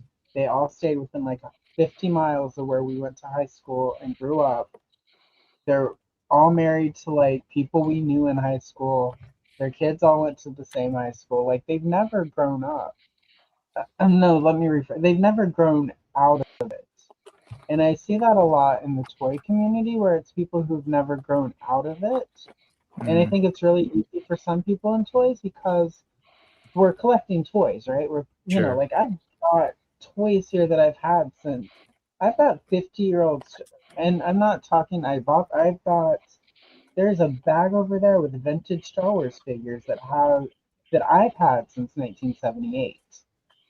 Like my Princess Leia doll is the replacement of my 1979 Easter Leia that like I played with too much, and my mom bought another one, despite usually not buying a replacement for something that expensive. But I still have, like, that was 1979, 1980 that I got that one. Like, that's the same toy. That has been with me from when we lived in Texas to Louisiana, back to Texas. So cool. With me to Oregon, now to this house. Like, every house that I have lived in since I am like 4 when we got it, like the first thing I will unpack is that Leia doll. So to a degree, I kind of get it. Like, there's a part of me that hasn't grown out of it, but I've grown out of a lot of shit. And getting into it on the internet with somebody for not minding their own business when I put my business on the internet is not one of the things I haven't grown out of. So anyway, but I see a lot of that with toy collectors where it's like they haven't grown out of that. And yeah, and good for them. Like, if they're happy, doubtful. Good for them. Good for them. Good for Yeah, them. good for them. We love that for them, but it's just not. I've had a few people try to sort of drag me into, I'm fighting with this person, you should fight with them, and it's just not my, like, it's not junior high. What has it got Unless to do with me? Unless I somebody feel- has actually harmed you, I don't, disagreeing or like having hurt feelings, no, not so much. Yeah, I'm feeling like if you are getting online to complain about toys, that maybe your life isn't hard enough. Probably, or you're not. You don't have enough difficulties. Yeah. Or you don't have enough good things happening in your life where you're not attaching to it. Like, the 2 or 3 times I've found myself sort of getting caught up in that has been because there's something making me sublimely unhappy in my life. And that's a good indication to take a step back, take a deep breath, assess what's good, and purge the shit in your life. So anyway, but also, I kind of enjoy, and like, I don't enjoy sort of watching the drama in the toy tube stuff. I love it when these bitches from high school are still fighting. Like 30, 40 years later. And I'm telling you, the day I saw that comment about the waxing, I was like, oh my God. It's better than anything on Netflix. It was several years back, and actually, it's it's at least like 15 years back. It was like that first 10-year reunion since like I graduated from high school, and like instead of doing like an actual reunion with people that I don't really give a fuck to see, we decided we were going to do the gather up all the friends who like still know one another, and like all of us that used to hang out together, let's all get together and do a little reunion of our own. And we met up at the old place we used to hang out, which is a park called Double Rock Park, where they got like, different little pavilions and stuff. And the one that we always used to go to when we'd skip school and hang out together there, we went to that one because it's got like 2 stone grills that you can cook on right there. So I was doing this whole thing, and then I was like, all right, cool. We're all having fun, having a good time, catching up. Some of us like been married, had kids, that kind of thing. And as the day went on and people got drinking, spouses got cheated on in the woods. And I was like, holy crap, nothing has freaking changed since high school. Like, all this drama is about to start hitting the fan. And sure enough, it did. And I'm like, yep, I'm cool if I don't see any of these people again. Like, I'm good. I'm really good. Nothing changed, and I don't expect much of it to the next time I would try to care and see these people. It's like I've moved on from that stage of my life. I can keep on moving. Well, what was funny about the reunion thing is somebody was like, "Oh, it's a great chance to see each other and talk and hang." And it's like the people that I want to like still know from that time I've seen and I've had, like I have conversations and phone calls and like quite a few people that I went to high school with from my podunk little tiny ass high school, like have been to like Portland or there. Had a couple friends who were in Los Angeles about 10 years ago that I've regularly stayed. So I flew down to Los Angeles for a few days and like hung out with them and drove past Moby's house and screamed, like things you do with your Right. friends. Moby. But, That guy. That motherfucker. yeah. Anyway, if somebody gets canceled, it needs to be Moby. Anyway, but yeah. I mean, I could think of a couple Did you more. say canceled or cancer? Why not both? I wasn't sure which one you said, but yeah. I said canceled. I would never wish cancer on anybody, but if it happens, thoughts and prayers, Moby. Thoughts and prayers. Thoughts and prayers. Go drink a Diet Coke. Yeah, I love Diet Coke. Anyway, but yeah. So. Well, that took it. Anyway, this is just my world. Anyway, this is what it's like. Happy birthday! Happy birthday, Allison. We're talking about all the nonsense. Awkward stories. All the things all the snappy comments I wish I had made and somebody else did. Left and right. Left. Bagged on Moby. Let's see what else. In thinking a lot about like favorite birthday moments, doing fun stuff for your kid's birthday is like kind of its own reward too. Like you pull it off and kid's super psyched. Like this past year, past couple years, Connor's mom's like invited me to Connor's big birthday party that she was throwing and then like uninvited me at the last minute. So this year she invited me and I expected to get uninvited like pretty much the week before, but they were going to this arcade. But the uninvite never happened. So I did manage to get up there, and the look on his face when I walked through the door of this arcade, and then he running me around to the different arcade machines. Like he's got friends there and stuff like that, and dad's cool enough and still video game savvy enough, especially with some of these older arcade games, that he enjoyed just playing arcade games with his dad over his friends that he had there with him. I was like, Connor, go spend some time with your other friends too. Like he goes, but you're here and I want us to play video games. I'm like, go play with your other friends, then come back. I'm not going anywhere, but I'm here the whole time. But that was just super fun. Had a blast with them for the whole day. And proved that I could still kick the shit out of most people at Mortal Kombat 2. Look at that. It's very. Hold on, we'll get the kitty back, but those translucent wings. I'm sorry. What are those from? Are those from I love Buzz these. Off? Yeah, it's for Buzz Off, Buzz Offish. But the only thing I don't struggle. Hey. I just thought that was these a tiny raccoon. little pegs. Anything's using these little pegs are like not on these things. It's just hard to stay. Mine were broken in the package. Like part of the ball. The split? Oh. No, the ball was, and it's funny because they still function just fine. Like they do everything that they're supposed to, but on both wings, like a piece of the ball was broken off. It was really strange. Like a chunk of plastic kind of thing? It was the bottom part of the ball, like the hinge.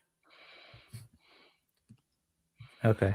I don't know. It's weird. They're just the two little. And like I said, I was able to plug them in, and they pose and hold their position and still. I feel work like just fine, they but- also used either a different plastic or they're using because it moves better than my other ones. Oh yeah, yeah.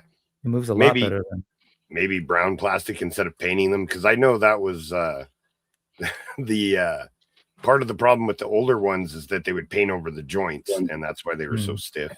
Mm-hmm. So Why am I struggling to figure out how these go in him? Oh, Joe, he needs the back cap. I had to Yeah. give us slight name changes as I was mean, knighted it's on accurate. Legion's lair. Right. Sir Oz, a hero of Offworld. I've been knighted now, so the official title is Sir. This way I will never get confused with that other quack, Dr. Oz. But Joe, Oz. as you are also a hero of Offworld, I had to It edit was your it was my bad joke that started this whole thing, so that is accurate. It's just one of the most ridiculous things. There was some AI art and foolishness man. continues.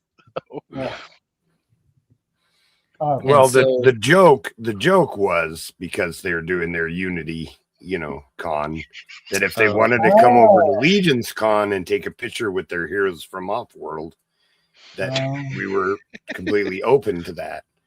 And then it kind of caught on. The chat was having a good time with that. Sadly, it caught on way too amusingly. It was funny. It was funny. Ninjas versus knights, huh?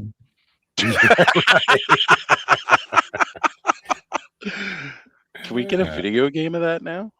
It sounds like a board game from the 90s, actually. Like, Right, honestly, right. Crossbows and Really catapults, ninjas and knights. Yeah. Ooh, that would be fun. Ninjas and knights. All right. Except we got to spell ninjas with a K first. Nice. Ninjas.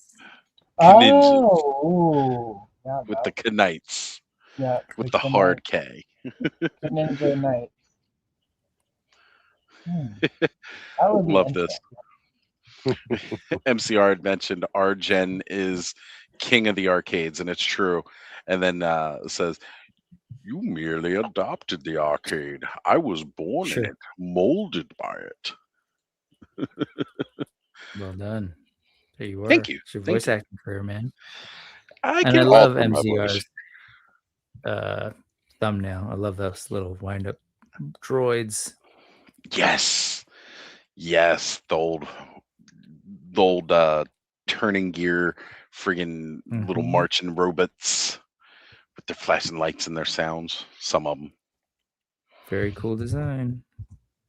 They were fun. I mean, it's not that they're not fun now. A lot of them, the gears are broken and stuff. They don't work as well. But I even had dinosaurs that did that. Oh, he still has one rascal robot. Nice. Is that what they were called? Rascal robots? Is it still chromy and shiny back metal, or is it like all peeling? Remember those things used to be. Those It's are cool. gotta Those are like that thing on the counter. Mhm. Mom. It was the lucky cat of its day. 70s had its charm. 80s did too. It does. Otherwise, nostalgia wouldn't exist like it does. Sure. Do you think kids who are like born, who are, I don't know. I often wonder if like my students are like, will you be nostalgic for the years when, like this year in particular, years of chaos? Maybe they will. I'm sure in some ways there will be things that they remember and that they're I mean, ones that are maybe old enough at the video game age are gonna miss just like not worrying about adult shit and playing Fortnite with, their buddies from school. Sure. Stuff like that. Yeah. I mean, I have that nostalgia even now with like some Halo stuff. I came across a reel the other day, and it was a guy sitting in his like in a collection style room, sitting on the edge of his bed, and he was like playing his Xbox controller, and it had the Halo music in the background. It said one day we logged off the game with our friends and we all never got back together again. I was like, damn, that kind of hits, because that's definitely what Yeah. happened. Like, we all logged off one night and then we all didn't just ever link back up to game together again. Well, I mean, think about it this way, Bert, though, because there's been nostalgia for like the 40s, World War Sure. II, You're right. 50s nostalgia, the Korean War, Yeah. 60s, Fair Vietnam, enough. and 60s was full, like the civil rights movement, a lot of turmoil, so I think, even the 70s was full of turmoil, yet we got Star Yeah. Wars and stuff. So, like, Yeah. I think it's a thing where it's, I mean, a lot of that nostalgia too, like, for instance, in the 70s, there was a lot of 50s nostalgia, like Happy Days and Grease, I think, were really what sort of American Graffiti. Thanks, George Graffiti. Lucas. Pushed a lot of that 50s nostalgia, though. And what did Lucas focus on? It wasn't the Korean War, it was like the car culture of the 50s for like teenagers.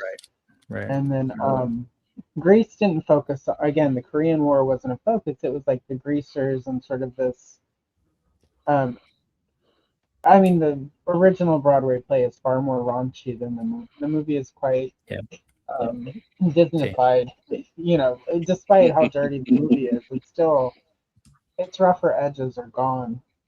And Happy Days, again, it's just like, like, there's a couple mentions of the Korean War in the Happy Days sitcom, but for the most part, it's like it's just not there. Even the 60s, in the 80s, there was all the 60s nostalgia by the boomers who were becoming yuppies. And for the most part, it was stuff like The Big Chill, like, had a bunch, even though it was set in the 80s, it was all nostalgia for where they were young. And, the closest to like a real look at that time frame was China Beach and some of the Vietnam movies made, but there was still nostalgia attached to that. Yeah. And You're right. So I think there will be things like that. There will be, Sure. We're not going to see that because we'll be dead, or we've got our own nostalgia, and it's like they're going to find their things, and Yep. yeah, there's probably going to be kids and adults in 20 years who are like, wow, that He-Man movie was really cool. Before all movies were made of shitty AI and everything was shitified. Like, I think there's going to be a lot of that. So, like, we just have to. What I've been trying to do, it's been really important with my niece as she gets older. I stopped trying to find things that I think she should be nostalgic for, Mm-hmm. and just accept that, and just. It's going to obviously be harder for you because you're teaching kids and they're at that age, so you have to be paying attention, right? So because you have to help them, but you also have, as a teacher, you also need to be there for them at times. So it's slightly for you. There's going to be way less of the ability to take that step back and just let the kids be the kids. So you have a much more. It's just different. Yeah. So, but I think that's what I would say. Is just kind of remember that, like, it's good to be worried for them and to try to create. I mean, that's one thing you could do, is create situations that they could one day feel nostalgic about. Like, and I'm sure, like, a ton of these fucking kids are gonna, like, in 20 years, I had this really cool teacher who had action figures all over the classroom. Like I think you're gonna be one of the that, like, people. What a nerd! Well, possibly, No, but at the same time, MCR pointing out that the first Motu movie had Monica Geller in one of her very first roles. It's true. After the Bruce Springsteen video, it all comes back. Yeah. So speaking of, sorry. No, go ahead. No, you answer Todd real quick. The answer, Todd, no. Legion's Con always happens in November. So, I mean, if you're talking about 2025 Legion's Con, yes, because we are now in 2026. But 2026 Legion's Con is still months away. There you go. MCR's on top of it. 7th of 9th. Mm-hmm. Okay, so when I was a kid, my first Disney movie I ever saw was Peter Pan, which my grandfather, who grew up on a reservation, did not care for. Do the math. But anyway, I was like, Why? I'm just kidding. I don't know. Go figure. Like, you can do the math. Anyway, it was re-released in July of 1976. I'm sorry, June of 76, and it was the first movie I remember seeing at a movie theater. It's like two. And all I wanted was a Wendy doll from Peter Pan. As a little 2-year-old, I wanted Peter Pan toys, like a doll or whatever, but they didn't have it. All my parents could find that were Peter Pan for me were color forms. And then I sort of, grew out of I'm not a Disney adult at all. I'm a Star Wars, She-Ra, Wonder Woman, that kind of adult. But I was recently online doing research for some stuff, and I stumbled across something that I was like, well, this is what I need for my birthday this year. Since it's 50 years, it'll be 50 years soon since the re-release of Peter Pan, I found this. I finally, after 50 Oh, years, cool. No found the kidding. one. Yeah. When was that one So made? this was my gift to myself. Was she Let's released this see. year or is it older? I think she might be a little older. She's new-ish because it has Disney all of Store. it's a Disney Store exclusive. So I had to get her on eBay. I paid a little bit, probably actually the same as she cost at the Disney Store. She was not, I waited a few checks to get her. In this economy, you have to sort of, but yeah, so no, I finally, after 50 years, and she's really nicely, she's got like this cool skirt with white glitter. It's got a really pretty fit. They made some in the 90s and they suck. And I've seen those. They're so good. Everything coming out like post 2005 at the Disney Store. The heads were really cool looking, and they had this whole like artist series thing where they kind of turned them into little kids, the princesses and the little kids. I love the art of those. When she even has like almost like a made to move Barbie where their joints at the elbows and hands are. So when I finally open her, she's gonna be pretty cool. I don't know. I was excited watching the eBay tracking like every day where she got closer. Like I haven't felt that excited about a toy in a really long time. So anyway. That's cool. Is she part of a series? Like, are there other Peter Pan? They have Peter. There were some Peter Pan. I don't care. I know that sounds weird, but I don't want Peter Pan, and I don't want. But what about like other mother- princesses? Or Yeah, is there it are just other princesses. Like they in have that style? a really nice Snow White, and they have sort of the molded faces that look like the cartoons. At some point, I'll get a Sleeping Beauty and a Snow White, because those were also dolls I wanted as a kid that they weren't making. And most of the ones through the Disney Store again look very much like the cartoon. So I don't know. It was just, I don't know. I haven't been this excited about any toy that I've bought in a while. Even vintage stuff, like I don't know. It was cool. Anyway, that's my Love that you got a toy so that like you wanted for your birthday. It's awesome. yeah, for like 50 years. And it's sort of that thing where there are always those toys that's like you wish they had made and they never did. So this is literally one of the oldest things, and one of the oldest toys I wish they had made that they never did, that finally they did sometime soonish. Have you guys heard the news that Disney is going to be like reopening Disney stores limited?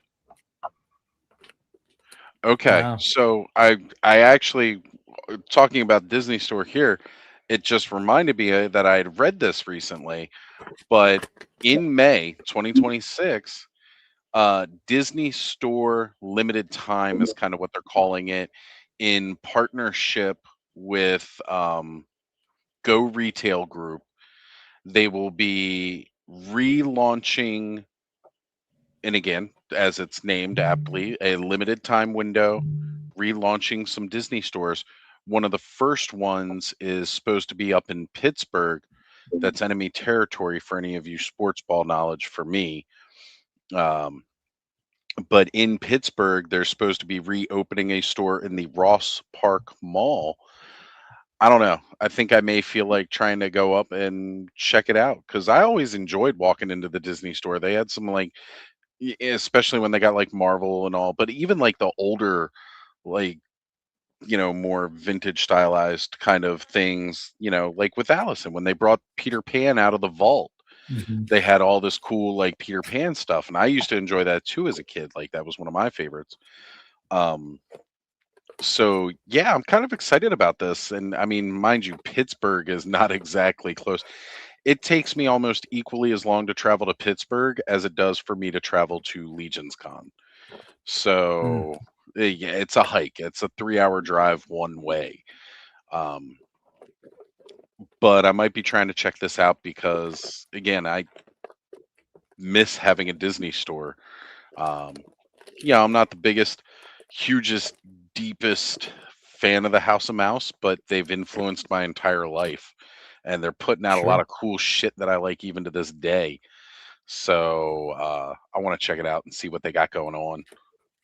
I wonder, like, what products they're gonna have. Like, is it gonna be different from the park stuff, or because that's it's got to be because a lot of the park stuff is park exclusive, right? Right. So that's what I wonder. Like, I don't know. It seems like a weird call, but I don't know. But I have to tap out. I apologize, but I've been up since 4:30 this morning, and I think I just hit the wall. So, all right, Joe. All right, Joe. As usual, thanks for having me. Cosmics, man. I always appreciate. You'll have to shoot me a message when you get to the secret in the poncho. Will do. Okay. I'm working on it right now.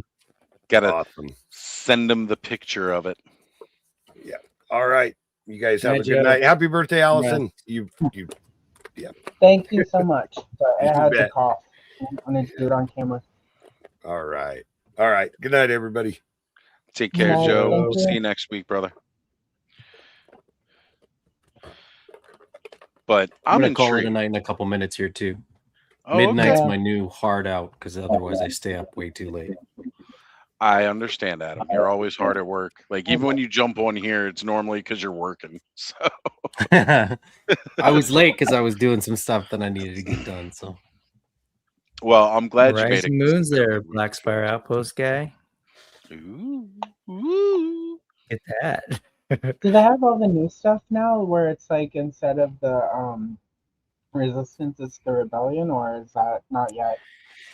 I think they do now. no, thankfully they didn't when I was there. It they do launches at the end of April. I think April 29th or Oh, something really? like that. Yeah. I was watching some I thi- videos I- today running down the new stuff. Yeah. I know I'm in the minority that would rather it stay the way We it is don't now. know that. We don't know that, and I'm gonna always stand by that when people say things on YouTube. We truly don't know. We know that you're part of the maybe quieter group of people. Well, I just I'm no. with- I mean, in the sense that, like, I think the move on Disney's part is actually smart because, as somebody who reads the novels, like I think Star Wars fandom. You could be into Star Wars, but that doesn't mean that you're buying the comic books and reading the novels and watching the miniseries, Right. and watching Young Jedi Adventures and stuff like that to just get one little bit. Like Keller and Beck was a character that I knew from a YouTube kids show before he appeared, in was live post action, and I movies. thought to myself, well, isn't that cool that Star Wars did that? They're Um, willing to do that. Before he came back, though, I was like, oh, it's cool that they're sort of giving him,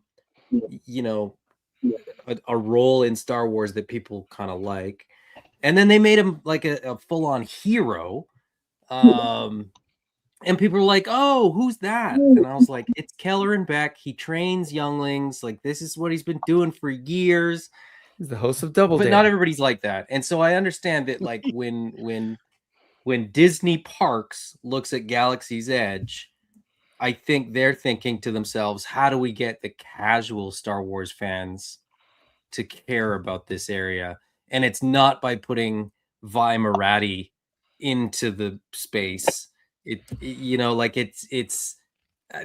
certain elements that I think are amazing because it makes it such a unique experience. It makes it technically, when you cross into Batuu, you're now part of canon because it is an in-canon experience, which I think is lost on a lot of people, which is why I think it's a shame that they're kind of tweaking it to just be a little bit more commercially palatable, I guess, almost to sort of non-Star Wars fans and casual Star Wars fans. But I think there's a lot more of those people than there are people like us who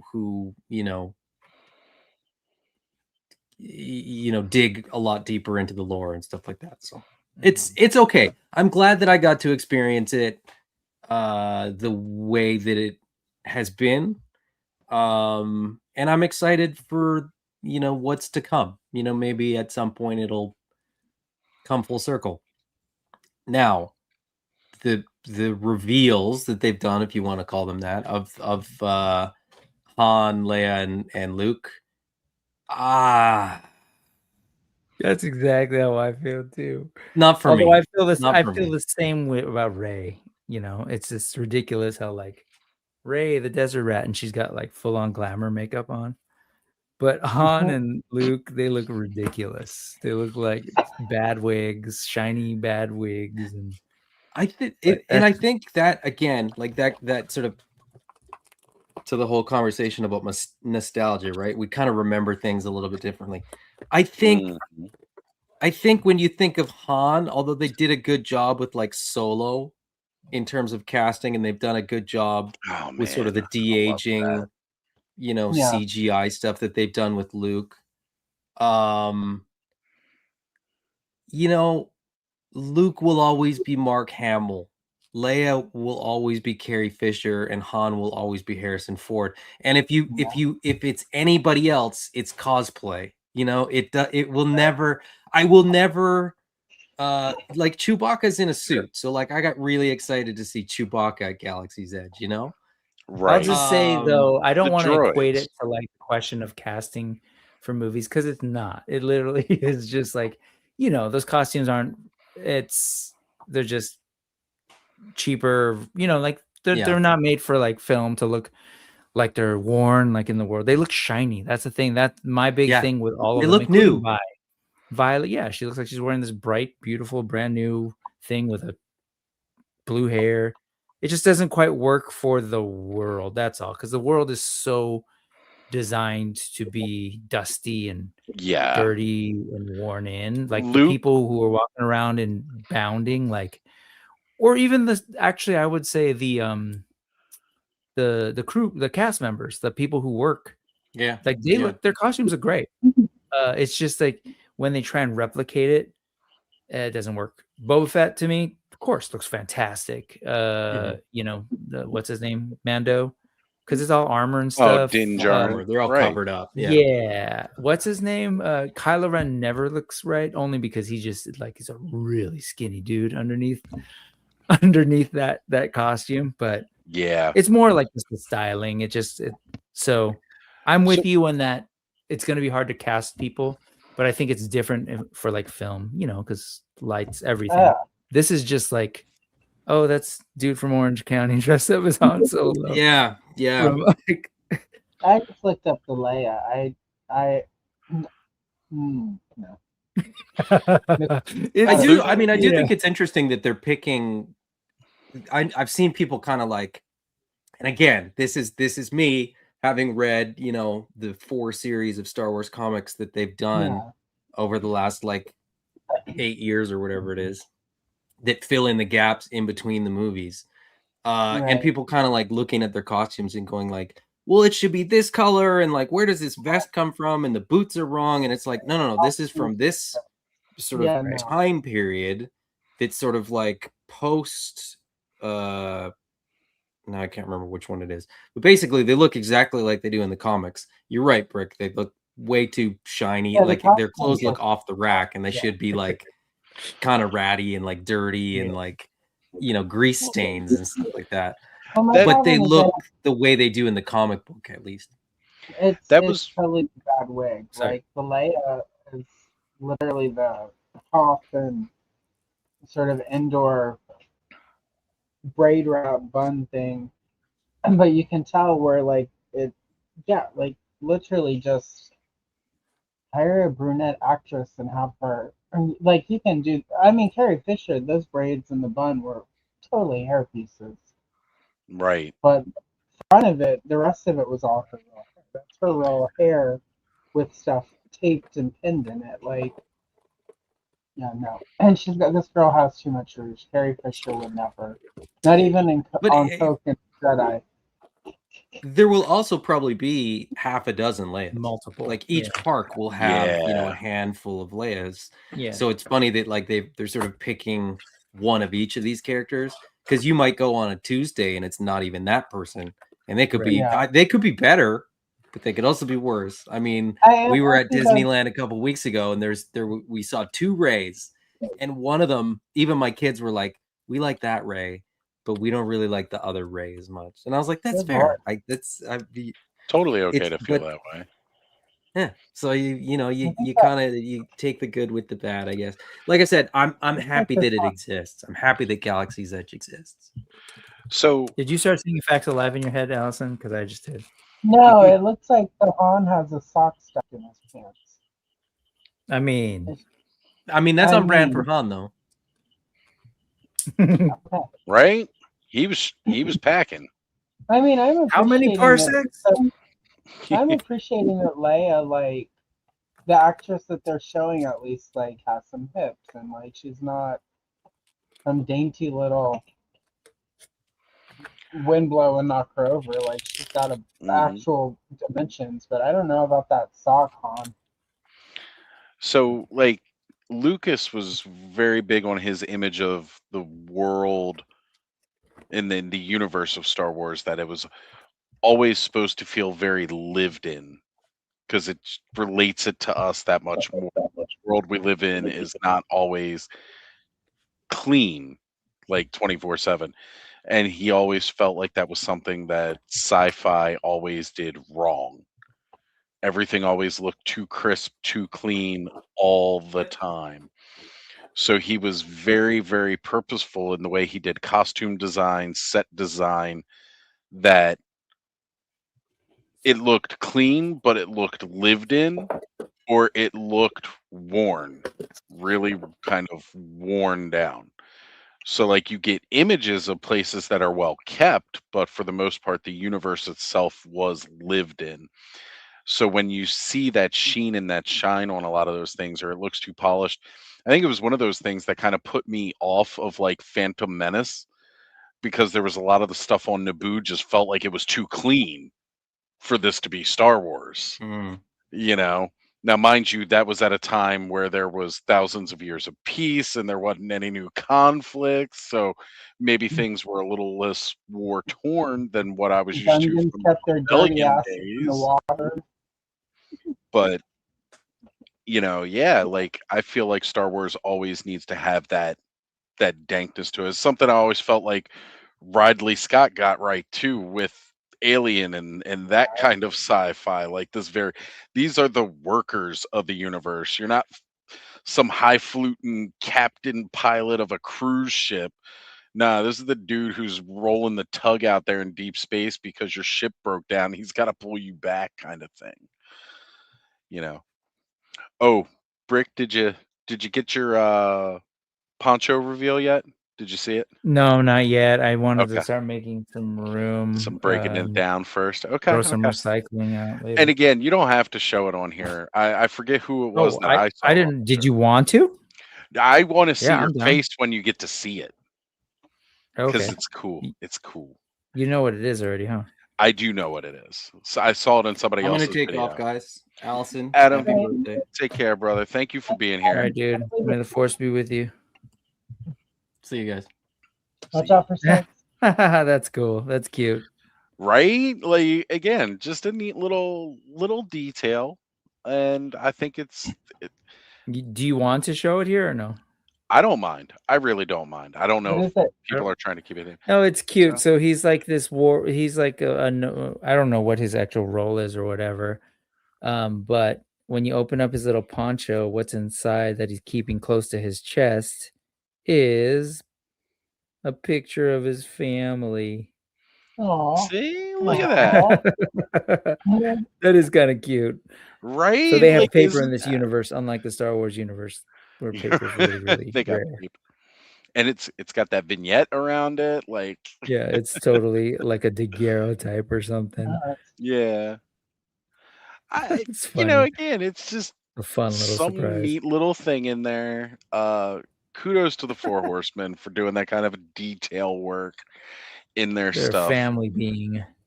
Right. Like that's some of the stuff that I find the most fun. Oh shoot, Adam Look was at this here. real quick though. Look at this. Look at this The freaking stitching poncho, in that? man. It's God, this is ridiculous. crazy. This is the kind of stuff you expect to see on like a 1/6 scale Hot Toys type. Yeah. You know, like that's the level of expectation with this kind of soft good.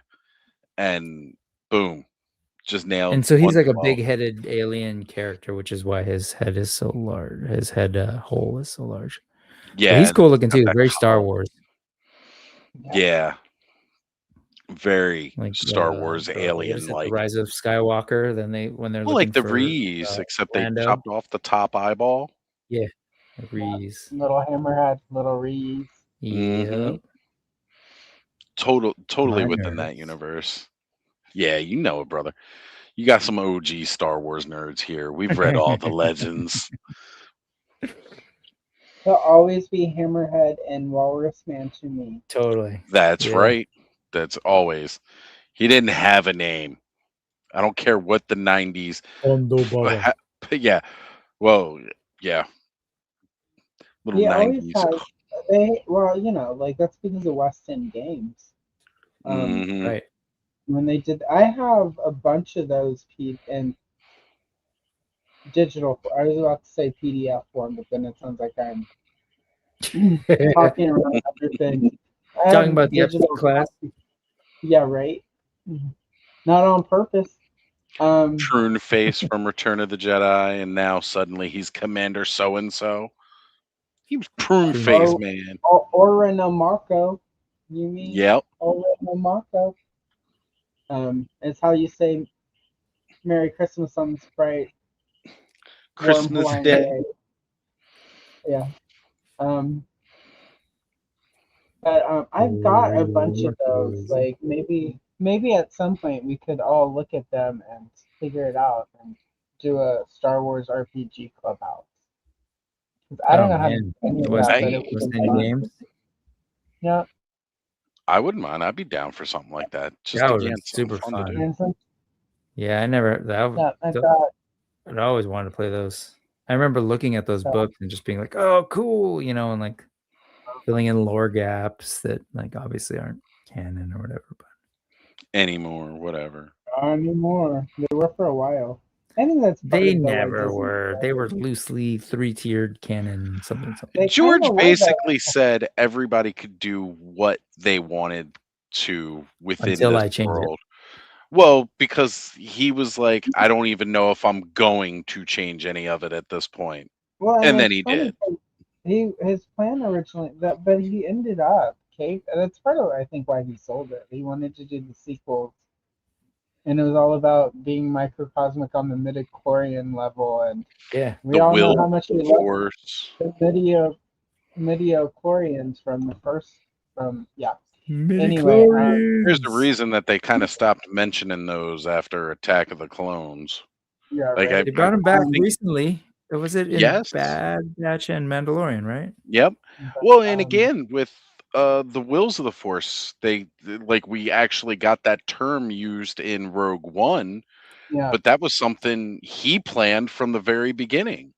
And Yeah. like I said, Yeah. people always say, I Body want never George would. Lucas's sequels. I want George Lucas's sequels.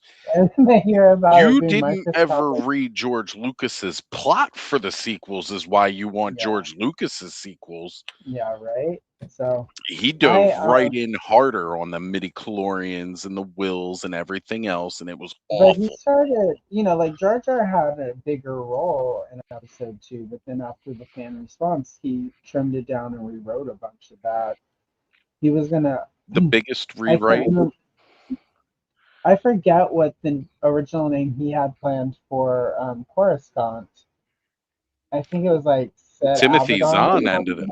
Yeah, Timothy Zahn was the one who ended up naming Coruscant. Named it Coruscant for the books, and by the time it was time to do the Phantom Menace, it had become so embraced that Lucas had to use it. But originally it was like something had a Abaddon or some such. Yeah. Mm-hmm.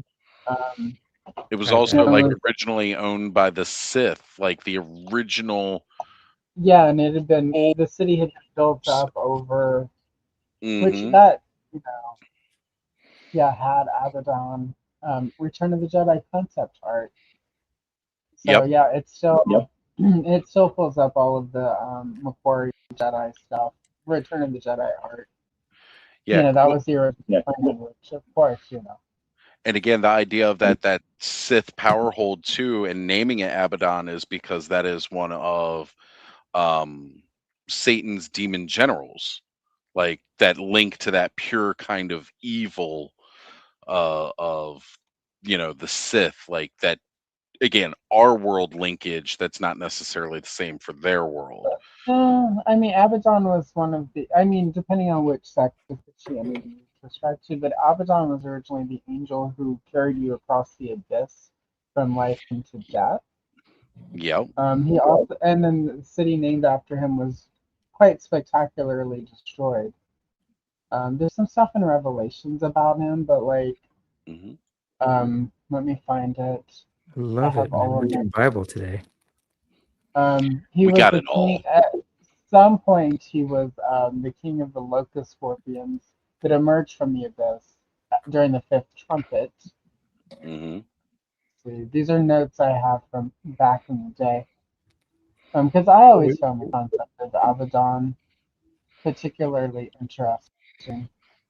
Because it's sort of, my evangelical family always found it super, but the actual meaning of it, the word in Hebrew is destruction or doom.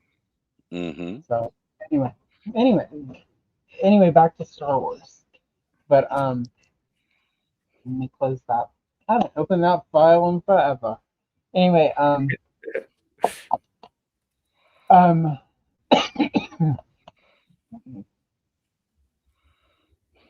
we go. We got a little bit MCR of a pause. says, "Remember the Yeah. people versus George Lucas? We do." Yeah. And So Dre says he ran Star Wars D20 for many years. I think a lot of the reason Disney completely shuttled the expanded universe was it had just gotten too big and too. Disney Like, didn't what do it. story could they Everybody actually says tell? Disney did it. When George Lucas made the Clone Wars cartoon for Cartoon Network, the animated series, when he started doing that, that was when the expanded universe got shelved.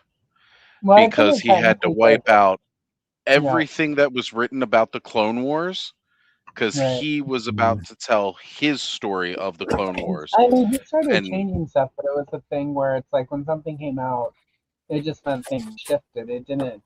It wasn't until, and I no, think honestly, it was when the deal happened, because I remember reading the article about it specifically, that when he said he was going to do the Clone Wars animated series, all expanded universe is no longer canon, because the only things that will be canon from this point, original 3 movies, prequels, and this series. right, And but because of whenever Disney could, sorry. I mean, well, like that. that was but years Disney before Disney acquired it. Yeah, Disney but they didn't wiped out acquire it all of until Rebels, and that was right, after but the 8 seasons of Clone Wars.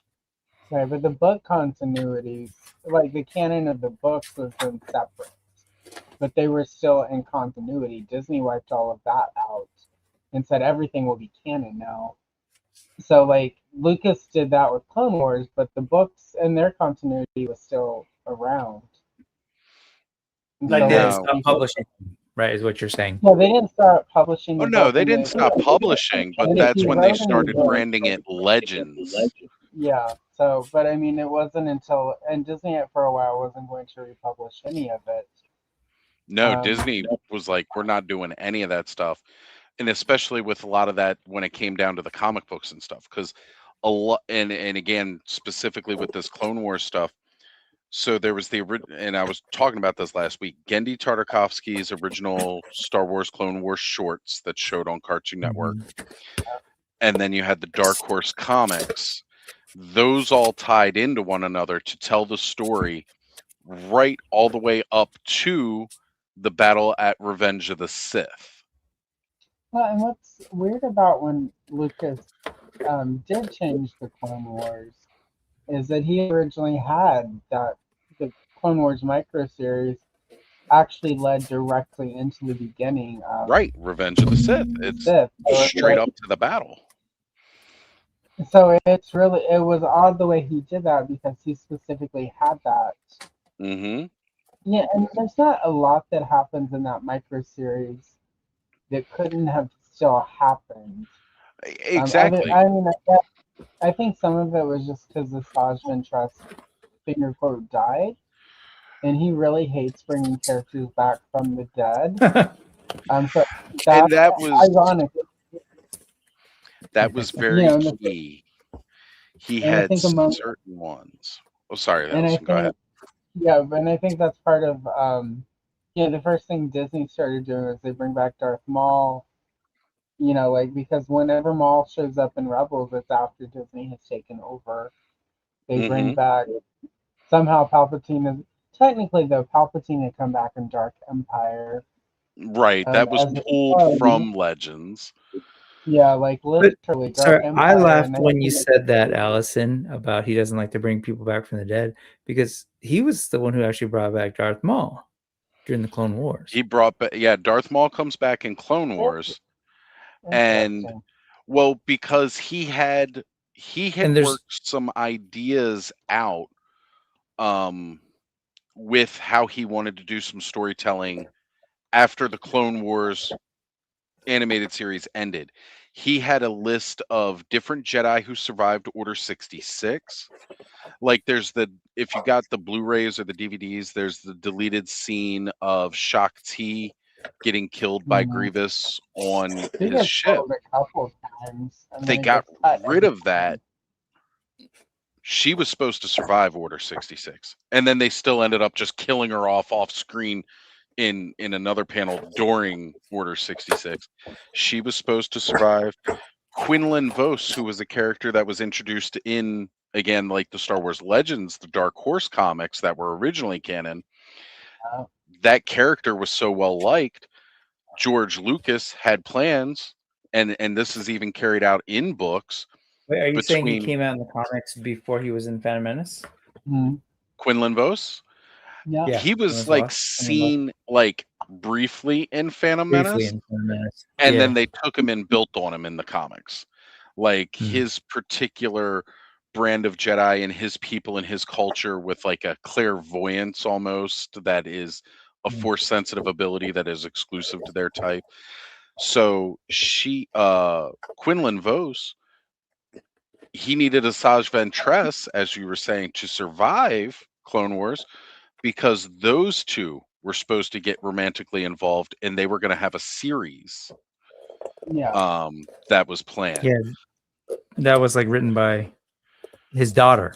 His daughter ended up finishing the book that they never made that series of Clone Wars episodes.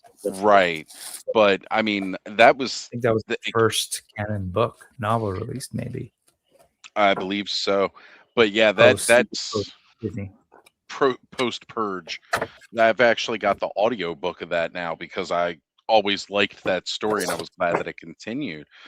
But yeah, he purged a lot of it and put it in Legends because he wanted these characters.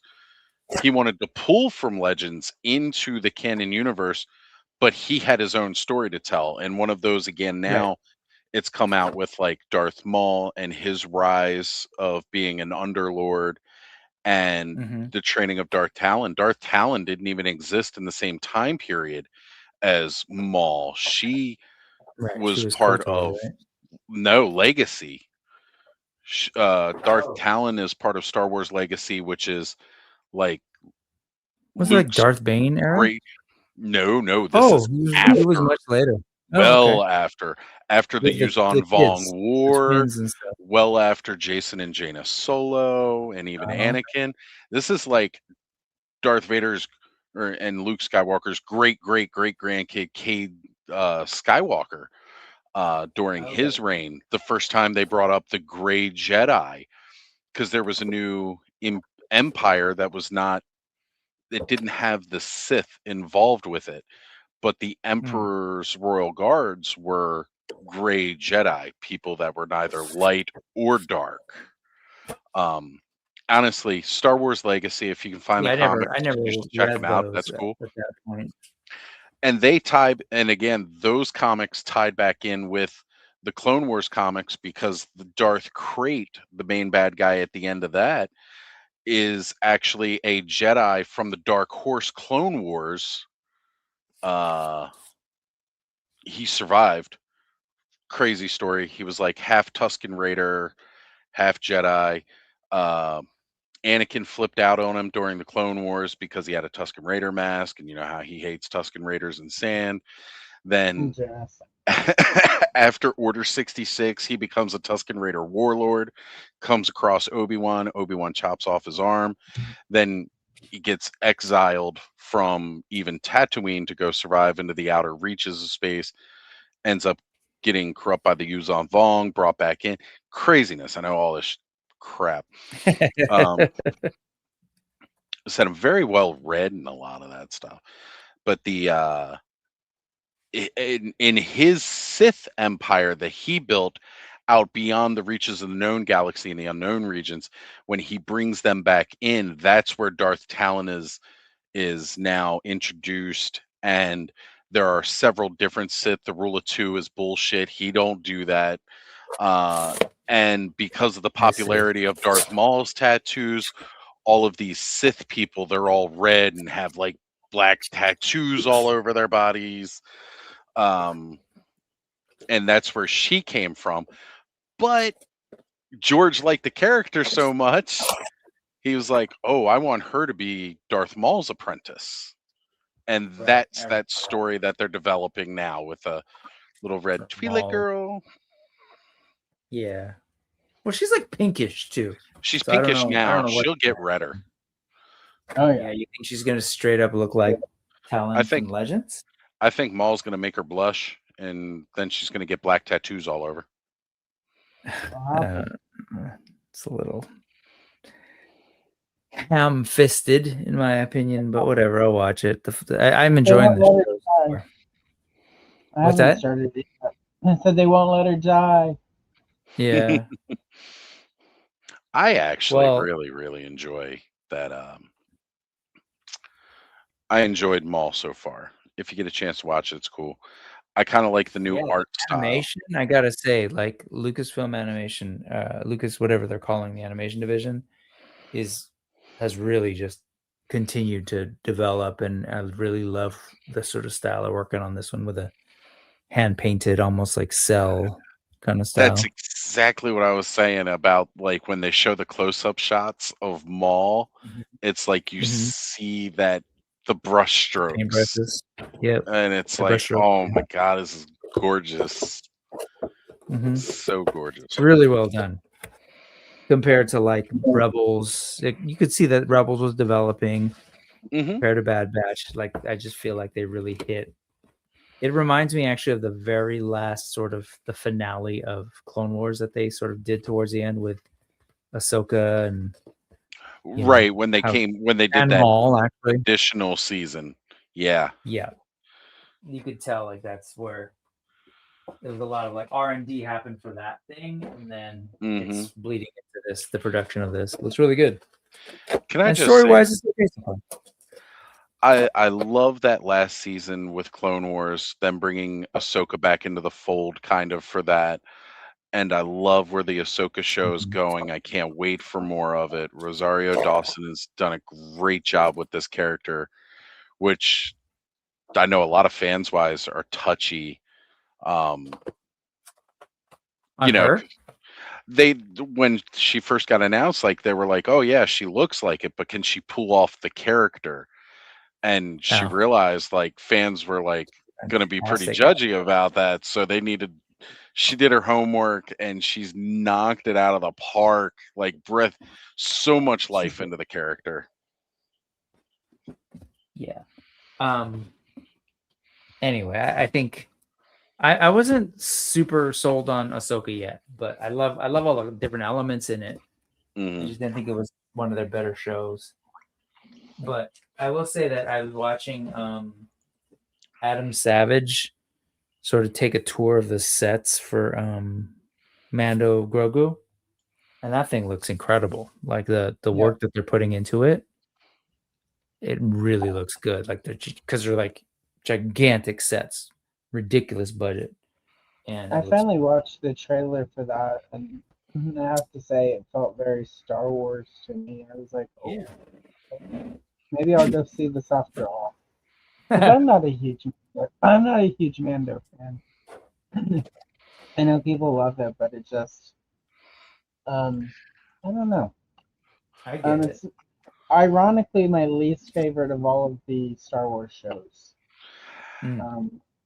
I like the fact that with Mandalorian, they've kind of tried to incorporate a lot of the things that, again, when there was all the expanded universe stuff, Karen Travis did such an amazing job with her Republic Commando books, fleshing out Yeah. Mandalorian society and everything that she had done with it. She did a beautiful job.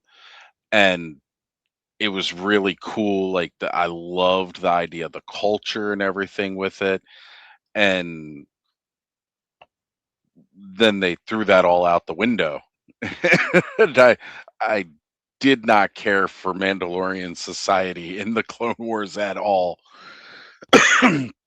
As much as I again enjoyed the overall series of the Clone Wars, Right. by the end of it, that was one part that just never stuck with me was what they did. I mean, they even incorporated the Death Watch, which was cool because again, that was pulled from Legends in the comics. But I just did not care for their revamp of Mandalorian society as a whole. And I was like, I kind of think what they've done is garbage. So this was their way of kind of putting this back door into some of the groundwork and the foundation that she had laid, although not completely. But it's close enough that I feel satisfied. Yeah. You know, with a lot of the stuff, this is the way, not supposed to be removing their helmets and things like that.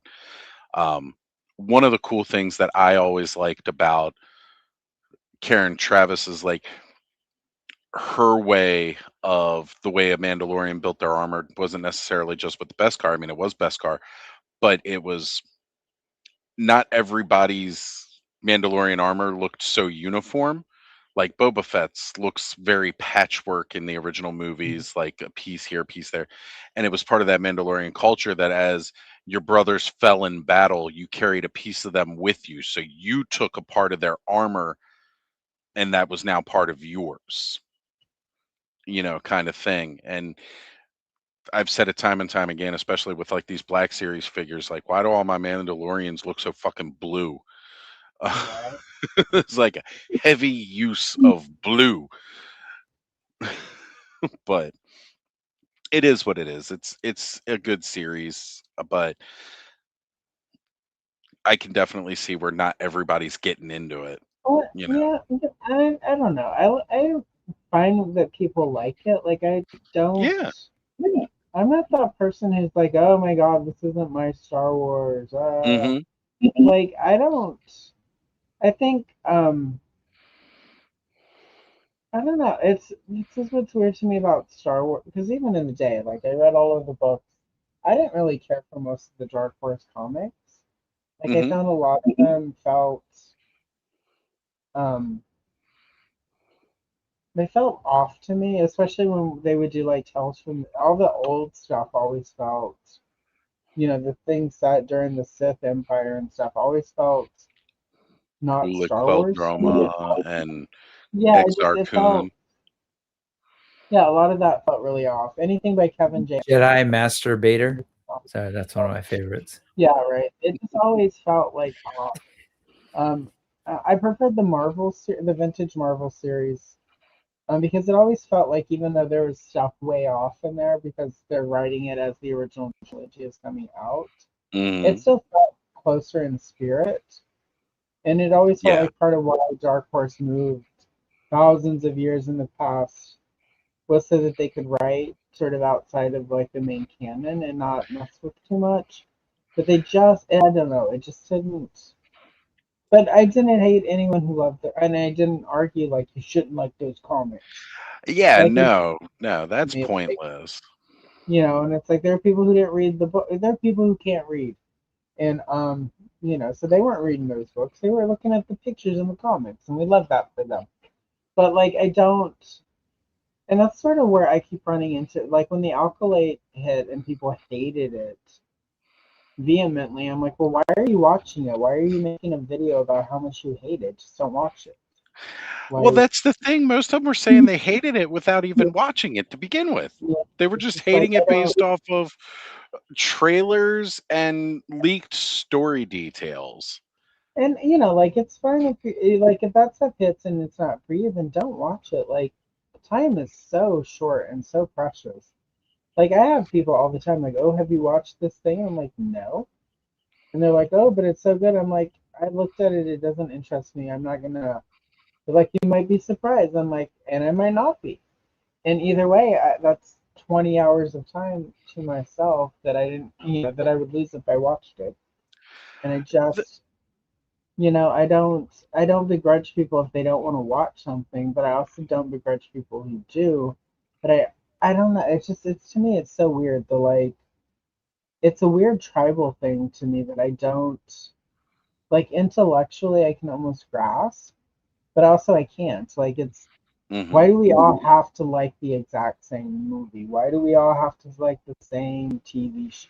Like why can't it just be like I I like don't when we come together and we like a property for all different reasons and we like know. different parts of it because that helps maybe I respect something out of it that I didn't see initially because your perspective of it, you liked something else out of it. And now, oh, I can see that. And now I can enjoy that too.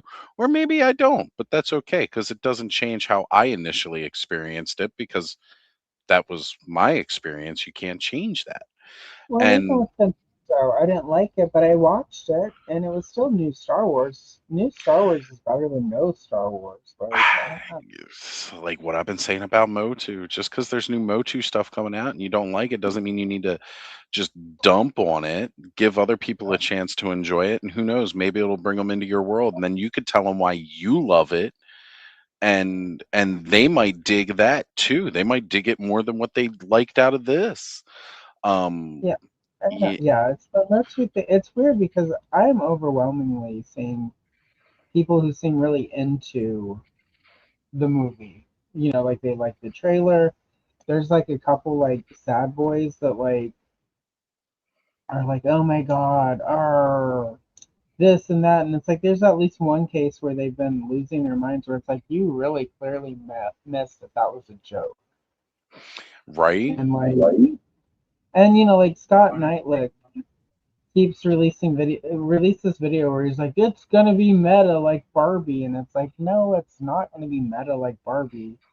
Like there might be a few like meta jokes, but all movies have that now. There are all movies that have the little wink Hmm. and the nudge to the audience because that's just how you have to make movies now.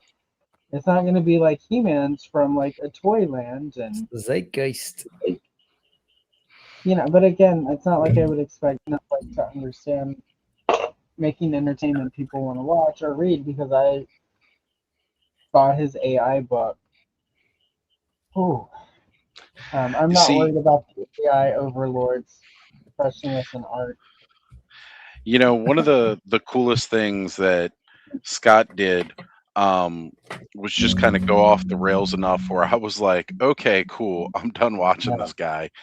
So I don't, like you said before, I don't have to spend any of my time watching his stuff because he hasn't had anything to say that I've cared about uh, since April of 2022, um, when it was all going to come crashing down and die. And now here we are 2 months, 6 weeks away from the movie. So, it's like at that point, I'm like, yeah, I'm done with you. I appreciate your contributions to the world and the fandom that I love, Scott. But I'm done listening to you at this point because I'm liking what's going on right now. I'm liking what I'm seeing. I'm happy it's here, and I'm not gonna pay attention to anybody who's shitting on it or trying to make me not enjoy what's going on. I'm gonna keep enjoying it. And again, if you don't like it, you don't gotta watch it. So Exactly. That's it it. gives Scott content for his channel that he can keep on going bitching, and then people can just either sit around and worship him, or he can go get his wife's laptop. Speaking of which, folks, tonight's show has been brought to you by. Have you been drinking? But you need to get to Ottawa? Well, let me tell you about the Midnight Bus to Ottawa. Your one stop from getting from one end of Canada to Ottawa. Ken tested, Ken approved. If you're a drunk man named Ken and you need to get to Ottawa at midnight after a night of drinking, you need the Midnight Bus to Ottawa. Certain limitations may apply.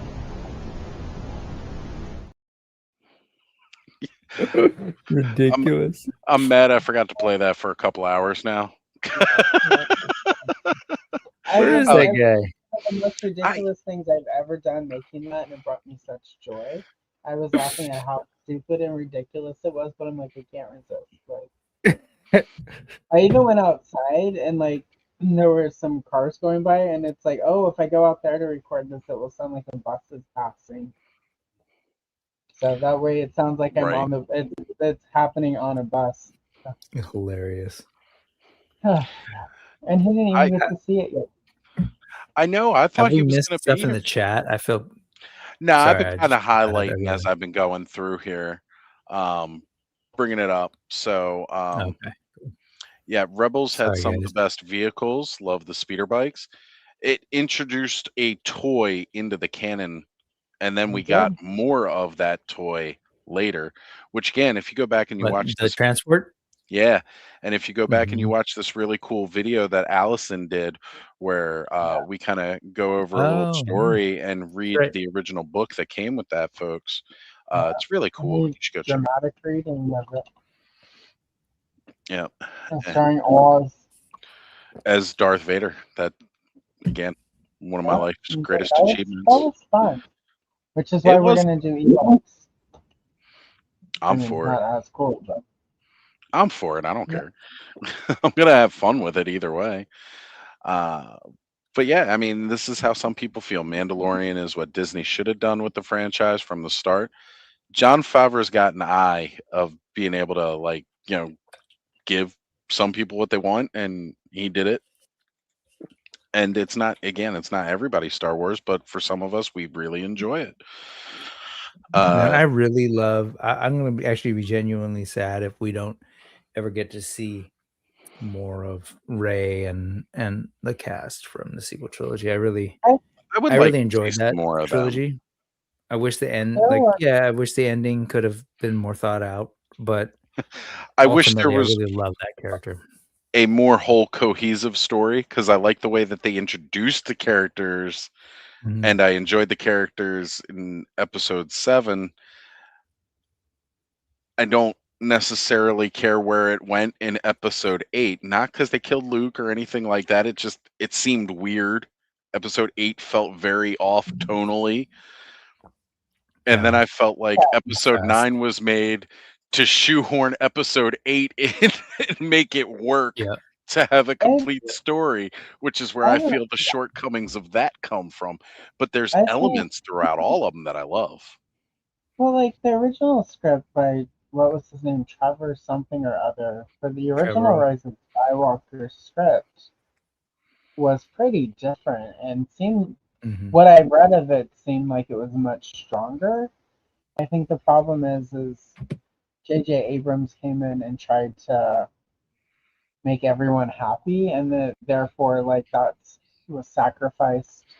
The story was sacrificed, and I think and people are like, well, they should have had a plan from the beginning. It's like Lucas had no plan. That's why Luke and Yeah. Leia make out in 2 movies before they're brother and sister. Right. Princess Leia and Luke Skywalker were not brother and sister until like one of the last scripts. Mhm. Originally, Leia wasn't even on. When that movie opens with Leia, originally was going to open with Leia and leading a group of commandos on the Endor moon, and basically the rest of the rebellion would lose contact with them. And part of the problem was Luke is busy on Tatooine, like trying to rescue Han. So Leia originally wasn't even on Tatooine in that whole sequence. And then toward the end, Luke's sister would show up with her Jedi Master, who had been training her like Yoda was, and Obi-Wan trained Luke. And then Luke and his sister would go and face Vader and the Emperor together. And of course, Right. So you're introducing a major character 20, 30 minutes before the end of the movie. So they rewrote it, and because he'd already said no, there is another, they had to have another, so therefore Leia and Luke are now brother and sister. It Yeah. only worked because we've had decades to accept it. It did not, at the time, I was like, that makes no sense. It never made sense to me to begin with because Vader interrogates Leia on Death Star, highly emotional, force sensitives. Like he didn't pick up on any of that, like any connection. He felt Luke. He's like that gerbil meme. To me, that's not an excuse as to like, well, they had no plan. Like that's not a critique that Right. makes sense for Star Wars. There was like Lucas had a complete script. He cut it up. He made the first movie. He used bits of it for Return of the Jedi for the big ending, which is why there's another Death Star. Mhm. So none of that to me is a reason. I think the problem is they tried to pivot. I enjoy The Last Jedi. I don't hate it. I think it's a very good deconstructed Star Wars movie. I think the problem is nobody looked at Star Wars lore, because when Luke disappears, quote finger quote dies, his hand disappears with him. If he actually became one with the Force, the hand should have still been there on the rock. So there's that. Two, when everyone's like, well, Rey is nobody, it's like, it's the dark side of the Force. The dark side lies. Like, that doesn't mean she's not, like, so again, it's like at the end of Empire Strikes Back, people forget, again, most people have only seen them VHS or, what have you. But whenever Vader, back in 1980, when we watched that, about half of us were like, he's lying. And the other half was like, no, it's his dad. Like, it was a debate. Did Vader lie to him? Is this the truth?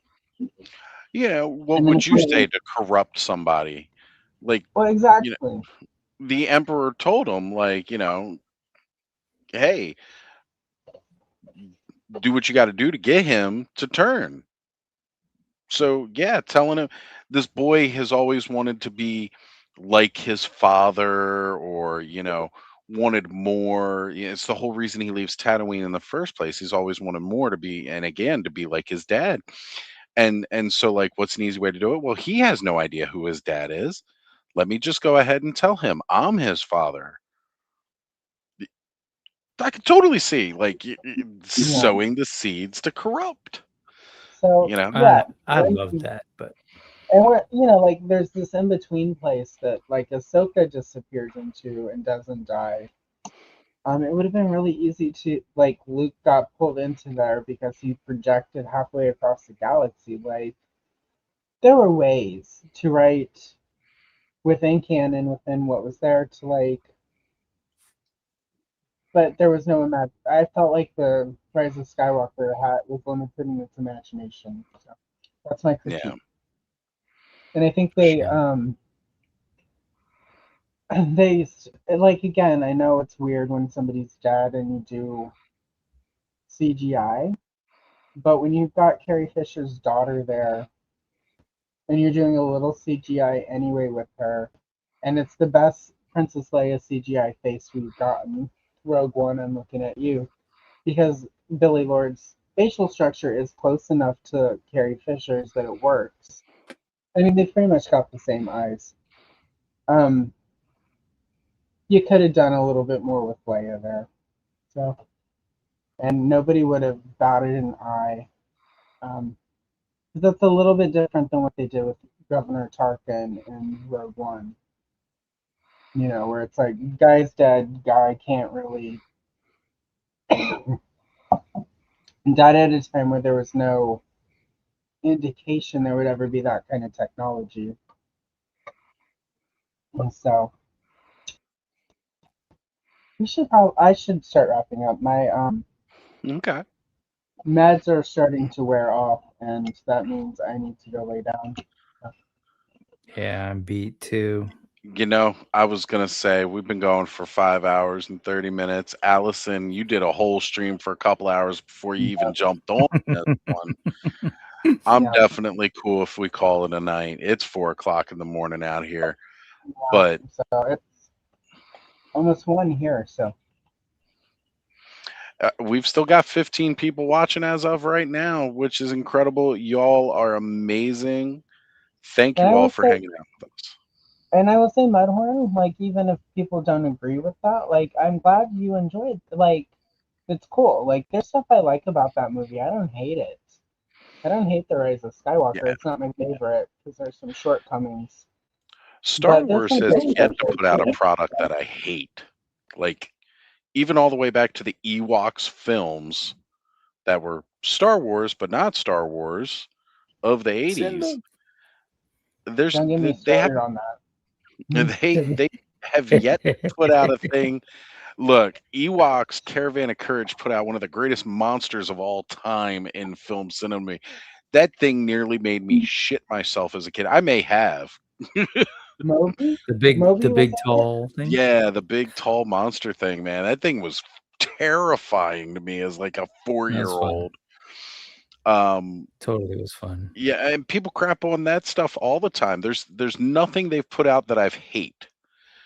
There's Star Wars that I like less than I like other Star Wars, but it's great.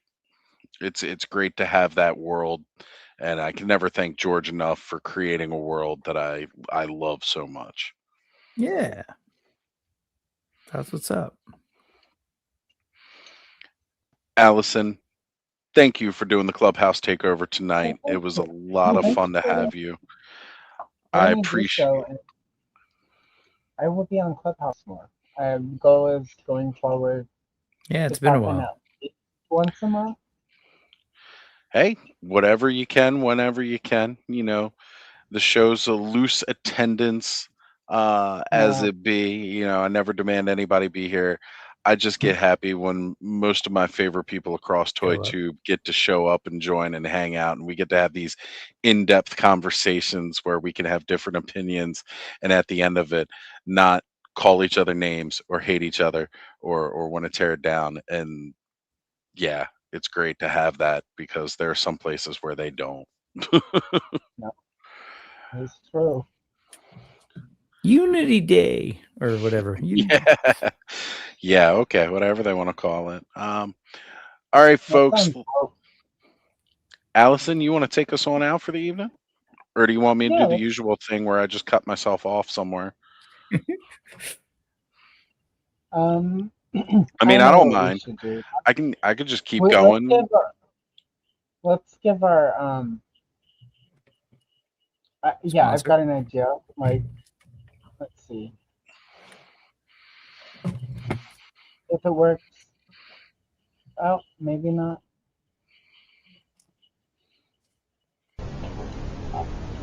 Have you been drinking?